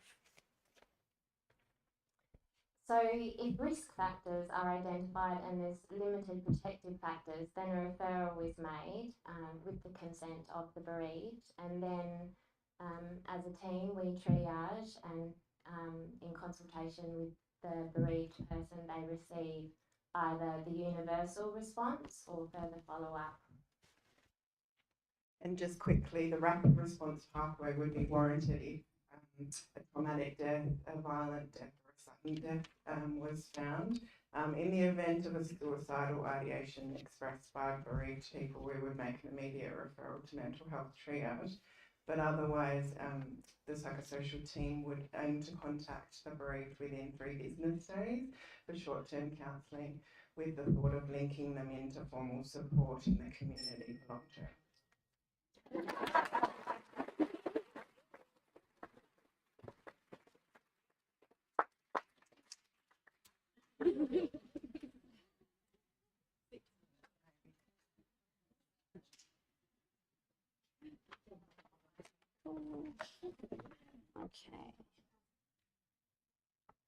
Okay. Hello everyone, my name is Anne-Marie Harrod. I'm one of the rehabilitation registrars. Today I'm presenting on a project that I'm currently undertaking that looks at inpatient rehabilitation outcomes amongst patients who have been required to isolate or quarantine. So SALHN rehab wards were exposed to COVID-19 quite early on in the piece with considerable case numbers, which I suppose isn't surprising given the sort of highly mobile nature of our patients and also need for use of communal areas such as gyms and dining rooms. Our infection control unit here at SALHN, they periodically do a bit of a stock take, and in a report on the 16th of the 10th, which I had access to, they showed that there were 944 close contacts and 510 positive cases within SALHN to date. The first COVID outbreak was on the 6th of the 1st and involved 5 patients. And with that in mind, the first rehabilitation outbreak was only 9 days later at Rehabilitation Vita, which is a 20-bed rehab ward down at REPAT. There we had 9 positive cases who were up-transferred to Flinders for further management, and 16 close contacts who were required to complete 10 days of isolation, either on the ward or they were able to, some of them went home. Communal areas such as the gym, dining room and kitchen were also closed. In total, again, as of that report date, I'm sure things would look a little different now, but there had been 34 positive cases and 86 close contacts amongst inpatient wards. 2 graphs, the one on the left just demonstrates the 5 outbreaks across rehab inpatient wards. You can see obviously the Rehab Vita outbreak in January being the largest in terms of positive cases. The graph on the right demonstrates the 5 largest outbreaks as of that 16th of the 10th report. So you can see that geriatric rehab very well represented, as well as psych. And again, not surprising given our patients sort of, you know, they tend to interact and quite mobile. Okay, so the research that I'm undertaking at the moment is to report how COVID-19 related isolation or quarantine amongst our inpatients affects patients' rehab programs, so measured in minutes of therapy, encounters and encounter type, and how therapy is actually delivered, and also looking at progress measured by FIM, gain or efficiency, and also length of stay, and how this compared with the patient's lived experience of their time in isolation or quarantine, which we know they absolutely hated and thought, you know, they didn't progress with their rehab. So based on these findings, we're hoping to suggest some practice changes for rehab units, which would improve performance and outcomes. So Rehabilitation Vita outbreak was selected as a pilot group. It was the first major outbreak. I was also the registrar there at the time. So it's a retrospective cohort study. Eligible participants were those that were affected by the isolation or quarantine, and data was selected through review of Sunrise records and also comparison with previous AROC data. Median, for the purpose of this presentation and the result which I'll talk about in a moment, median minutes of therapy per day during isolation was compared to therapy received within the 7 days prior to isolation. Okay, so looking at this graph here, we can see very clearly that there is a reduction in minutes of therapy pre-isolation to during isolation. A statistical analysis was done on the 13 patients that remained at Rehabilitation Vita for the isolation period. So as I said, 9 of the positive cases got up-transferred. That practice has changed now, so that would be interesting moving forward. But the 13 were there before and after. You can see that there is a statistically significant reduction in the minutes of therapy received from 115 to 70. Further analysis was done just looking at the physical therapies, so exercise physiology, physio and AHA, and a great success to the Rehabilitation Vita team was that there wasn't a statistically significant reduction in the minutes of therapy, and in many cases patients received more therapy. As you can see here in these graphs, so the graph on the left just demonstrates how the minutes of therapy received pre-isolation to during, and everyone sort of went down. If we just look at physical therapies, you can see, as I said, many patients actually received more. So the rehab and geriatric wards are high-risk settings for COVID-19 outbreaks. Pilot group study included 25 patients, although statistical analysis only done on 13.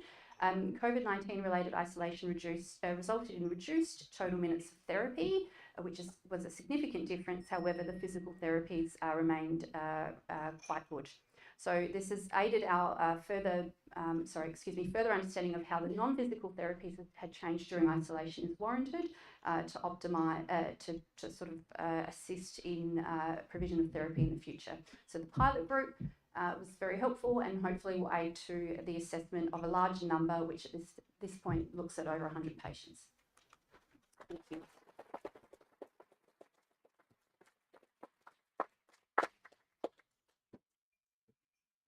Well, that was a great round. So that was round 3. So don't forget, everyone, start thinking about, we've still got one more session to go with soapboxes. We've got 1, 2, 3, 4, 5 to go.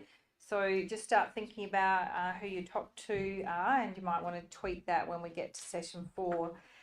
Now we're actually got, we're very, very lucky to have another consumer who's going to come and speak to us about their experience in our services.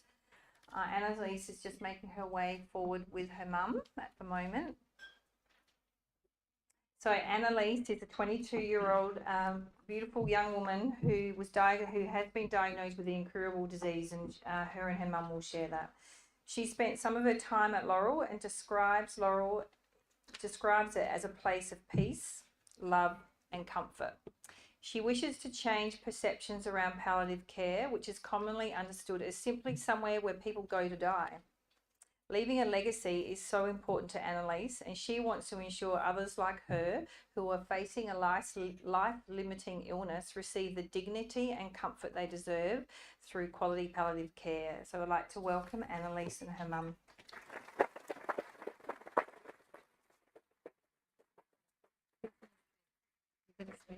You want me? That's all right. Do you want me to hold this for you? Or do you want to do the microphone? Sorry, we're like deers to headlights. Yeah.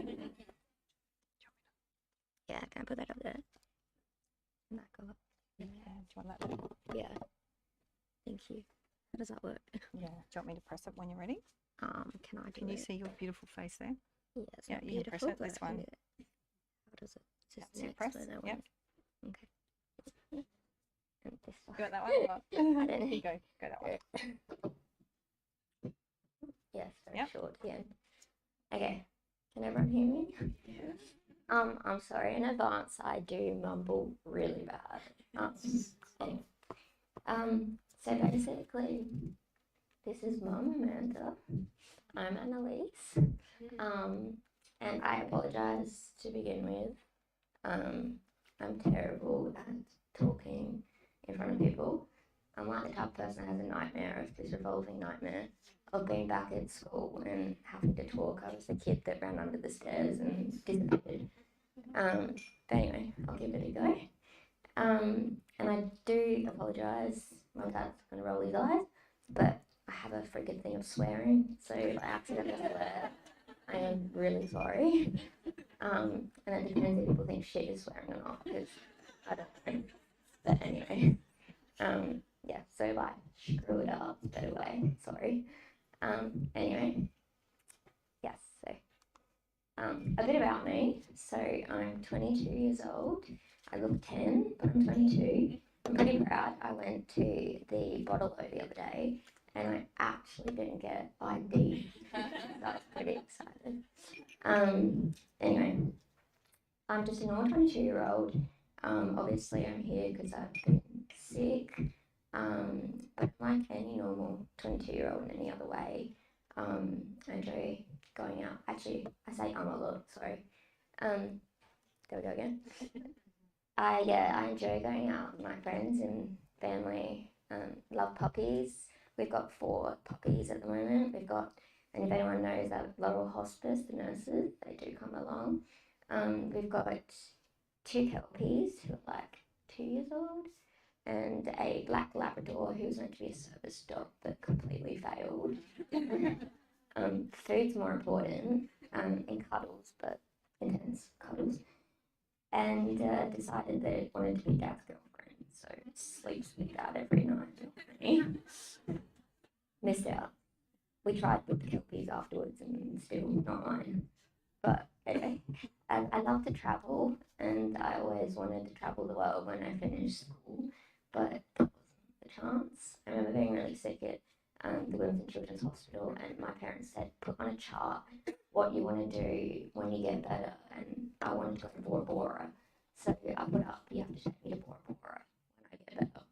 So they signed it to make sure I had proof, and somehow that went missing, and no one took me to Bora Bora, but it's okay. One day maybe.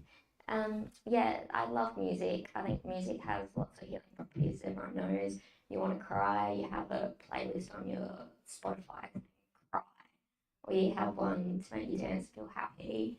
And it's funny how you have a song and you listen to it and it takes you back to that moment or time or a memory. So that's why it's powerful, and in the sense of palliative care, but I'll talk about that after. I've always been an adrenaline seeker. I love doing fun things, like I always wanted to skydive, and you know, I have family, you know that saying that everyone says, if someone jumped off a bridge, would you? And I'd always say, yeah, probably. But that's changed now.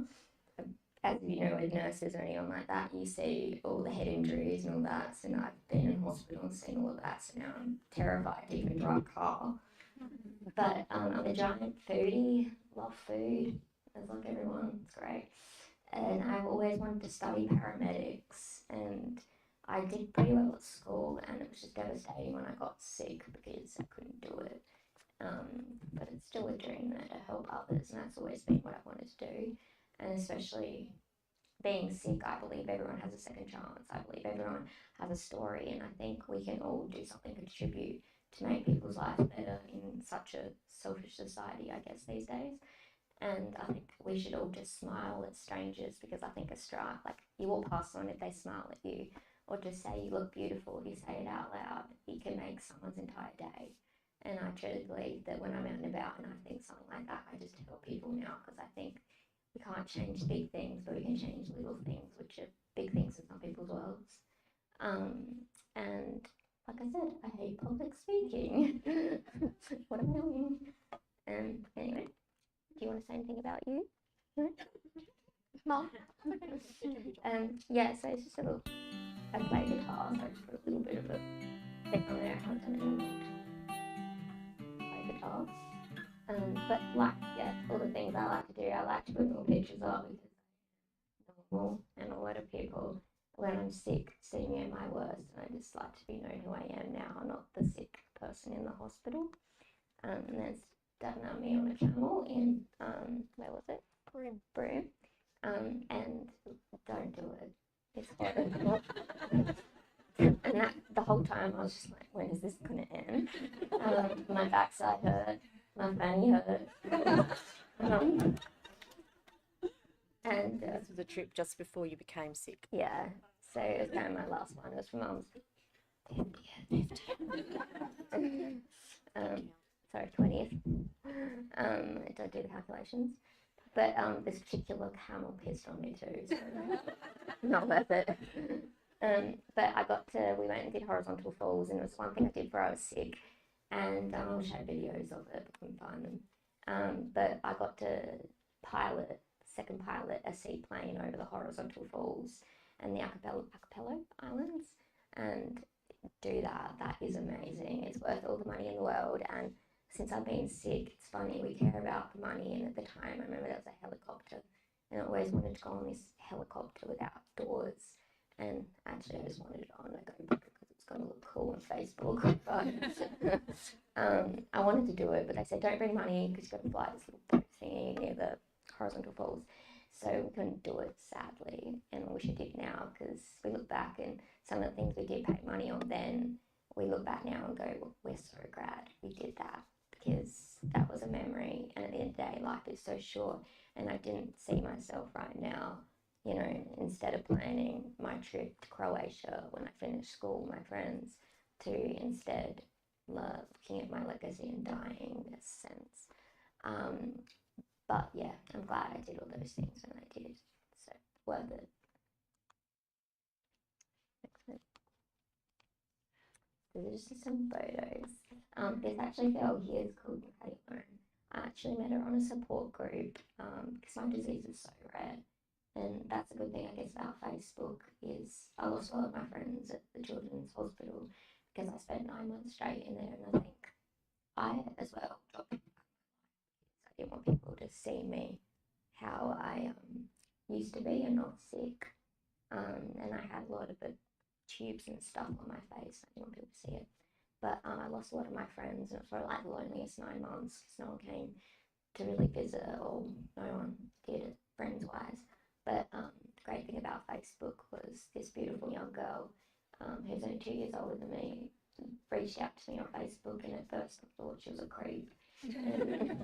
And we finally met for the first time 5 years later after talking online. We were both well enough, and she flew to Adelaide, and I think my family came along thinking some Chinese or a dark black African man would walk off the plane. So did I. But she was real. And it was the best 3 days of my life, and we had the most specialist friendship. I do think, yeah, nothing could stop it. We just get it, which is beautiful. So a bit about my disease. It's very rare. It took a good 5 years to diagnose. I think that was the difficult part. When I first got sick, I was at the kids' hospital, and I got put into a bucket of, I was a young girl who was having trouble eating, I was losing weight, I could go to the toilet, a few other things, and I got put in like an eating disorder. So at first it kind of was like I had to prove myself in a little way. It was this horrible thing until they scanned me and realised it was far from normal. 4 weeks later, the diet they gave me in my gut was still sitting in my stomach 4 days later. So I got really sick, and a lot of my organs started shutting down, and it took like 5 years to diagnose. I got sent to Melbourne with my dad, and no one in Adelaide could diagnose me, and he spoke to my team at the RA, and he found the diagnosis. So it's called AAG, which stands for autoimmune autonomic gangliopathy. So I don't really know what it is, to be honest, but it's basically my immune system creates antibodies that attack my organs and shut them down. And by the time we know it's not working, the organ's kind of gone. So I've lost a majority of my bowel. I'm on a central line in my chest, which I receive TBN nutrition, which is IV nutrition. I have a tube that drains my stomach, which I had down my nose for a while. And yeah, I can't essentially eat anymore, and I haven't for probably 5 years. Yeah. And I've also had swelling in the brain. I've got rods in my legs because my veins blocked up in my hips. So just a little bit downfall of a few things.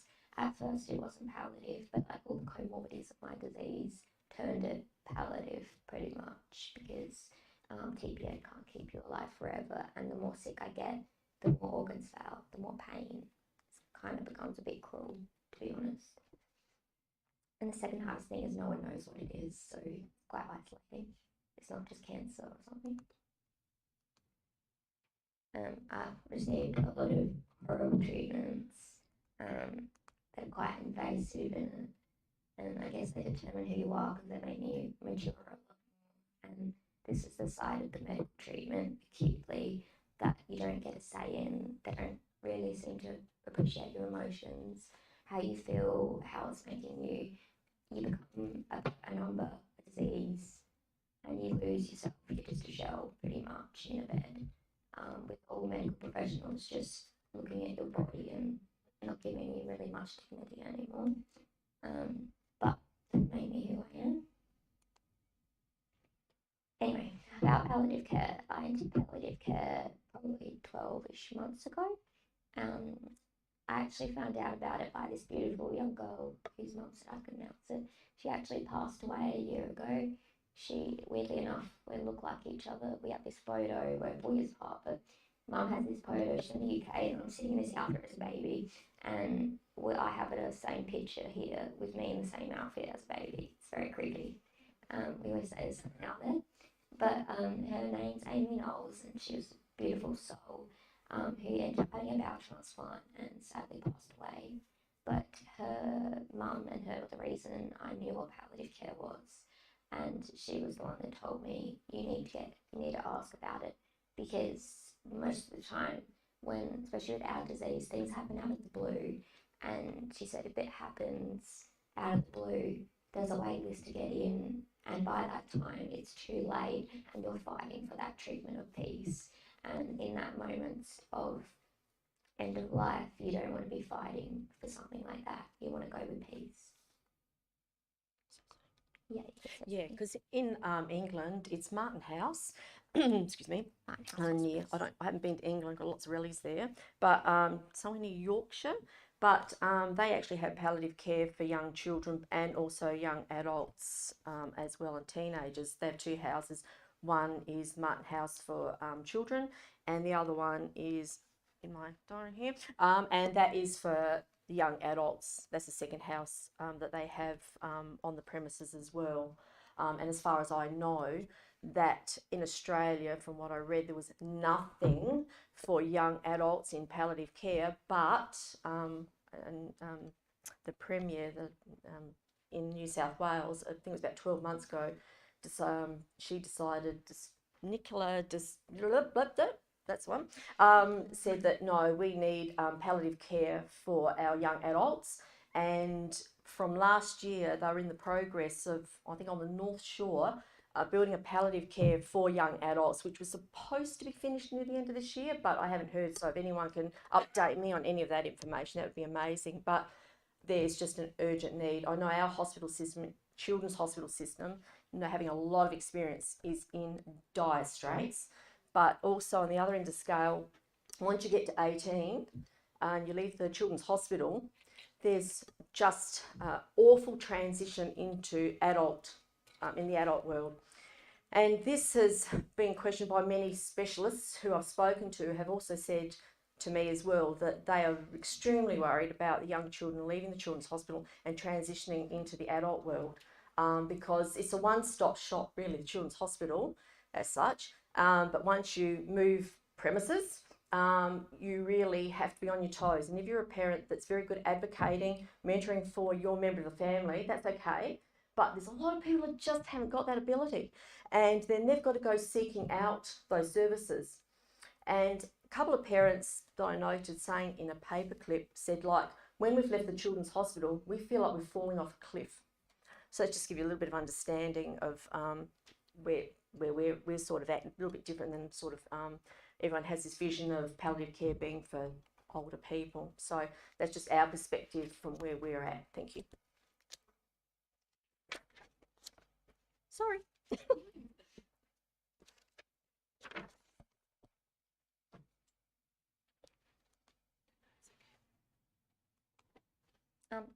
Acute palliative care. The thing I've witnessed with this is I'm incredibly lucky to have an amazing care team at the hospital. They call me a VIP. I'm not very proud of that. But I think what's really sad is it was my decision to bring it up. No one had ever discussed it with me. My team didn't want to discuss it with me. I think it's because they were too scared to in some ways, because we have that stigma around palliative care and hospice. But yeah, there's quite a lack in that, and I think it's something that's incredibly powerful, and I think it's a treatment that's just as powerful as a cure sometimes.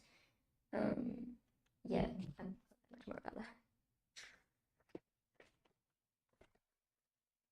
actually, I think I read something about the, I don't know, rough thing. It was like you only take 100 people a year, and there's more, you know, say like 300 people waiting to get in, and that's really something that's shocking, because it doesn't allow people who are at the end of their life to have that opportunity. I'm gonna get off my thing now. Dying of AIDS cancer. So this is what these pictures, is what I see in my head when I hear the word palliative care and hospice. Not to offend anyone, but I thought about this every time I went past Mary Potter Hospice. So we got, I used to say to my mum, oh my god, that's a creepy place. People die. Like, I don't want to go near there. Like, it's depressing. But it's very far from that.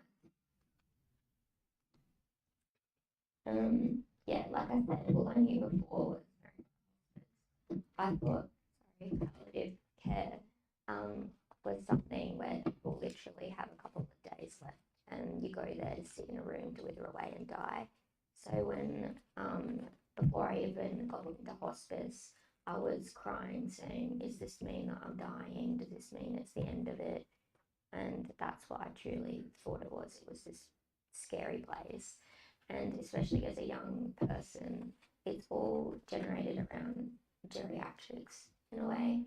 And even though I'm in that really awkward phase where I'm not a child, but I'm also not near the end of my life either. And I think the one stigma, like I said, is it's not just about dying, it's about the process of preparing for when things happen and keeping you comfortable, allowing you to live instead of all the treatments and the medications. They really treat you as a person. And that's probably one of the biggest things I've learned in palliative care is that it's a beautiful place, and no matter who I talk to, they seem to shy away and not want to talk about it because they find dying. I mean, it is in a way, but I think the only reason it is because that word is so forbidden. We don't talk about it, and that's the scary part, because we just think of this coffin and it's the end, instead of looking at the life we've lived and what we have done and what we still can achieve when we're there. And I think the first thing about when I first met my palliative care doctor was his peace. There was just this massive amount of peace. But the first time I felt peace, and I got asked the question, what do you want? It wasn't for fighting for anyone else. It wasn't fighting just for another tube or anything like that. It was, what do you want in your life? And that was probably the most powerful thing to me. And those things were, I want to live. I just feel like I'm dying. I want to live. And the things they can do for you, like pain control, symptom control, is huge. But it's not just that, it's dealing with the stress. It's not just about me, but the family are involved. It's not just a number, it's taking the clinical part of it away. And it's a place of feeling calm, and it keeps you at home, which is the most important thing, because I don't want to be in hospital, I want to be at home.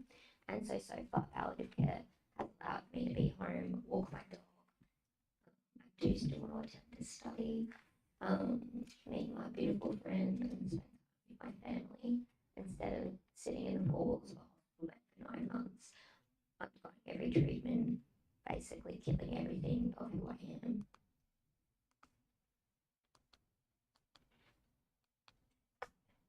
And I think the biggest thing is what people don't realise, and I never realised, is palliative care and hospice can be two different things. So hospice, I think, is like short term. You're dying, basically, you don't have much left, the medical treatment has to be stopped. Whereas palliative care, I think people realise is you can be in it for weeks, you can be in it for months, you can be in it for years. And you can still have some treatment, but it's more about focusing on the holistic support, which, as we all know, holistics, I think, is so important. We still care about what we look like, we still care about what we do, we still care about what people think. I still look in the mirror and care about who I am as a person. And not only that, I'm constantly worried about how my family are going to be. And I think that's the most thing I do about holding on is I don't live for myself. I'm living for everybody else sometimes because I'm worried about how they're going to be when I pass away. So I sometimes fight for my family and the people around me more so than myself. And the best part about palliative care and the beautiful people around it have helped me so much in counselling me, preparing me that death isn't scary, and supporting my family and hopefully giving something there in the end instead of just going tossing you out and going, you know, just go on now, that's it, life goes on kind of thing. The difference, like Mum just said, being young with palliative care and old is so different. And I find it really hard when I'm in hospital because I'm around dementia and issues like that. I mean, it's really sad, but I was on the dementia ward and a couple of times I've had, you know, the guy with the gown off walking in my room trying to get in the bed with me, or the grumpy old man on his, not their fault, but in his walker smashing my window and my door at 3 in the morning with a code black everywhere. And I think sometimes it's a bit overwhelming as a young person to be around all of that. And I know it happens, but yeah, it can be overwhelming. And the best thing about the hospice is it is bright and it's eerie, and that's the most important part. And I'm so lucky. The right now is like that. It just gives you those little bits, like opening the window up, smelling the fresh air, having a view. But I'm still being young and surrounded by death can be overwhelming, and I worked out the dove on the door, what that means very well. And it's hard because I can hear everyone else as well, and you get quite attached to some people, I guess.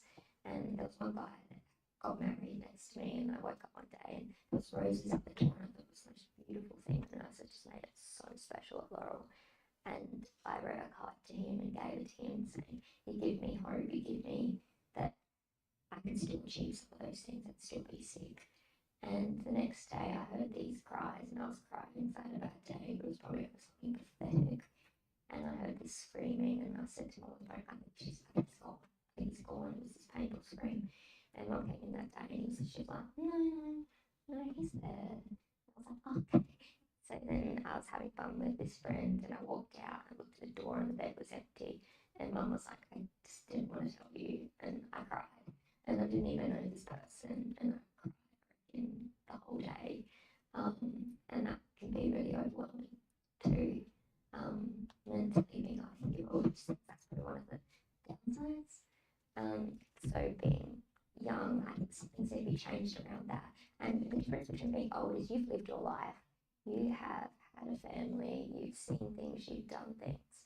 And I think the hardest part when you're young is you haven't lived yet, really. At 22, I haven't had a baby, haven't been married, I haven't had a career, I haven't traveled or anything like that.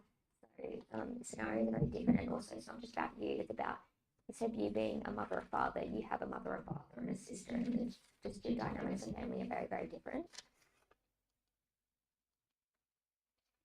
So things I'd like to see, I guess, in palliative care for young people is different environments, so if that's something a bit more cheery, uplifting. One of the best things about Laurel, which I think is the best thing, is the gardens. The gardens are beautiful, and it creates this space you can go to with anyone that makes you feel like you're not in a clinical setting, and that is powerful. And the one beautiful side to palliative care, like anyone else, I have not been admitted for the first time. I've been sick, but I've not been admitted for the first time in about 9 months, which has been the biggest, longest record. And it's only because of palliative care that has allowed me to do that.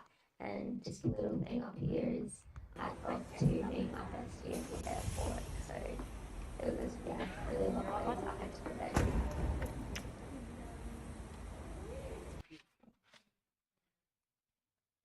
I'll just give a little bit for Mum to talk about just quickly, because do you want to talk about your thing, experience? I'll just a half a second. What I'll do is I'll put all our information. Nanny might be able to put on some website or something. Yep. All of this really important stuff that we'd really like to also discuss, which I could talk to the cows come home, but the cows have already left. But they say it takes a village, tribe, community to raise a child. Well, we found in Laurel Hospice, that's where we've found the support. We've had that support. And I was going to say, if everyone like closed their eyes for a minute and felt just calmness, quietness, and sees nothing, and you're on your own. Well, being in hospital is like that, but since we've been at Laurel Hospice, we've been surrounded by normality. Well, normality as such. That's it. Normality as such. It's the beauty of, I'm going to swear now, the bloody amazing volunteers, because those volunteers have walked in similar shoes to ours. Everyone's story is unique and different. They've walked in similar shoes, but when they've had to take off those shoes for their own reasons, they've then grabbed another pair of shoes and put them on their feet, and they've come back in and they've come to help other people. So they have a really good understanding, and I think they're a really good support for also, we love the nurses as well, nursing staff as well. And when you say to somebody, how are you? We just normally say, how are you? But on many occasions, saying to the nurses like, how really are you? Not just how are you, I'm really well known for this one, really how are you? And then just people just open up, because it's nice to hear that. And it'd be nice to get back to the quality of old-fashioned nursing and care, but I know that's not going to ever happen. But I know that I've had nurses crying and saying like, I want to give this care to my patient. I want to spend more quality time. I want time to be in the moment. And it's very hard because you're so busy at what you do, but we really, really do appreciate everything and all the service by all the professionals and what they do. I'm in that. And like I said, Laurel Hospice gives you a bit of normality, and it's very friendly, it's very cozy, you're around lots of other people, and like Annie was saying, the gardens are beautiful, the view is to, excuse me, die for. So we really appreciate it as well. But what we would thank you. But what we really, really would like to see is maybe a little bit of room somewhere. I know we can't have this wonderful vision of having a separate place for adults in that, but to have some room, some space, maybe in facilities that are a bit more in the domain for young people as well. But like I said, we'll put up a bit of information, because we've got this little thing we call the Pearl Effect, and it also works with the World Health Organization on what they say about palliative care. And I must say, their comments on what they say, I absolutely agree with how they've put it. It's beautifully put. So thank you.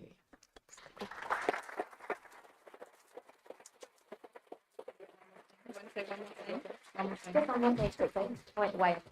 I just want to say thank you to the foundation as well. I started doing the charity walk a month ago for the Research Hospital Foundation, and I just want to say thank you to everyone that has created fundraised, created the awareness, and donated money. It means the entire world to me. I want to be a voice for those who are sick, but also I just want to say thank you so much to everyone that has helped me.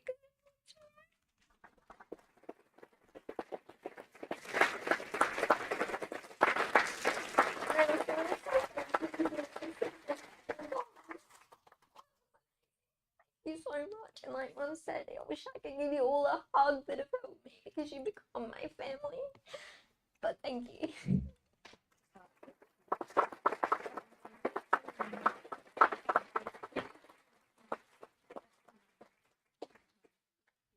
I'm sorry, I broke a rib the other day, so I couldn't speak very well. Thank you. Okay, thank you very much, Annalise. That was very grounding for us. Gets us to reflect, and I think the most important thing about that is what matters to me is probably one of the most important messages there that I will leave with us to all reflect.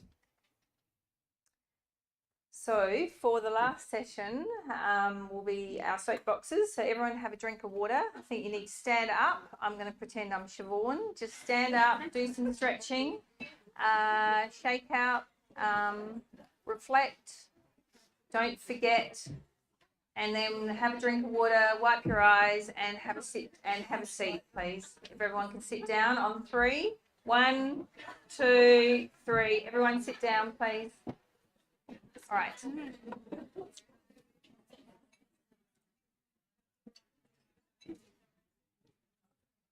All right. All right. So Banker Street, we've got Keita that's going to come up next.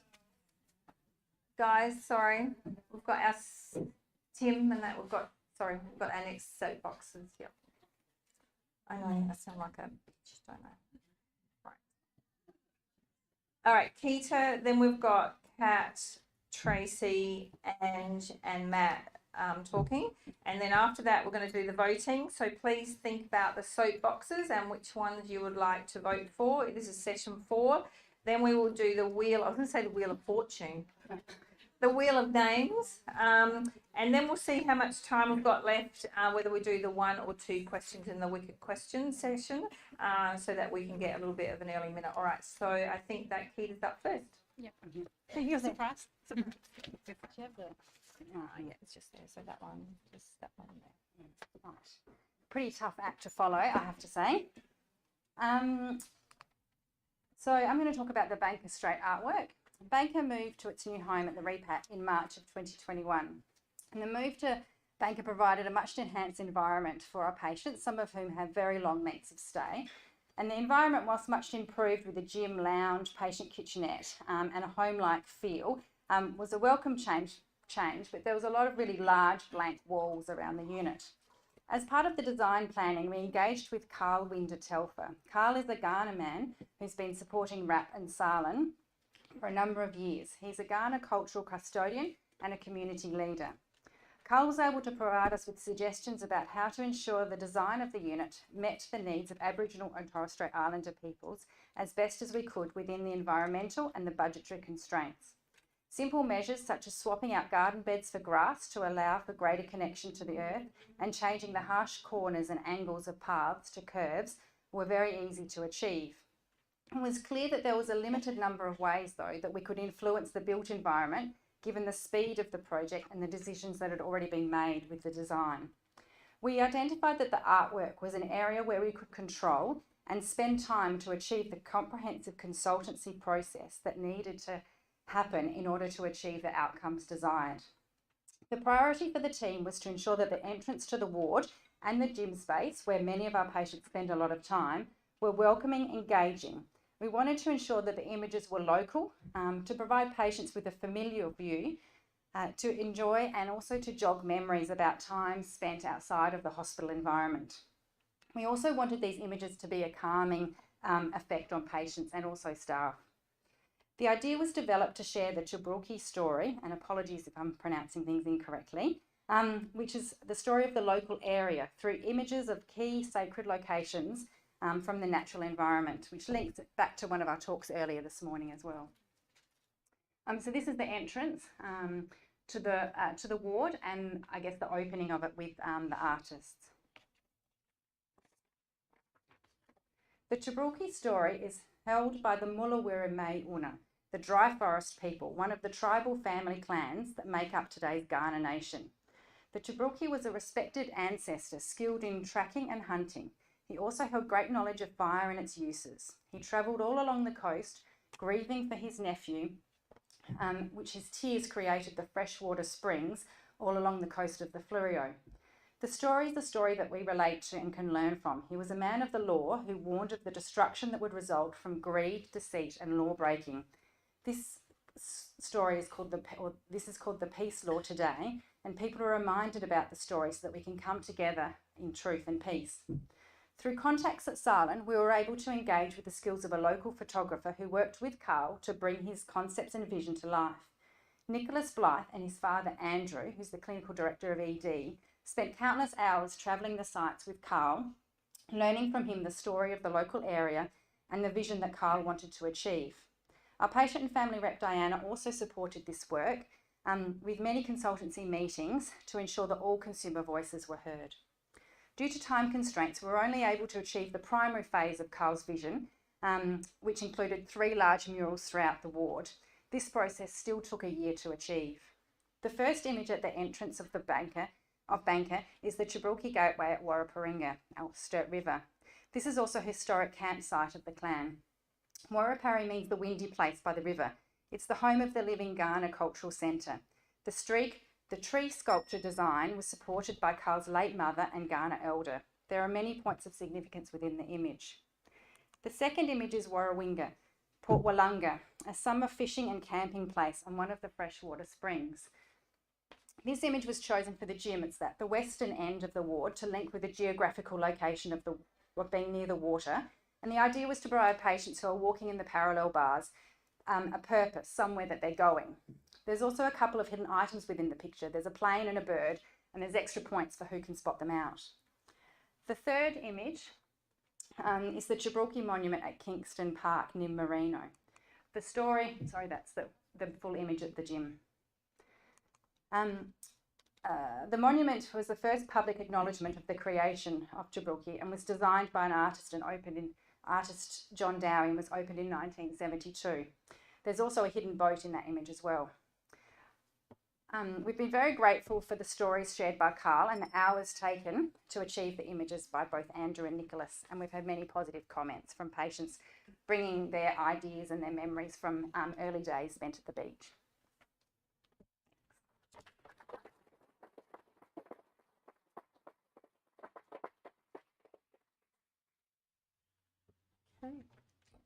Hello, I'm Kat. I'm a speech pathologist currently working in day rehab and inpatient rehab. And I'm going to ask you a quick question to maybe think of a challenging time that you've faced in your life. Did it make you feel chuni bikra mani futi, kolebera tuni mait, beta kala? Sorry, you probably didn't understand what I was saying then. But that's not unlike some of the people we work with who acquire a language disorder or aphasia after a stroke. So today I'd like to summarise one of our projects implementing the Stroke Aphasic Depression Questionnaire on our inpatient rehab wards. So firstly, post-stroke depression is known to be the most frequent and important neuropsychiatric consequence of stroke, and additionally we see acquired language disorder or aphasia in over 30% of stroke survivors, which continues to be present in 60% of these survivors after 12 months after their stroke. And just to further highlight, aphasia affects, if you don't know, 4 modalities of language, including how we form our words and sentences, how we understand and interpret information that's heard, reading and writing. And post-stroke depression is suggested to occur in the majority of people with aphasia after a stroke.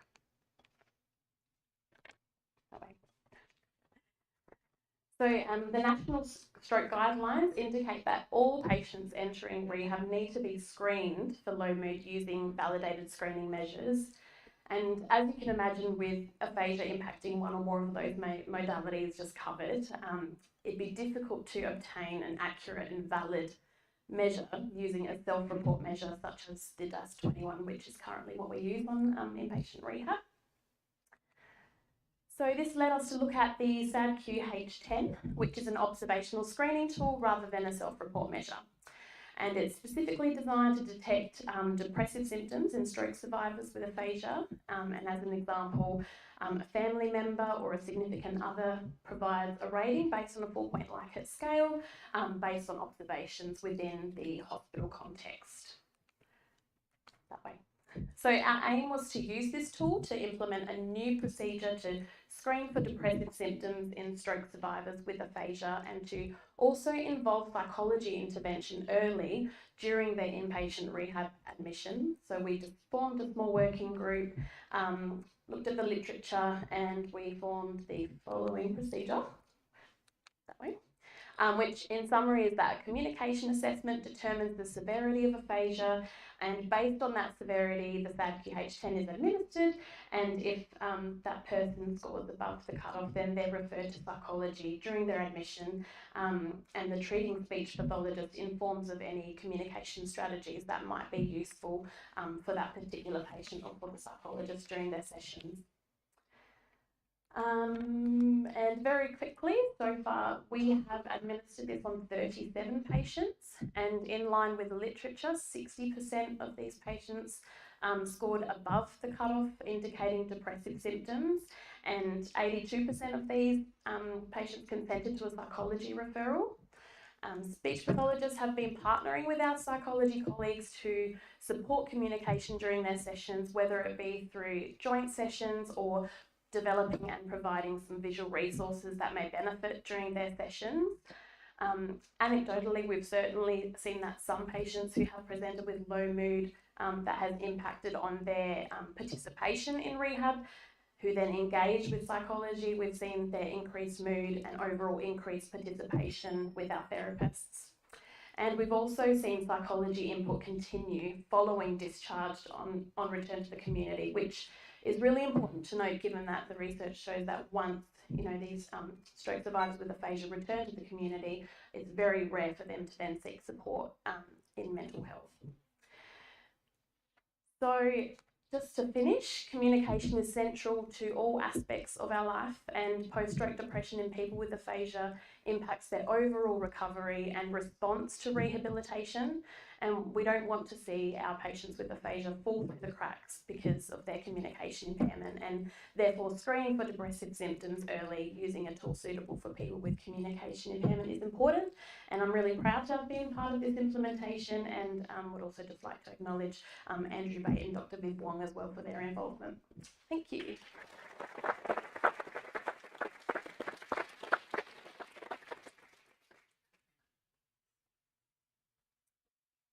Hi, for those that don't know me, I'm Tracy Lees. I'm one of the nursing directors in DivRAP. And I think I owe the title of this slide to our educator, Brad. So in the words of Marty McFly, wait a minute, Doc, are you telling me we're heading to Mount Gambier? Is pretty apt. For those that don't know, in January this year, there were over 100 RCFs in South Australia that were being monitored by SALHN in relation to outbreaks for COVID. One evening, I think it was a Wednesday evening, had a call at home just to gauge whether or not I'd be interested in participating in part of a SALHN response to an outbreak to an RCF on the Limestone coast. Got that call Wednesday evening, and by Thursday morning we were on a plane. So there was a group of us that went out to Bowen Dick RCF in Mount Gambier, which was a 189 bed residential facility. They had a different mix of residents within the nursing home in independent living units, TCP, respite, and it was an 80-bed nursing home. So we weren't given much of a brief. Pretty much, we'd be there for about 24, 48 hours, and we just needed to go out and fix it. Actually, we'll just go back. We pretty much met on a plane. There was a group of us, more so myself, one of the SALHN representatives from the command centre, a geriatric consultant, LADA, a registrar, and a representative from SALHN in relation to infection control. And we didn't know much about what we were going to. We landed at an airport, pretty much had all the gear with us, and we're told we're heading out just to see what was going on. We faced some really significant challenges when we were out there. We had some difficulties in building rapport with the teams when we went out. We just pretty much lumped on their doorstep and they didn't know why we were there. Unfortunately, there was also another response team that turned up that day that came across from Victoria. They were Aspen nurses. So we had a challenge of trying to build rapport with the team with very differing agendas when we went in. There was a lot of issues. So for the purpose of being determined an outbreak, it was a matter of 1 or 2 patients in a facility and 1 or 2 patients or staff that had contracted COVID. For us, we went into an area where we had 22 positive residents and we had 30 staff that were positive and furloughing. The days that we were there, it was 38 plus degrees. There was no air conditioning. It was really hot. Their staffing was significantly impacted. The wellbeing was terrible. The CEO was under considerable stress. Lots of issues in relation to PPE. There wasn't any. We went in and they were cleaning surfaces with baby wipes. They didn't have PPE that we would have, and they were having trouble procuring it. We went in and we basically had to do assessments on all the patients. That first picture that you saw was us after an hour and a half in PPE, and it was extremely hot. And that evening we ended up in Nat ended up in a meeting with SA Health, basically giving them our findings and outcomes for the day. Unfortunately, the next day when we went in, we were informed that the facility had been sanctioned based on the feedback that we'd given back to the facility or to SA Health. which just led us with a whole lot more challenges in being able to sort of negotiate and navigate the facility and provide support. There was obvious risks associated with patient care, professional interactions with the facility, infection control. We took a lot of learnings away from this, and a lot of it was around workforce communication and recognising that different areas have different mechanisms to communicate. You're dealing with more so carers than RNs. Significant impacts that we were able to make in relation to infection control and PPE partnerships and education. We received a whole lot of feedback, really positive, from the staff that were on the ground at Bowendick as well as SA Health. And I think just, you know, we were very rare, but we did make, you know, one trip out to the Blue Lake. We were supposed to be there for up to 2 days. We were there for a week. Look, personal learnings, and Nat told me that I wasn't allowed to, oh, it's gone backwards. Appreciation of local gin, sorry. Look, Nat told me that one of the pictures is actually gone, but she told me that I wasn't allowed to tell people that my personal learning was if you get told to go away, take more knickers than 2 days worth. So I won't tell you that because you end up at Coles at 7 o'clock in the morning. But there was another picture up there, and it was all of us around a car trying to open the car boot. And it was, you know, how many educated people can it take? We were actually there for, I don't know, a good 15 minutes trying to open a car boot, and we couldn't do it. And everyone's on their phones, and there's people over in the local park laughing at us. We had to call the people that rented it to us and sort of say, we can't get in the boot. That's where our wallets were. We needed a drink. So yeah, if you ever go away, knickers, and know how to open the boot in your car. Thank you.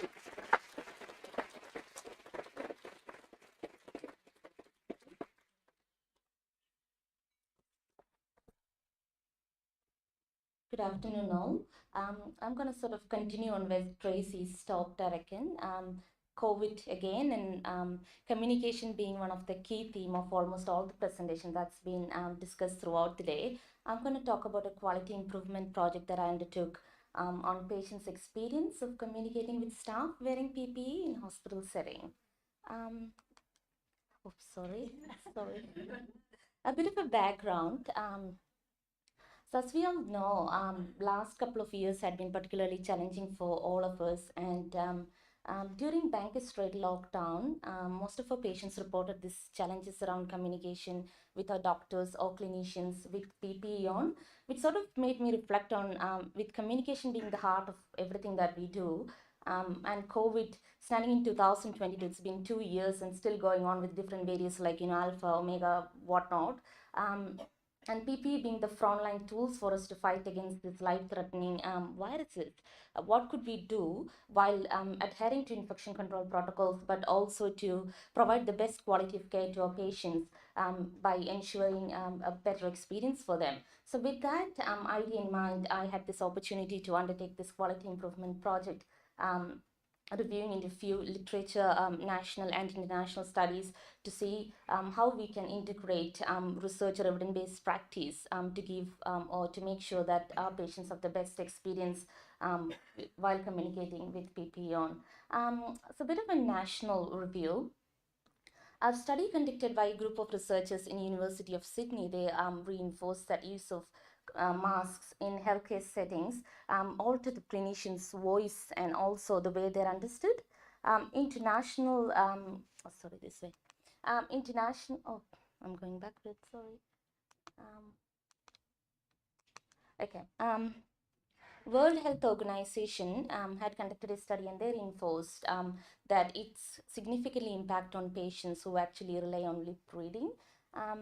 And globally, approximately 50 million people with dementia, which all of us in this room are aware of how it could impact on receptive as well as expressive communication. And face mask could pose significant challenge to patients who's got hearing impairment. In Australia, around 3.6 million people have some sort of hearing impairment, and more than 80% of them are above 85 years old. a bit more specific data, South Australia has the highest proportion of elderly people in mainland Australia, with majority over 85 years of old. This indicates that 2/3 of the patients that presents to the hospital with some sort of hearing impairment, making this population at high risk even in normal situations. So thinking about our division, rehabilitation and aged and palliative care, most of our patients coming to geriatric wards, palliative and dementia wards, majority of them come under this category. And studies have reported that the mask that's used in healthcare settings, say surgical mask or N95, could actually bring down the sound frequency, as well as it could muffle the speech up to 12 decibel. So something for us to reflect on. Oh, no. Strategic relevance.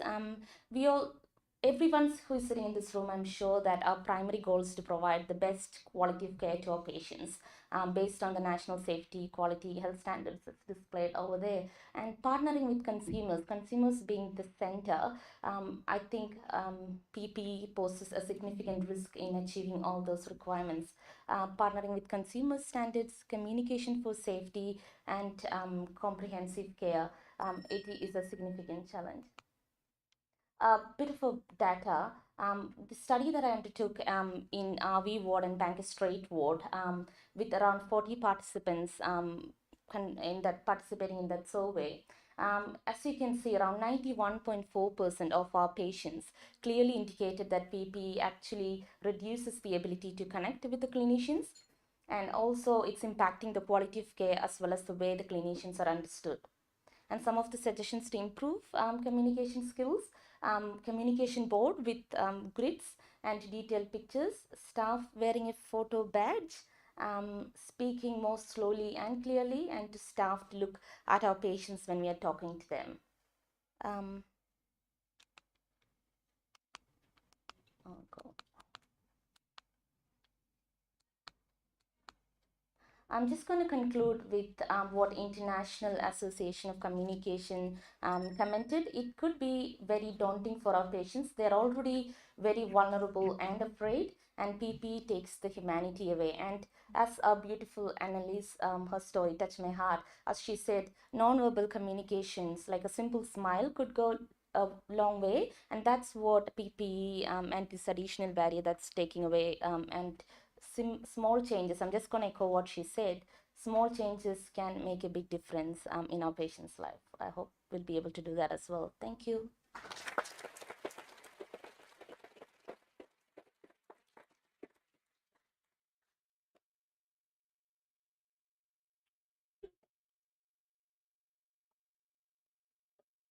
Hi everyone, my name's Matt. I'm one of the physios in the virtual rehab ward, and I'm involved in the SALHN post-COVID clinic. So today I'm just giving a brief intro to the post-COVID clinic.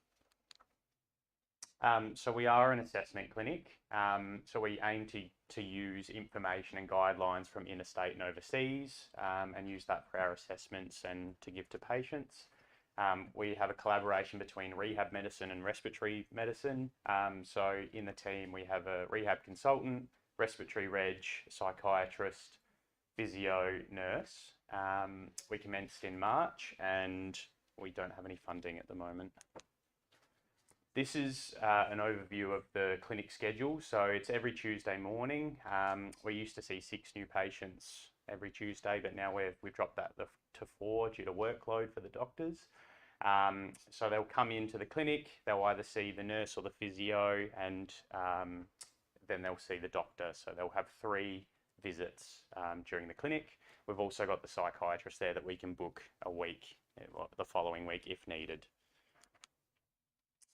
This is just an outline of sort of the assessments and the roles, I guess. So the nurse, once they've been referred to the clinic, the nurse does a screening phone call before they come in, and just goes through symptoms, how they're functionally impacted, some red flags, and I guess tries to triage a little bit as to are they sort of more respiratory or more fatigue in rehab.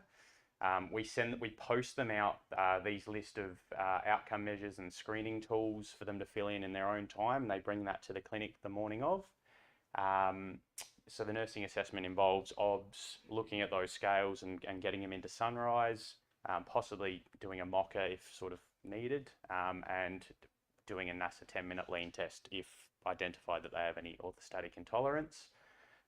Physio assessment involves those outcome measures there: 6-minute walk test, minute sit to stand test, and a hand grip strength, and also a sort of thorough subjective assessment to sort of work out how functionally impacted these people are. What are they doing in terms of work? Are they able to work? What are they doing for exercise? So those types of things, just to aid in the decision making of what we do with these patients. Then a full medical workup, and then we also do a post-clinic huddle where we all sit down together, get onto the same page about what are we doing with these patients, where are we sending them, etc. So initially the nurses were screening patients that came into the acute hospital. So that had COVID. So 33% of the screening phone calls had symptoms at 4 weeks, and at 4 weeks, or of those patients, we only actually booked in 4% to the clinic, so not many. Then we started screening at 12 weeks, more in line with the World Health Organization definition of long COVID. And 17% of those had symptoms, but only 2% were actually booked to the clinic. So we stopped doing that, and now we only take referrals from GPs. So as you see at the bottom, 126 patients reviewed in the clinic up to and including the 12th of October. So just in summary, our goal of the clinic, which is continually evolving, is to provide that comprehensive assessment and a good thorough workup around this very new condition, provide education on symptoms and management strategies if we can, link people in with available services, and really trying to capture those people that are very functionally impacted where we can, and then just provide quality information and resources to patients to try to promote a bit of a self-management approach. Thank you.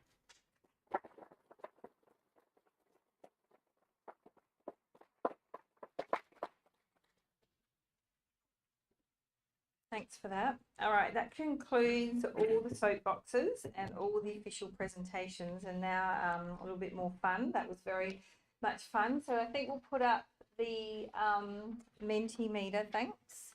So time is just loading. So time for you all to think. So I think we're doing 2 soap, the top 2.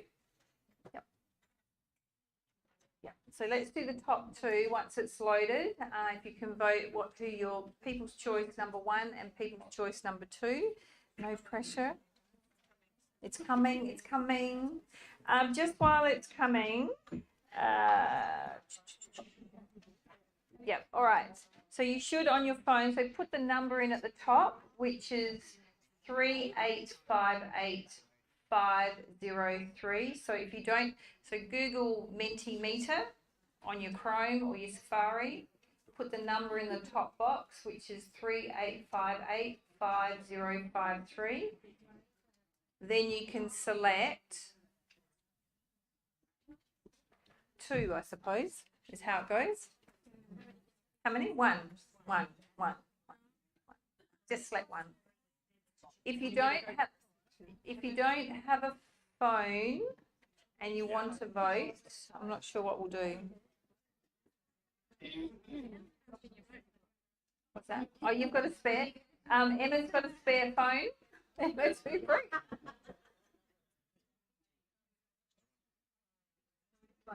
Some people might have some problem with reception.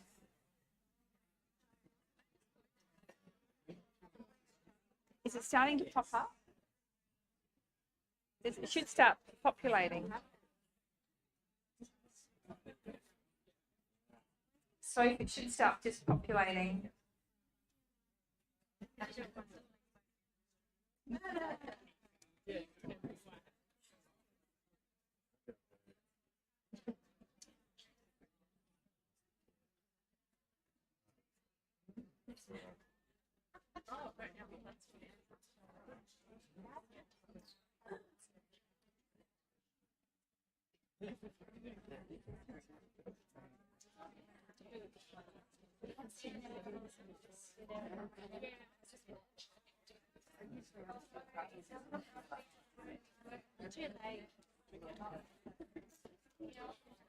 All right, we might have an IT glitch.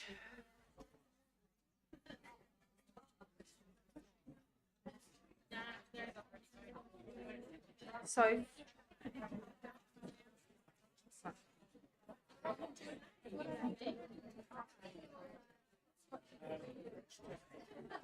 all right, what we might do, whilst that's just getting rectified, why don't we do the wheel of names? Let's do the wheel of names while the girls in the background are sorting through that. So pause on your voting.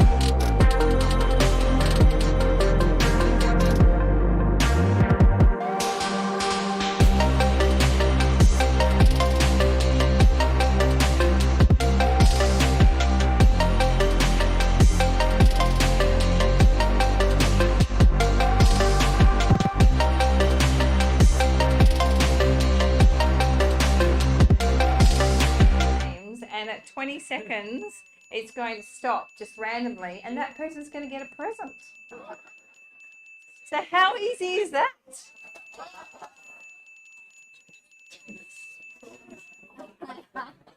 Right. Okay, Angie's the first one.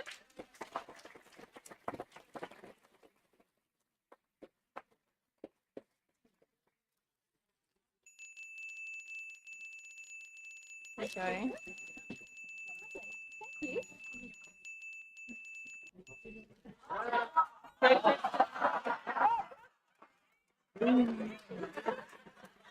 All right. Are we redoing? Where you go? Redo. All right. All right. So Casey, when you do it, Casey, you have to close your eyes and count to 20. Close your eyes. 1, 2, 3, 4, 5, 6, 7, 8, 9, 10, 11, 12, 13, 14, 15, 16, 17, 18, 19, 20. Stop.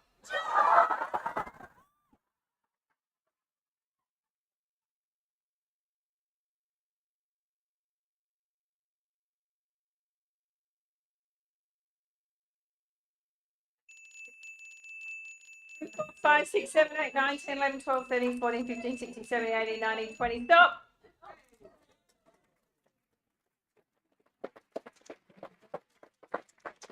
I have my eyes closed. All right.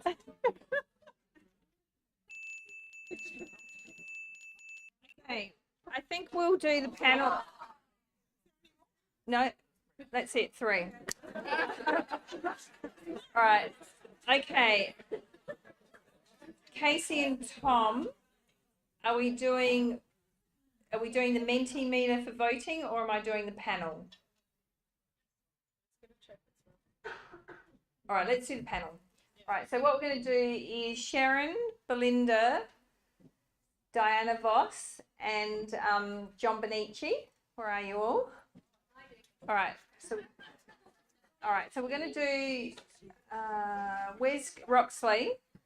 Roxy, can you help with the stools over here, please? I'll come and help. And yep, Brooke. And Tom or Casey, can you put up my slides? Thanks. We're going to do it over there. Stools. Where we going? Over there in the corner.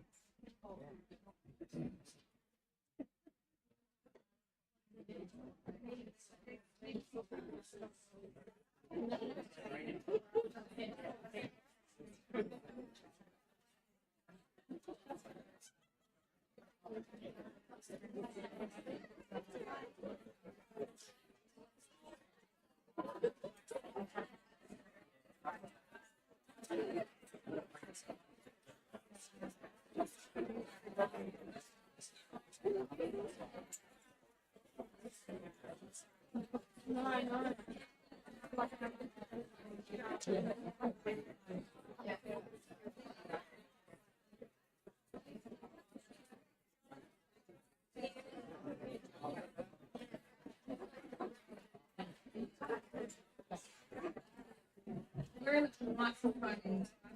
Right, okay, we'll get to one microphone. So we've moved over here, everyone. You haven't seen us. Right, so what it just matters. Oh, for the light, okay.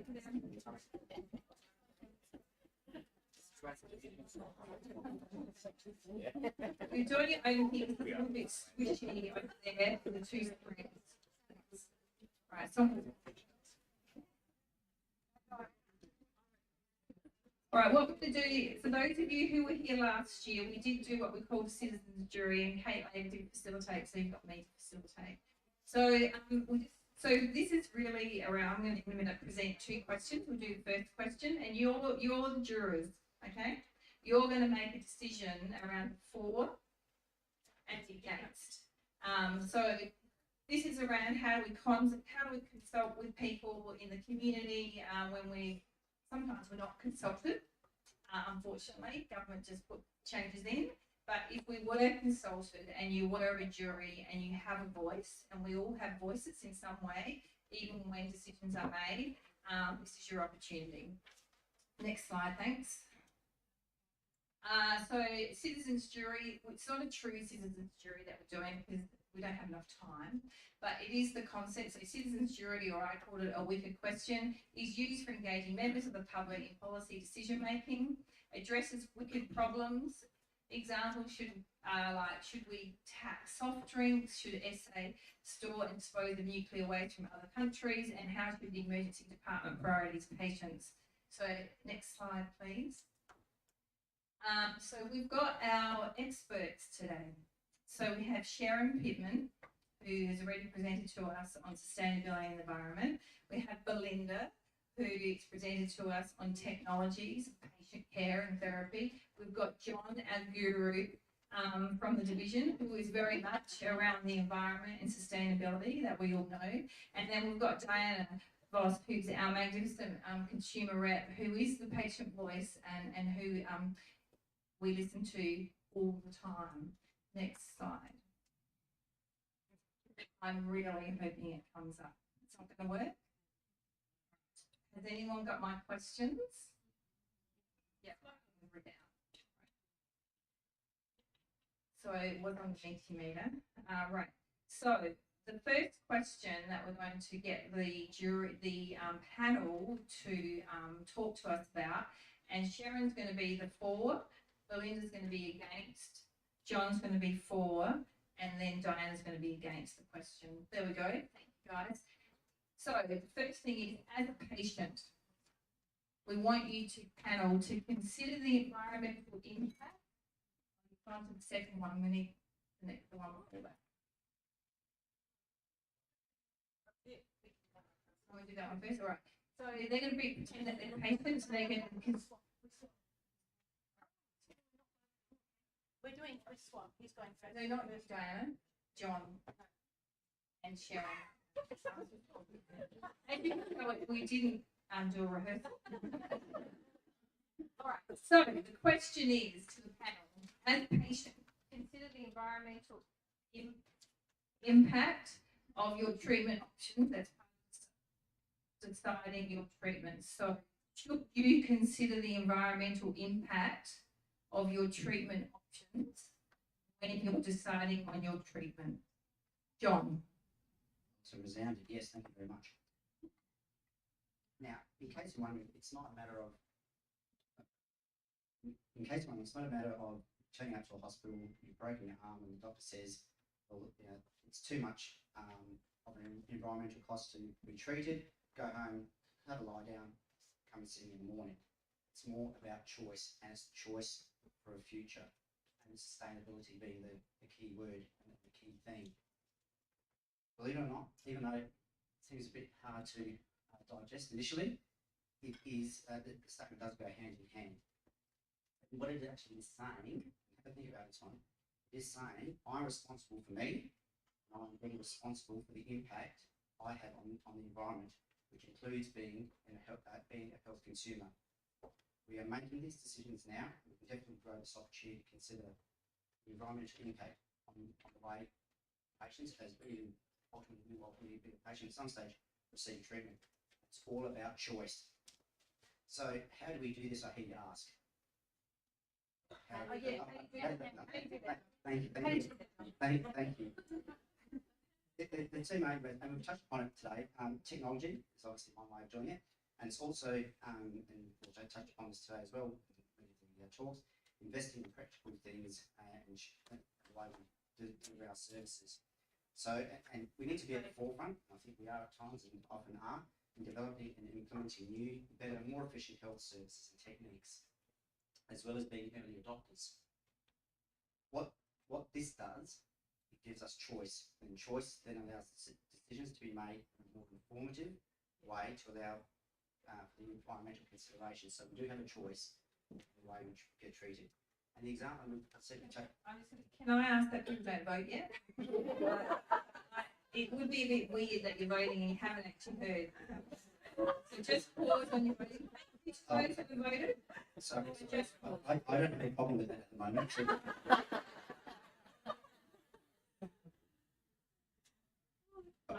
clear on my instructions, I have to say.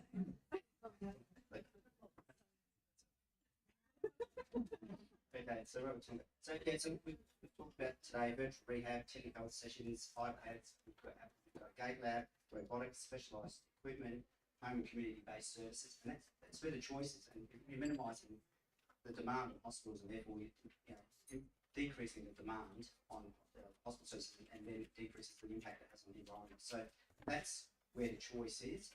We are doing it, and it even extends through to with the services that you take your electric car to become more popular. You have them, being able to charge it while they're, not necessarily as an inpatient, but if there's an outpatient, having charging service that also shows that they do recycle. So you are choosing to go to a place where they do support the environment. So that's what this is all about. And again, it's about choice. So it's very simple how we do this. And health, human health is totally dependent on the health of the environment. And a healthy environment is one where it is sustained. And that's what we need to do, is sustain. So thank you. I love you all, and keep it up.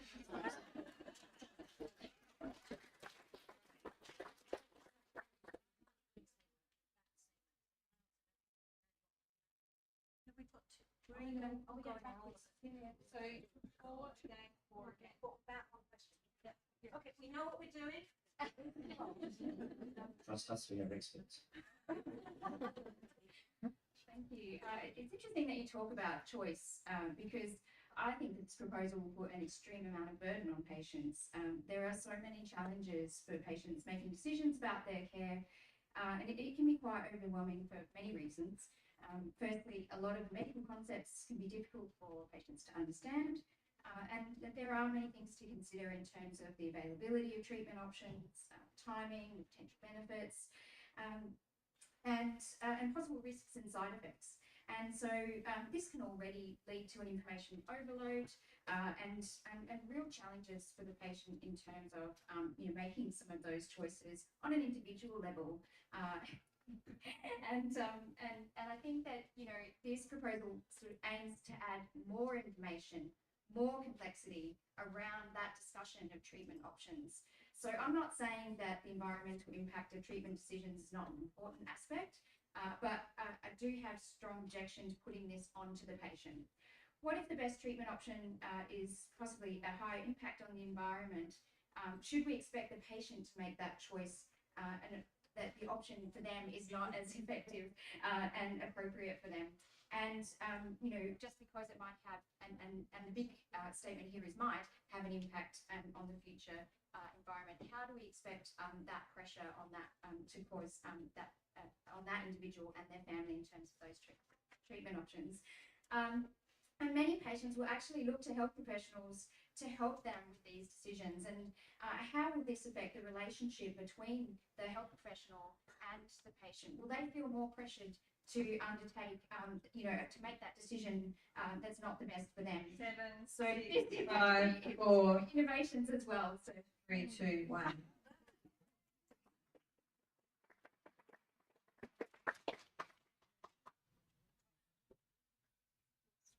As a consumer, which we all are, when we go to the supermarket, I don't know about you, but I'm getting to always try to choose the veggies that aren't wrapped in plastic. I'm getting to try to choose the methods of transport that are going to be more environmentally friendly potentially. I'm going to choose the holidays that are more eco, because people are worried about the world we're in. Parents are worried about the world and children are growing up in. I'm a grandparent. I'm really worried about the world my grandchildren are growing up in. People are now prepared to make choices that are going to contribute to environmental benefits. They're prepared to make choices that are going to help reduce the impacts of climate change. They're prepared to make choices that are going to improve biodiversity and greening outcomes in places. People are ready for this now.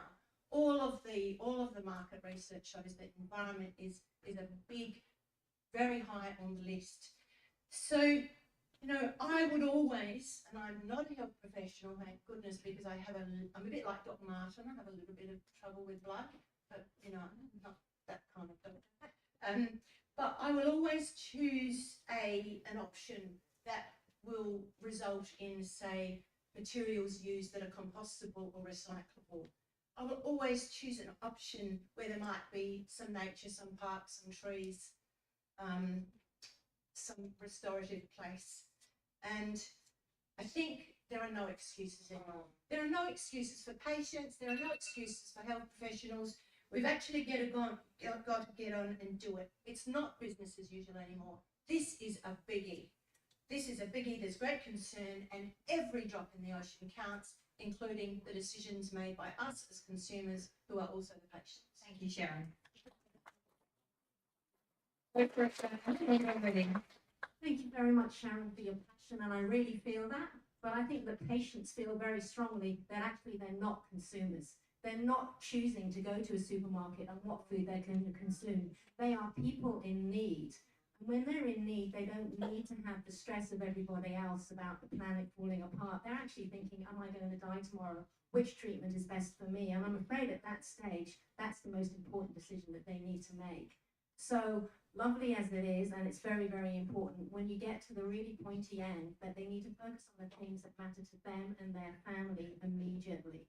And in fact, I'd say that once again, we're making it an individual's problem, that they have to work out all of these things, when actually the government should be making sure that the options that are provided are as environmentally friendly as possible, and not leaving it to the poor patient to try and navigate their way through. So I think that is one thing that we have to be very careful about, because the Hippocratic Oath, and I spent ages trying to pronounce it, but I still got it wrong, said first do no harm. And I do think that we would be doing harm if we're trying to impose all of this extra information on our patients when they're feeling vulnerable and trying to make important decisions. And as the well-known philosopher Harry Potter said, better known for his magic, we're all human, aren't we? Every human life is worth the same and worth saving. Are we really asking our patients to say, well, I promise that when I leave here, I'm going to try and be really environmentally friendly, so please can I have the most expensive environmental option, because that's the only one that's going to save my life. Yeah. I don't think that we should be putting our patients under that sort of pressure. So what I think also is that we have so much box ticking, we don't want more, and collecting this information. 3, 4, 5, go.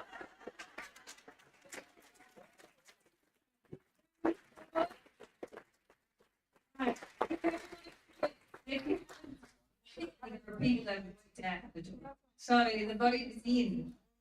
That's almost the lamest part.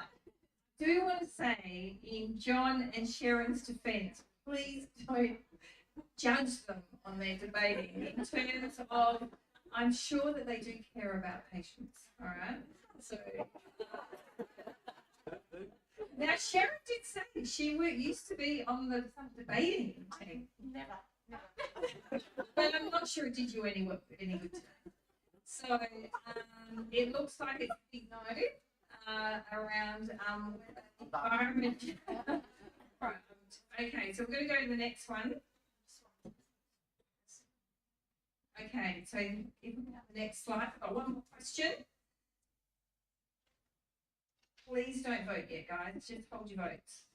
As a taxpayer, the following is being proposed. Hospitals will be taxed on their carbon emissions and the levy will be charged to all. Go for it, Karen. Now, this is supposed to be a democracy, but we had no choice in what side we were on at all. In fact, we were informed yesterday afternoon, like this in my 2 minutes, of this. And I went, whoa, okay. So just so you know, look, You think that less than 24 hours. Yeah, I get the sympathy body. So look, this question is really scary. So I think we need to break it down. Hospitals be taxed and patients charged the levy. That's the breakdown. Is that less scary?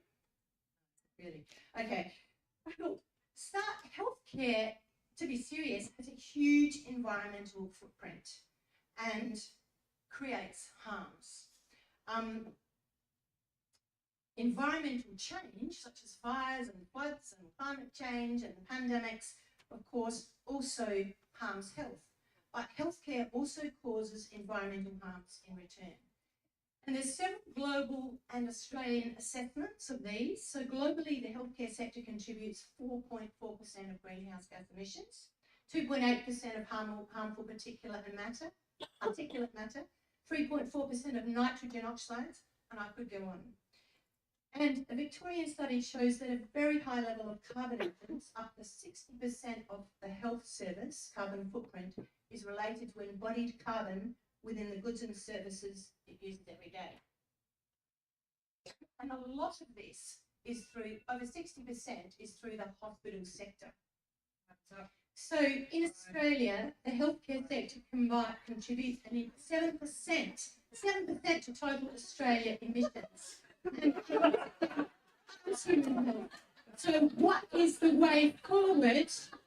Well, I'm going to tell you. Beautiful.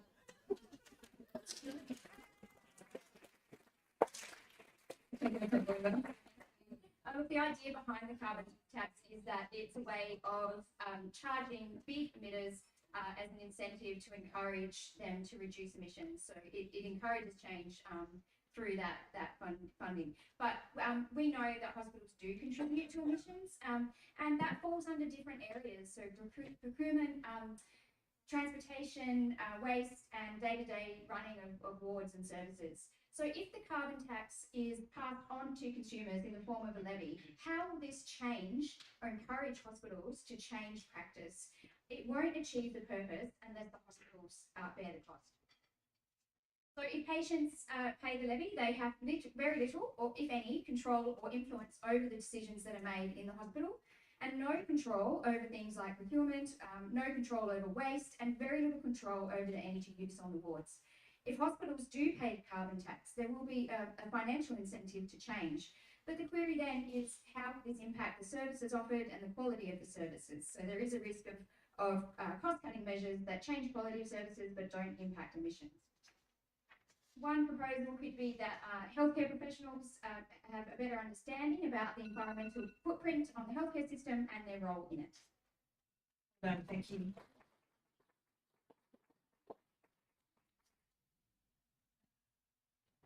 It's an interesting question. Bit of a wow. You might as well charge hospital staff and patients for parking as well.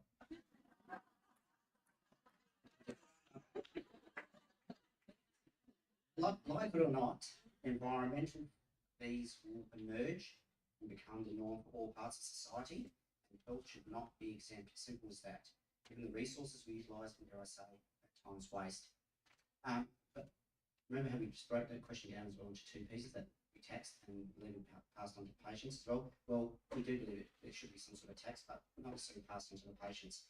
But we must act now, otherwise the world that gives us so much we take for granted now will not be able to sustain us, and again, being that sustain is the magic word. healthcare should always be accessible, yes, but the environmental cost is one we, as a society, can't afford, thus must be charged to all who use the health resources.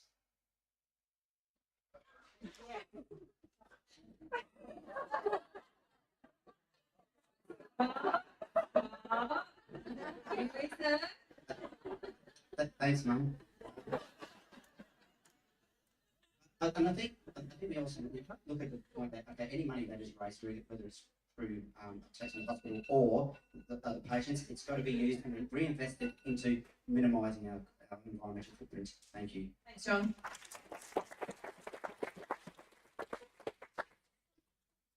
John, I think that you have a fantastic point, and actually I can go one better. I absolutely agree with you that the public hospitals should not be taxed on their carbon emissions. Actually, we should be paid an incentive to reduce our carbon emissions, and that would be a fantastic way to raise money for hospitals. So what I'm saying is, to paraphrase George Orwell, all hospitals are equal, but some are more equal than others, and that private hospitals should be taxed on their carbon emissions paid by the public hospitals should not be taxed and in fact should receive money for reducing. So I think it's a win-win for everybody. We get more money and we reduce the carbon tax emissions. So I've sorted that question out. The next one, don't you love it when consumers sort these things out for you? The next one is, should the levy be charged to patients? And of course it shouldn't, because as Gandhi said, the most important thing about society is how we treat our most vulnerable. And as we all know, it would be totally inappropriate. No one chooses to be ill. And are we really saying to those who have the misfortune to be ill that only those who can afford to pay a levy can receive hospital care? Are we really saying that those who receive hospital care and can't afford to pay should be subject to the emotional distress of unpaid bills? Are we really saying no, no. Well, I think that was just a bit of fun. So you didn't all fall asleep before the end of the day. And it was great to showcase our two guest speakers today, Belinda Lang and Dr. Sharon Pittman. Stop voting, Ashley.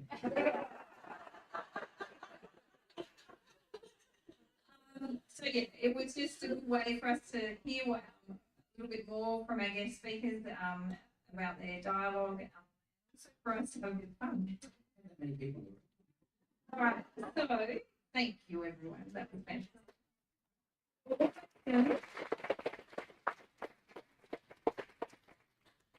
Right, well, what's the time? We are probably going to have an early minute, so you'll be so happy about that. Right, so we're going to go back to the voting for the, what is it called?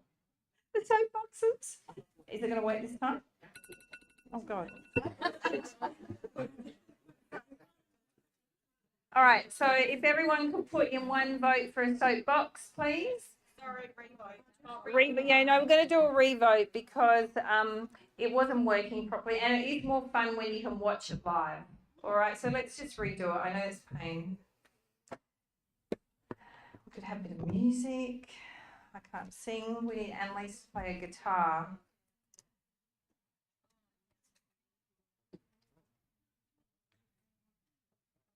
Right, last year I got it wrong because I couldn't read.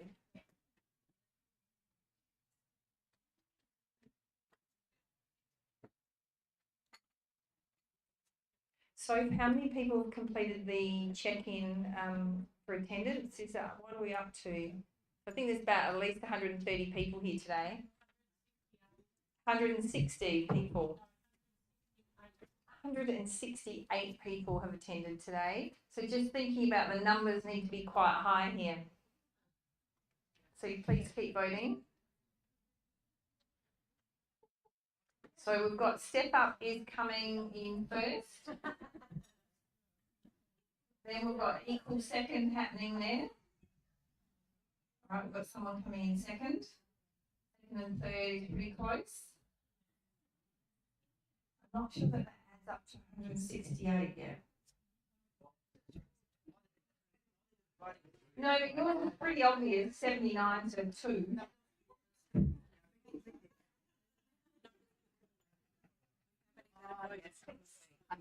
Oh, okay, yep, all right. All right, so is everyone put in their vote? All right, we just need, okay. It looks like, so we're going to stop voting now. No? All right, let's do 30 more seconds. 30, 29, 28, 1, 2, 3, 4, 5, 6, 7, 8, 10, 20. Stop. Okay, stop. All right, that's it. Oh, God. All right. Right, there is, let's see. So, congratulations to Step Up.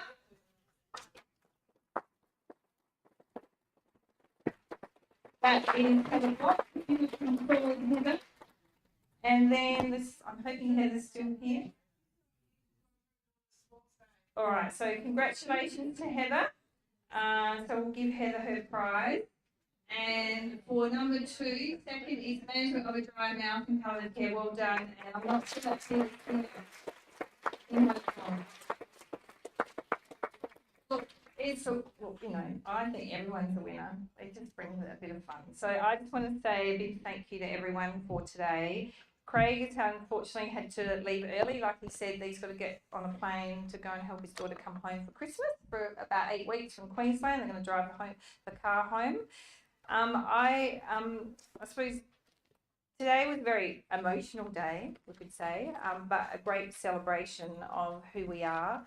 And I know that on behalf of the exec team, we're very grateful to be leading such a wonderful team, a truly multi-D team. And the feedback that I get all the time from people that are outside our division is around our culture and our people and how we really put our patients fundamentally at the centre of everything we do. So thank you for that. I just do want to give another big shout out to our patient and family reps because they are the glue that keep us together. They keep us real and they help us through the tough times to really understand why we have challenges and really help us to improve our services. And I wouldn't do anything without them now moving forward ever. And they sit on many committees that I'm on. So thank you.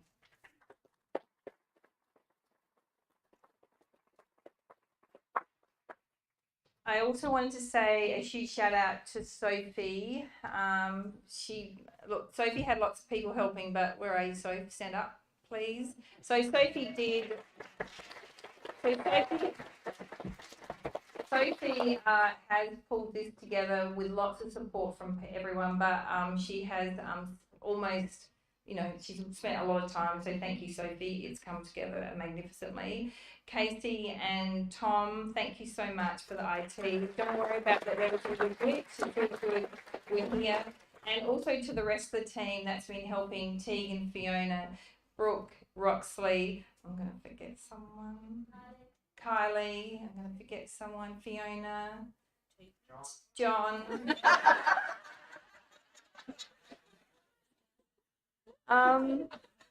And so one of the other things, so we do have, will we get the next Mentimeter up? Is there one more? And while we're doing that, there should be one more, but if there's not, that's fine. No, all right, so unless someone else wants to come up and say something, I'm not really going to say much more because I think today just speaks for itself. I said it this morning and I don't want to be repetitious, but I would ask before anyone leaves is to please scan that QR code. It is on the back of your handouts. And the reason for that is it's got 2 questions for feedback for us about today. We just need, it would be good if we could get half of you to complete it, and we will send it out again next week. So it's on the back of your A5 handout. It's only got 2 questions and it's de-identified. And Siobhan, do you want to do anything for the end of the day? No? Like somebody to speak and to just finish off.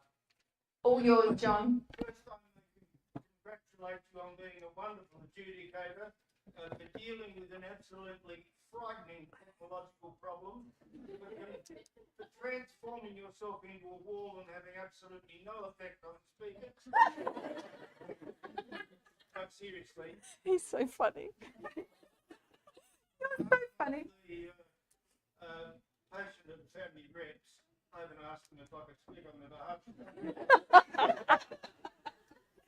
I suspect, on behalf of everybody here, I just want to say one thing. Thank you for being you.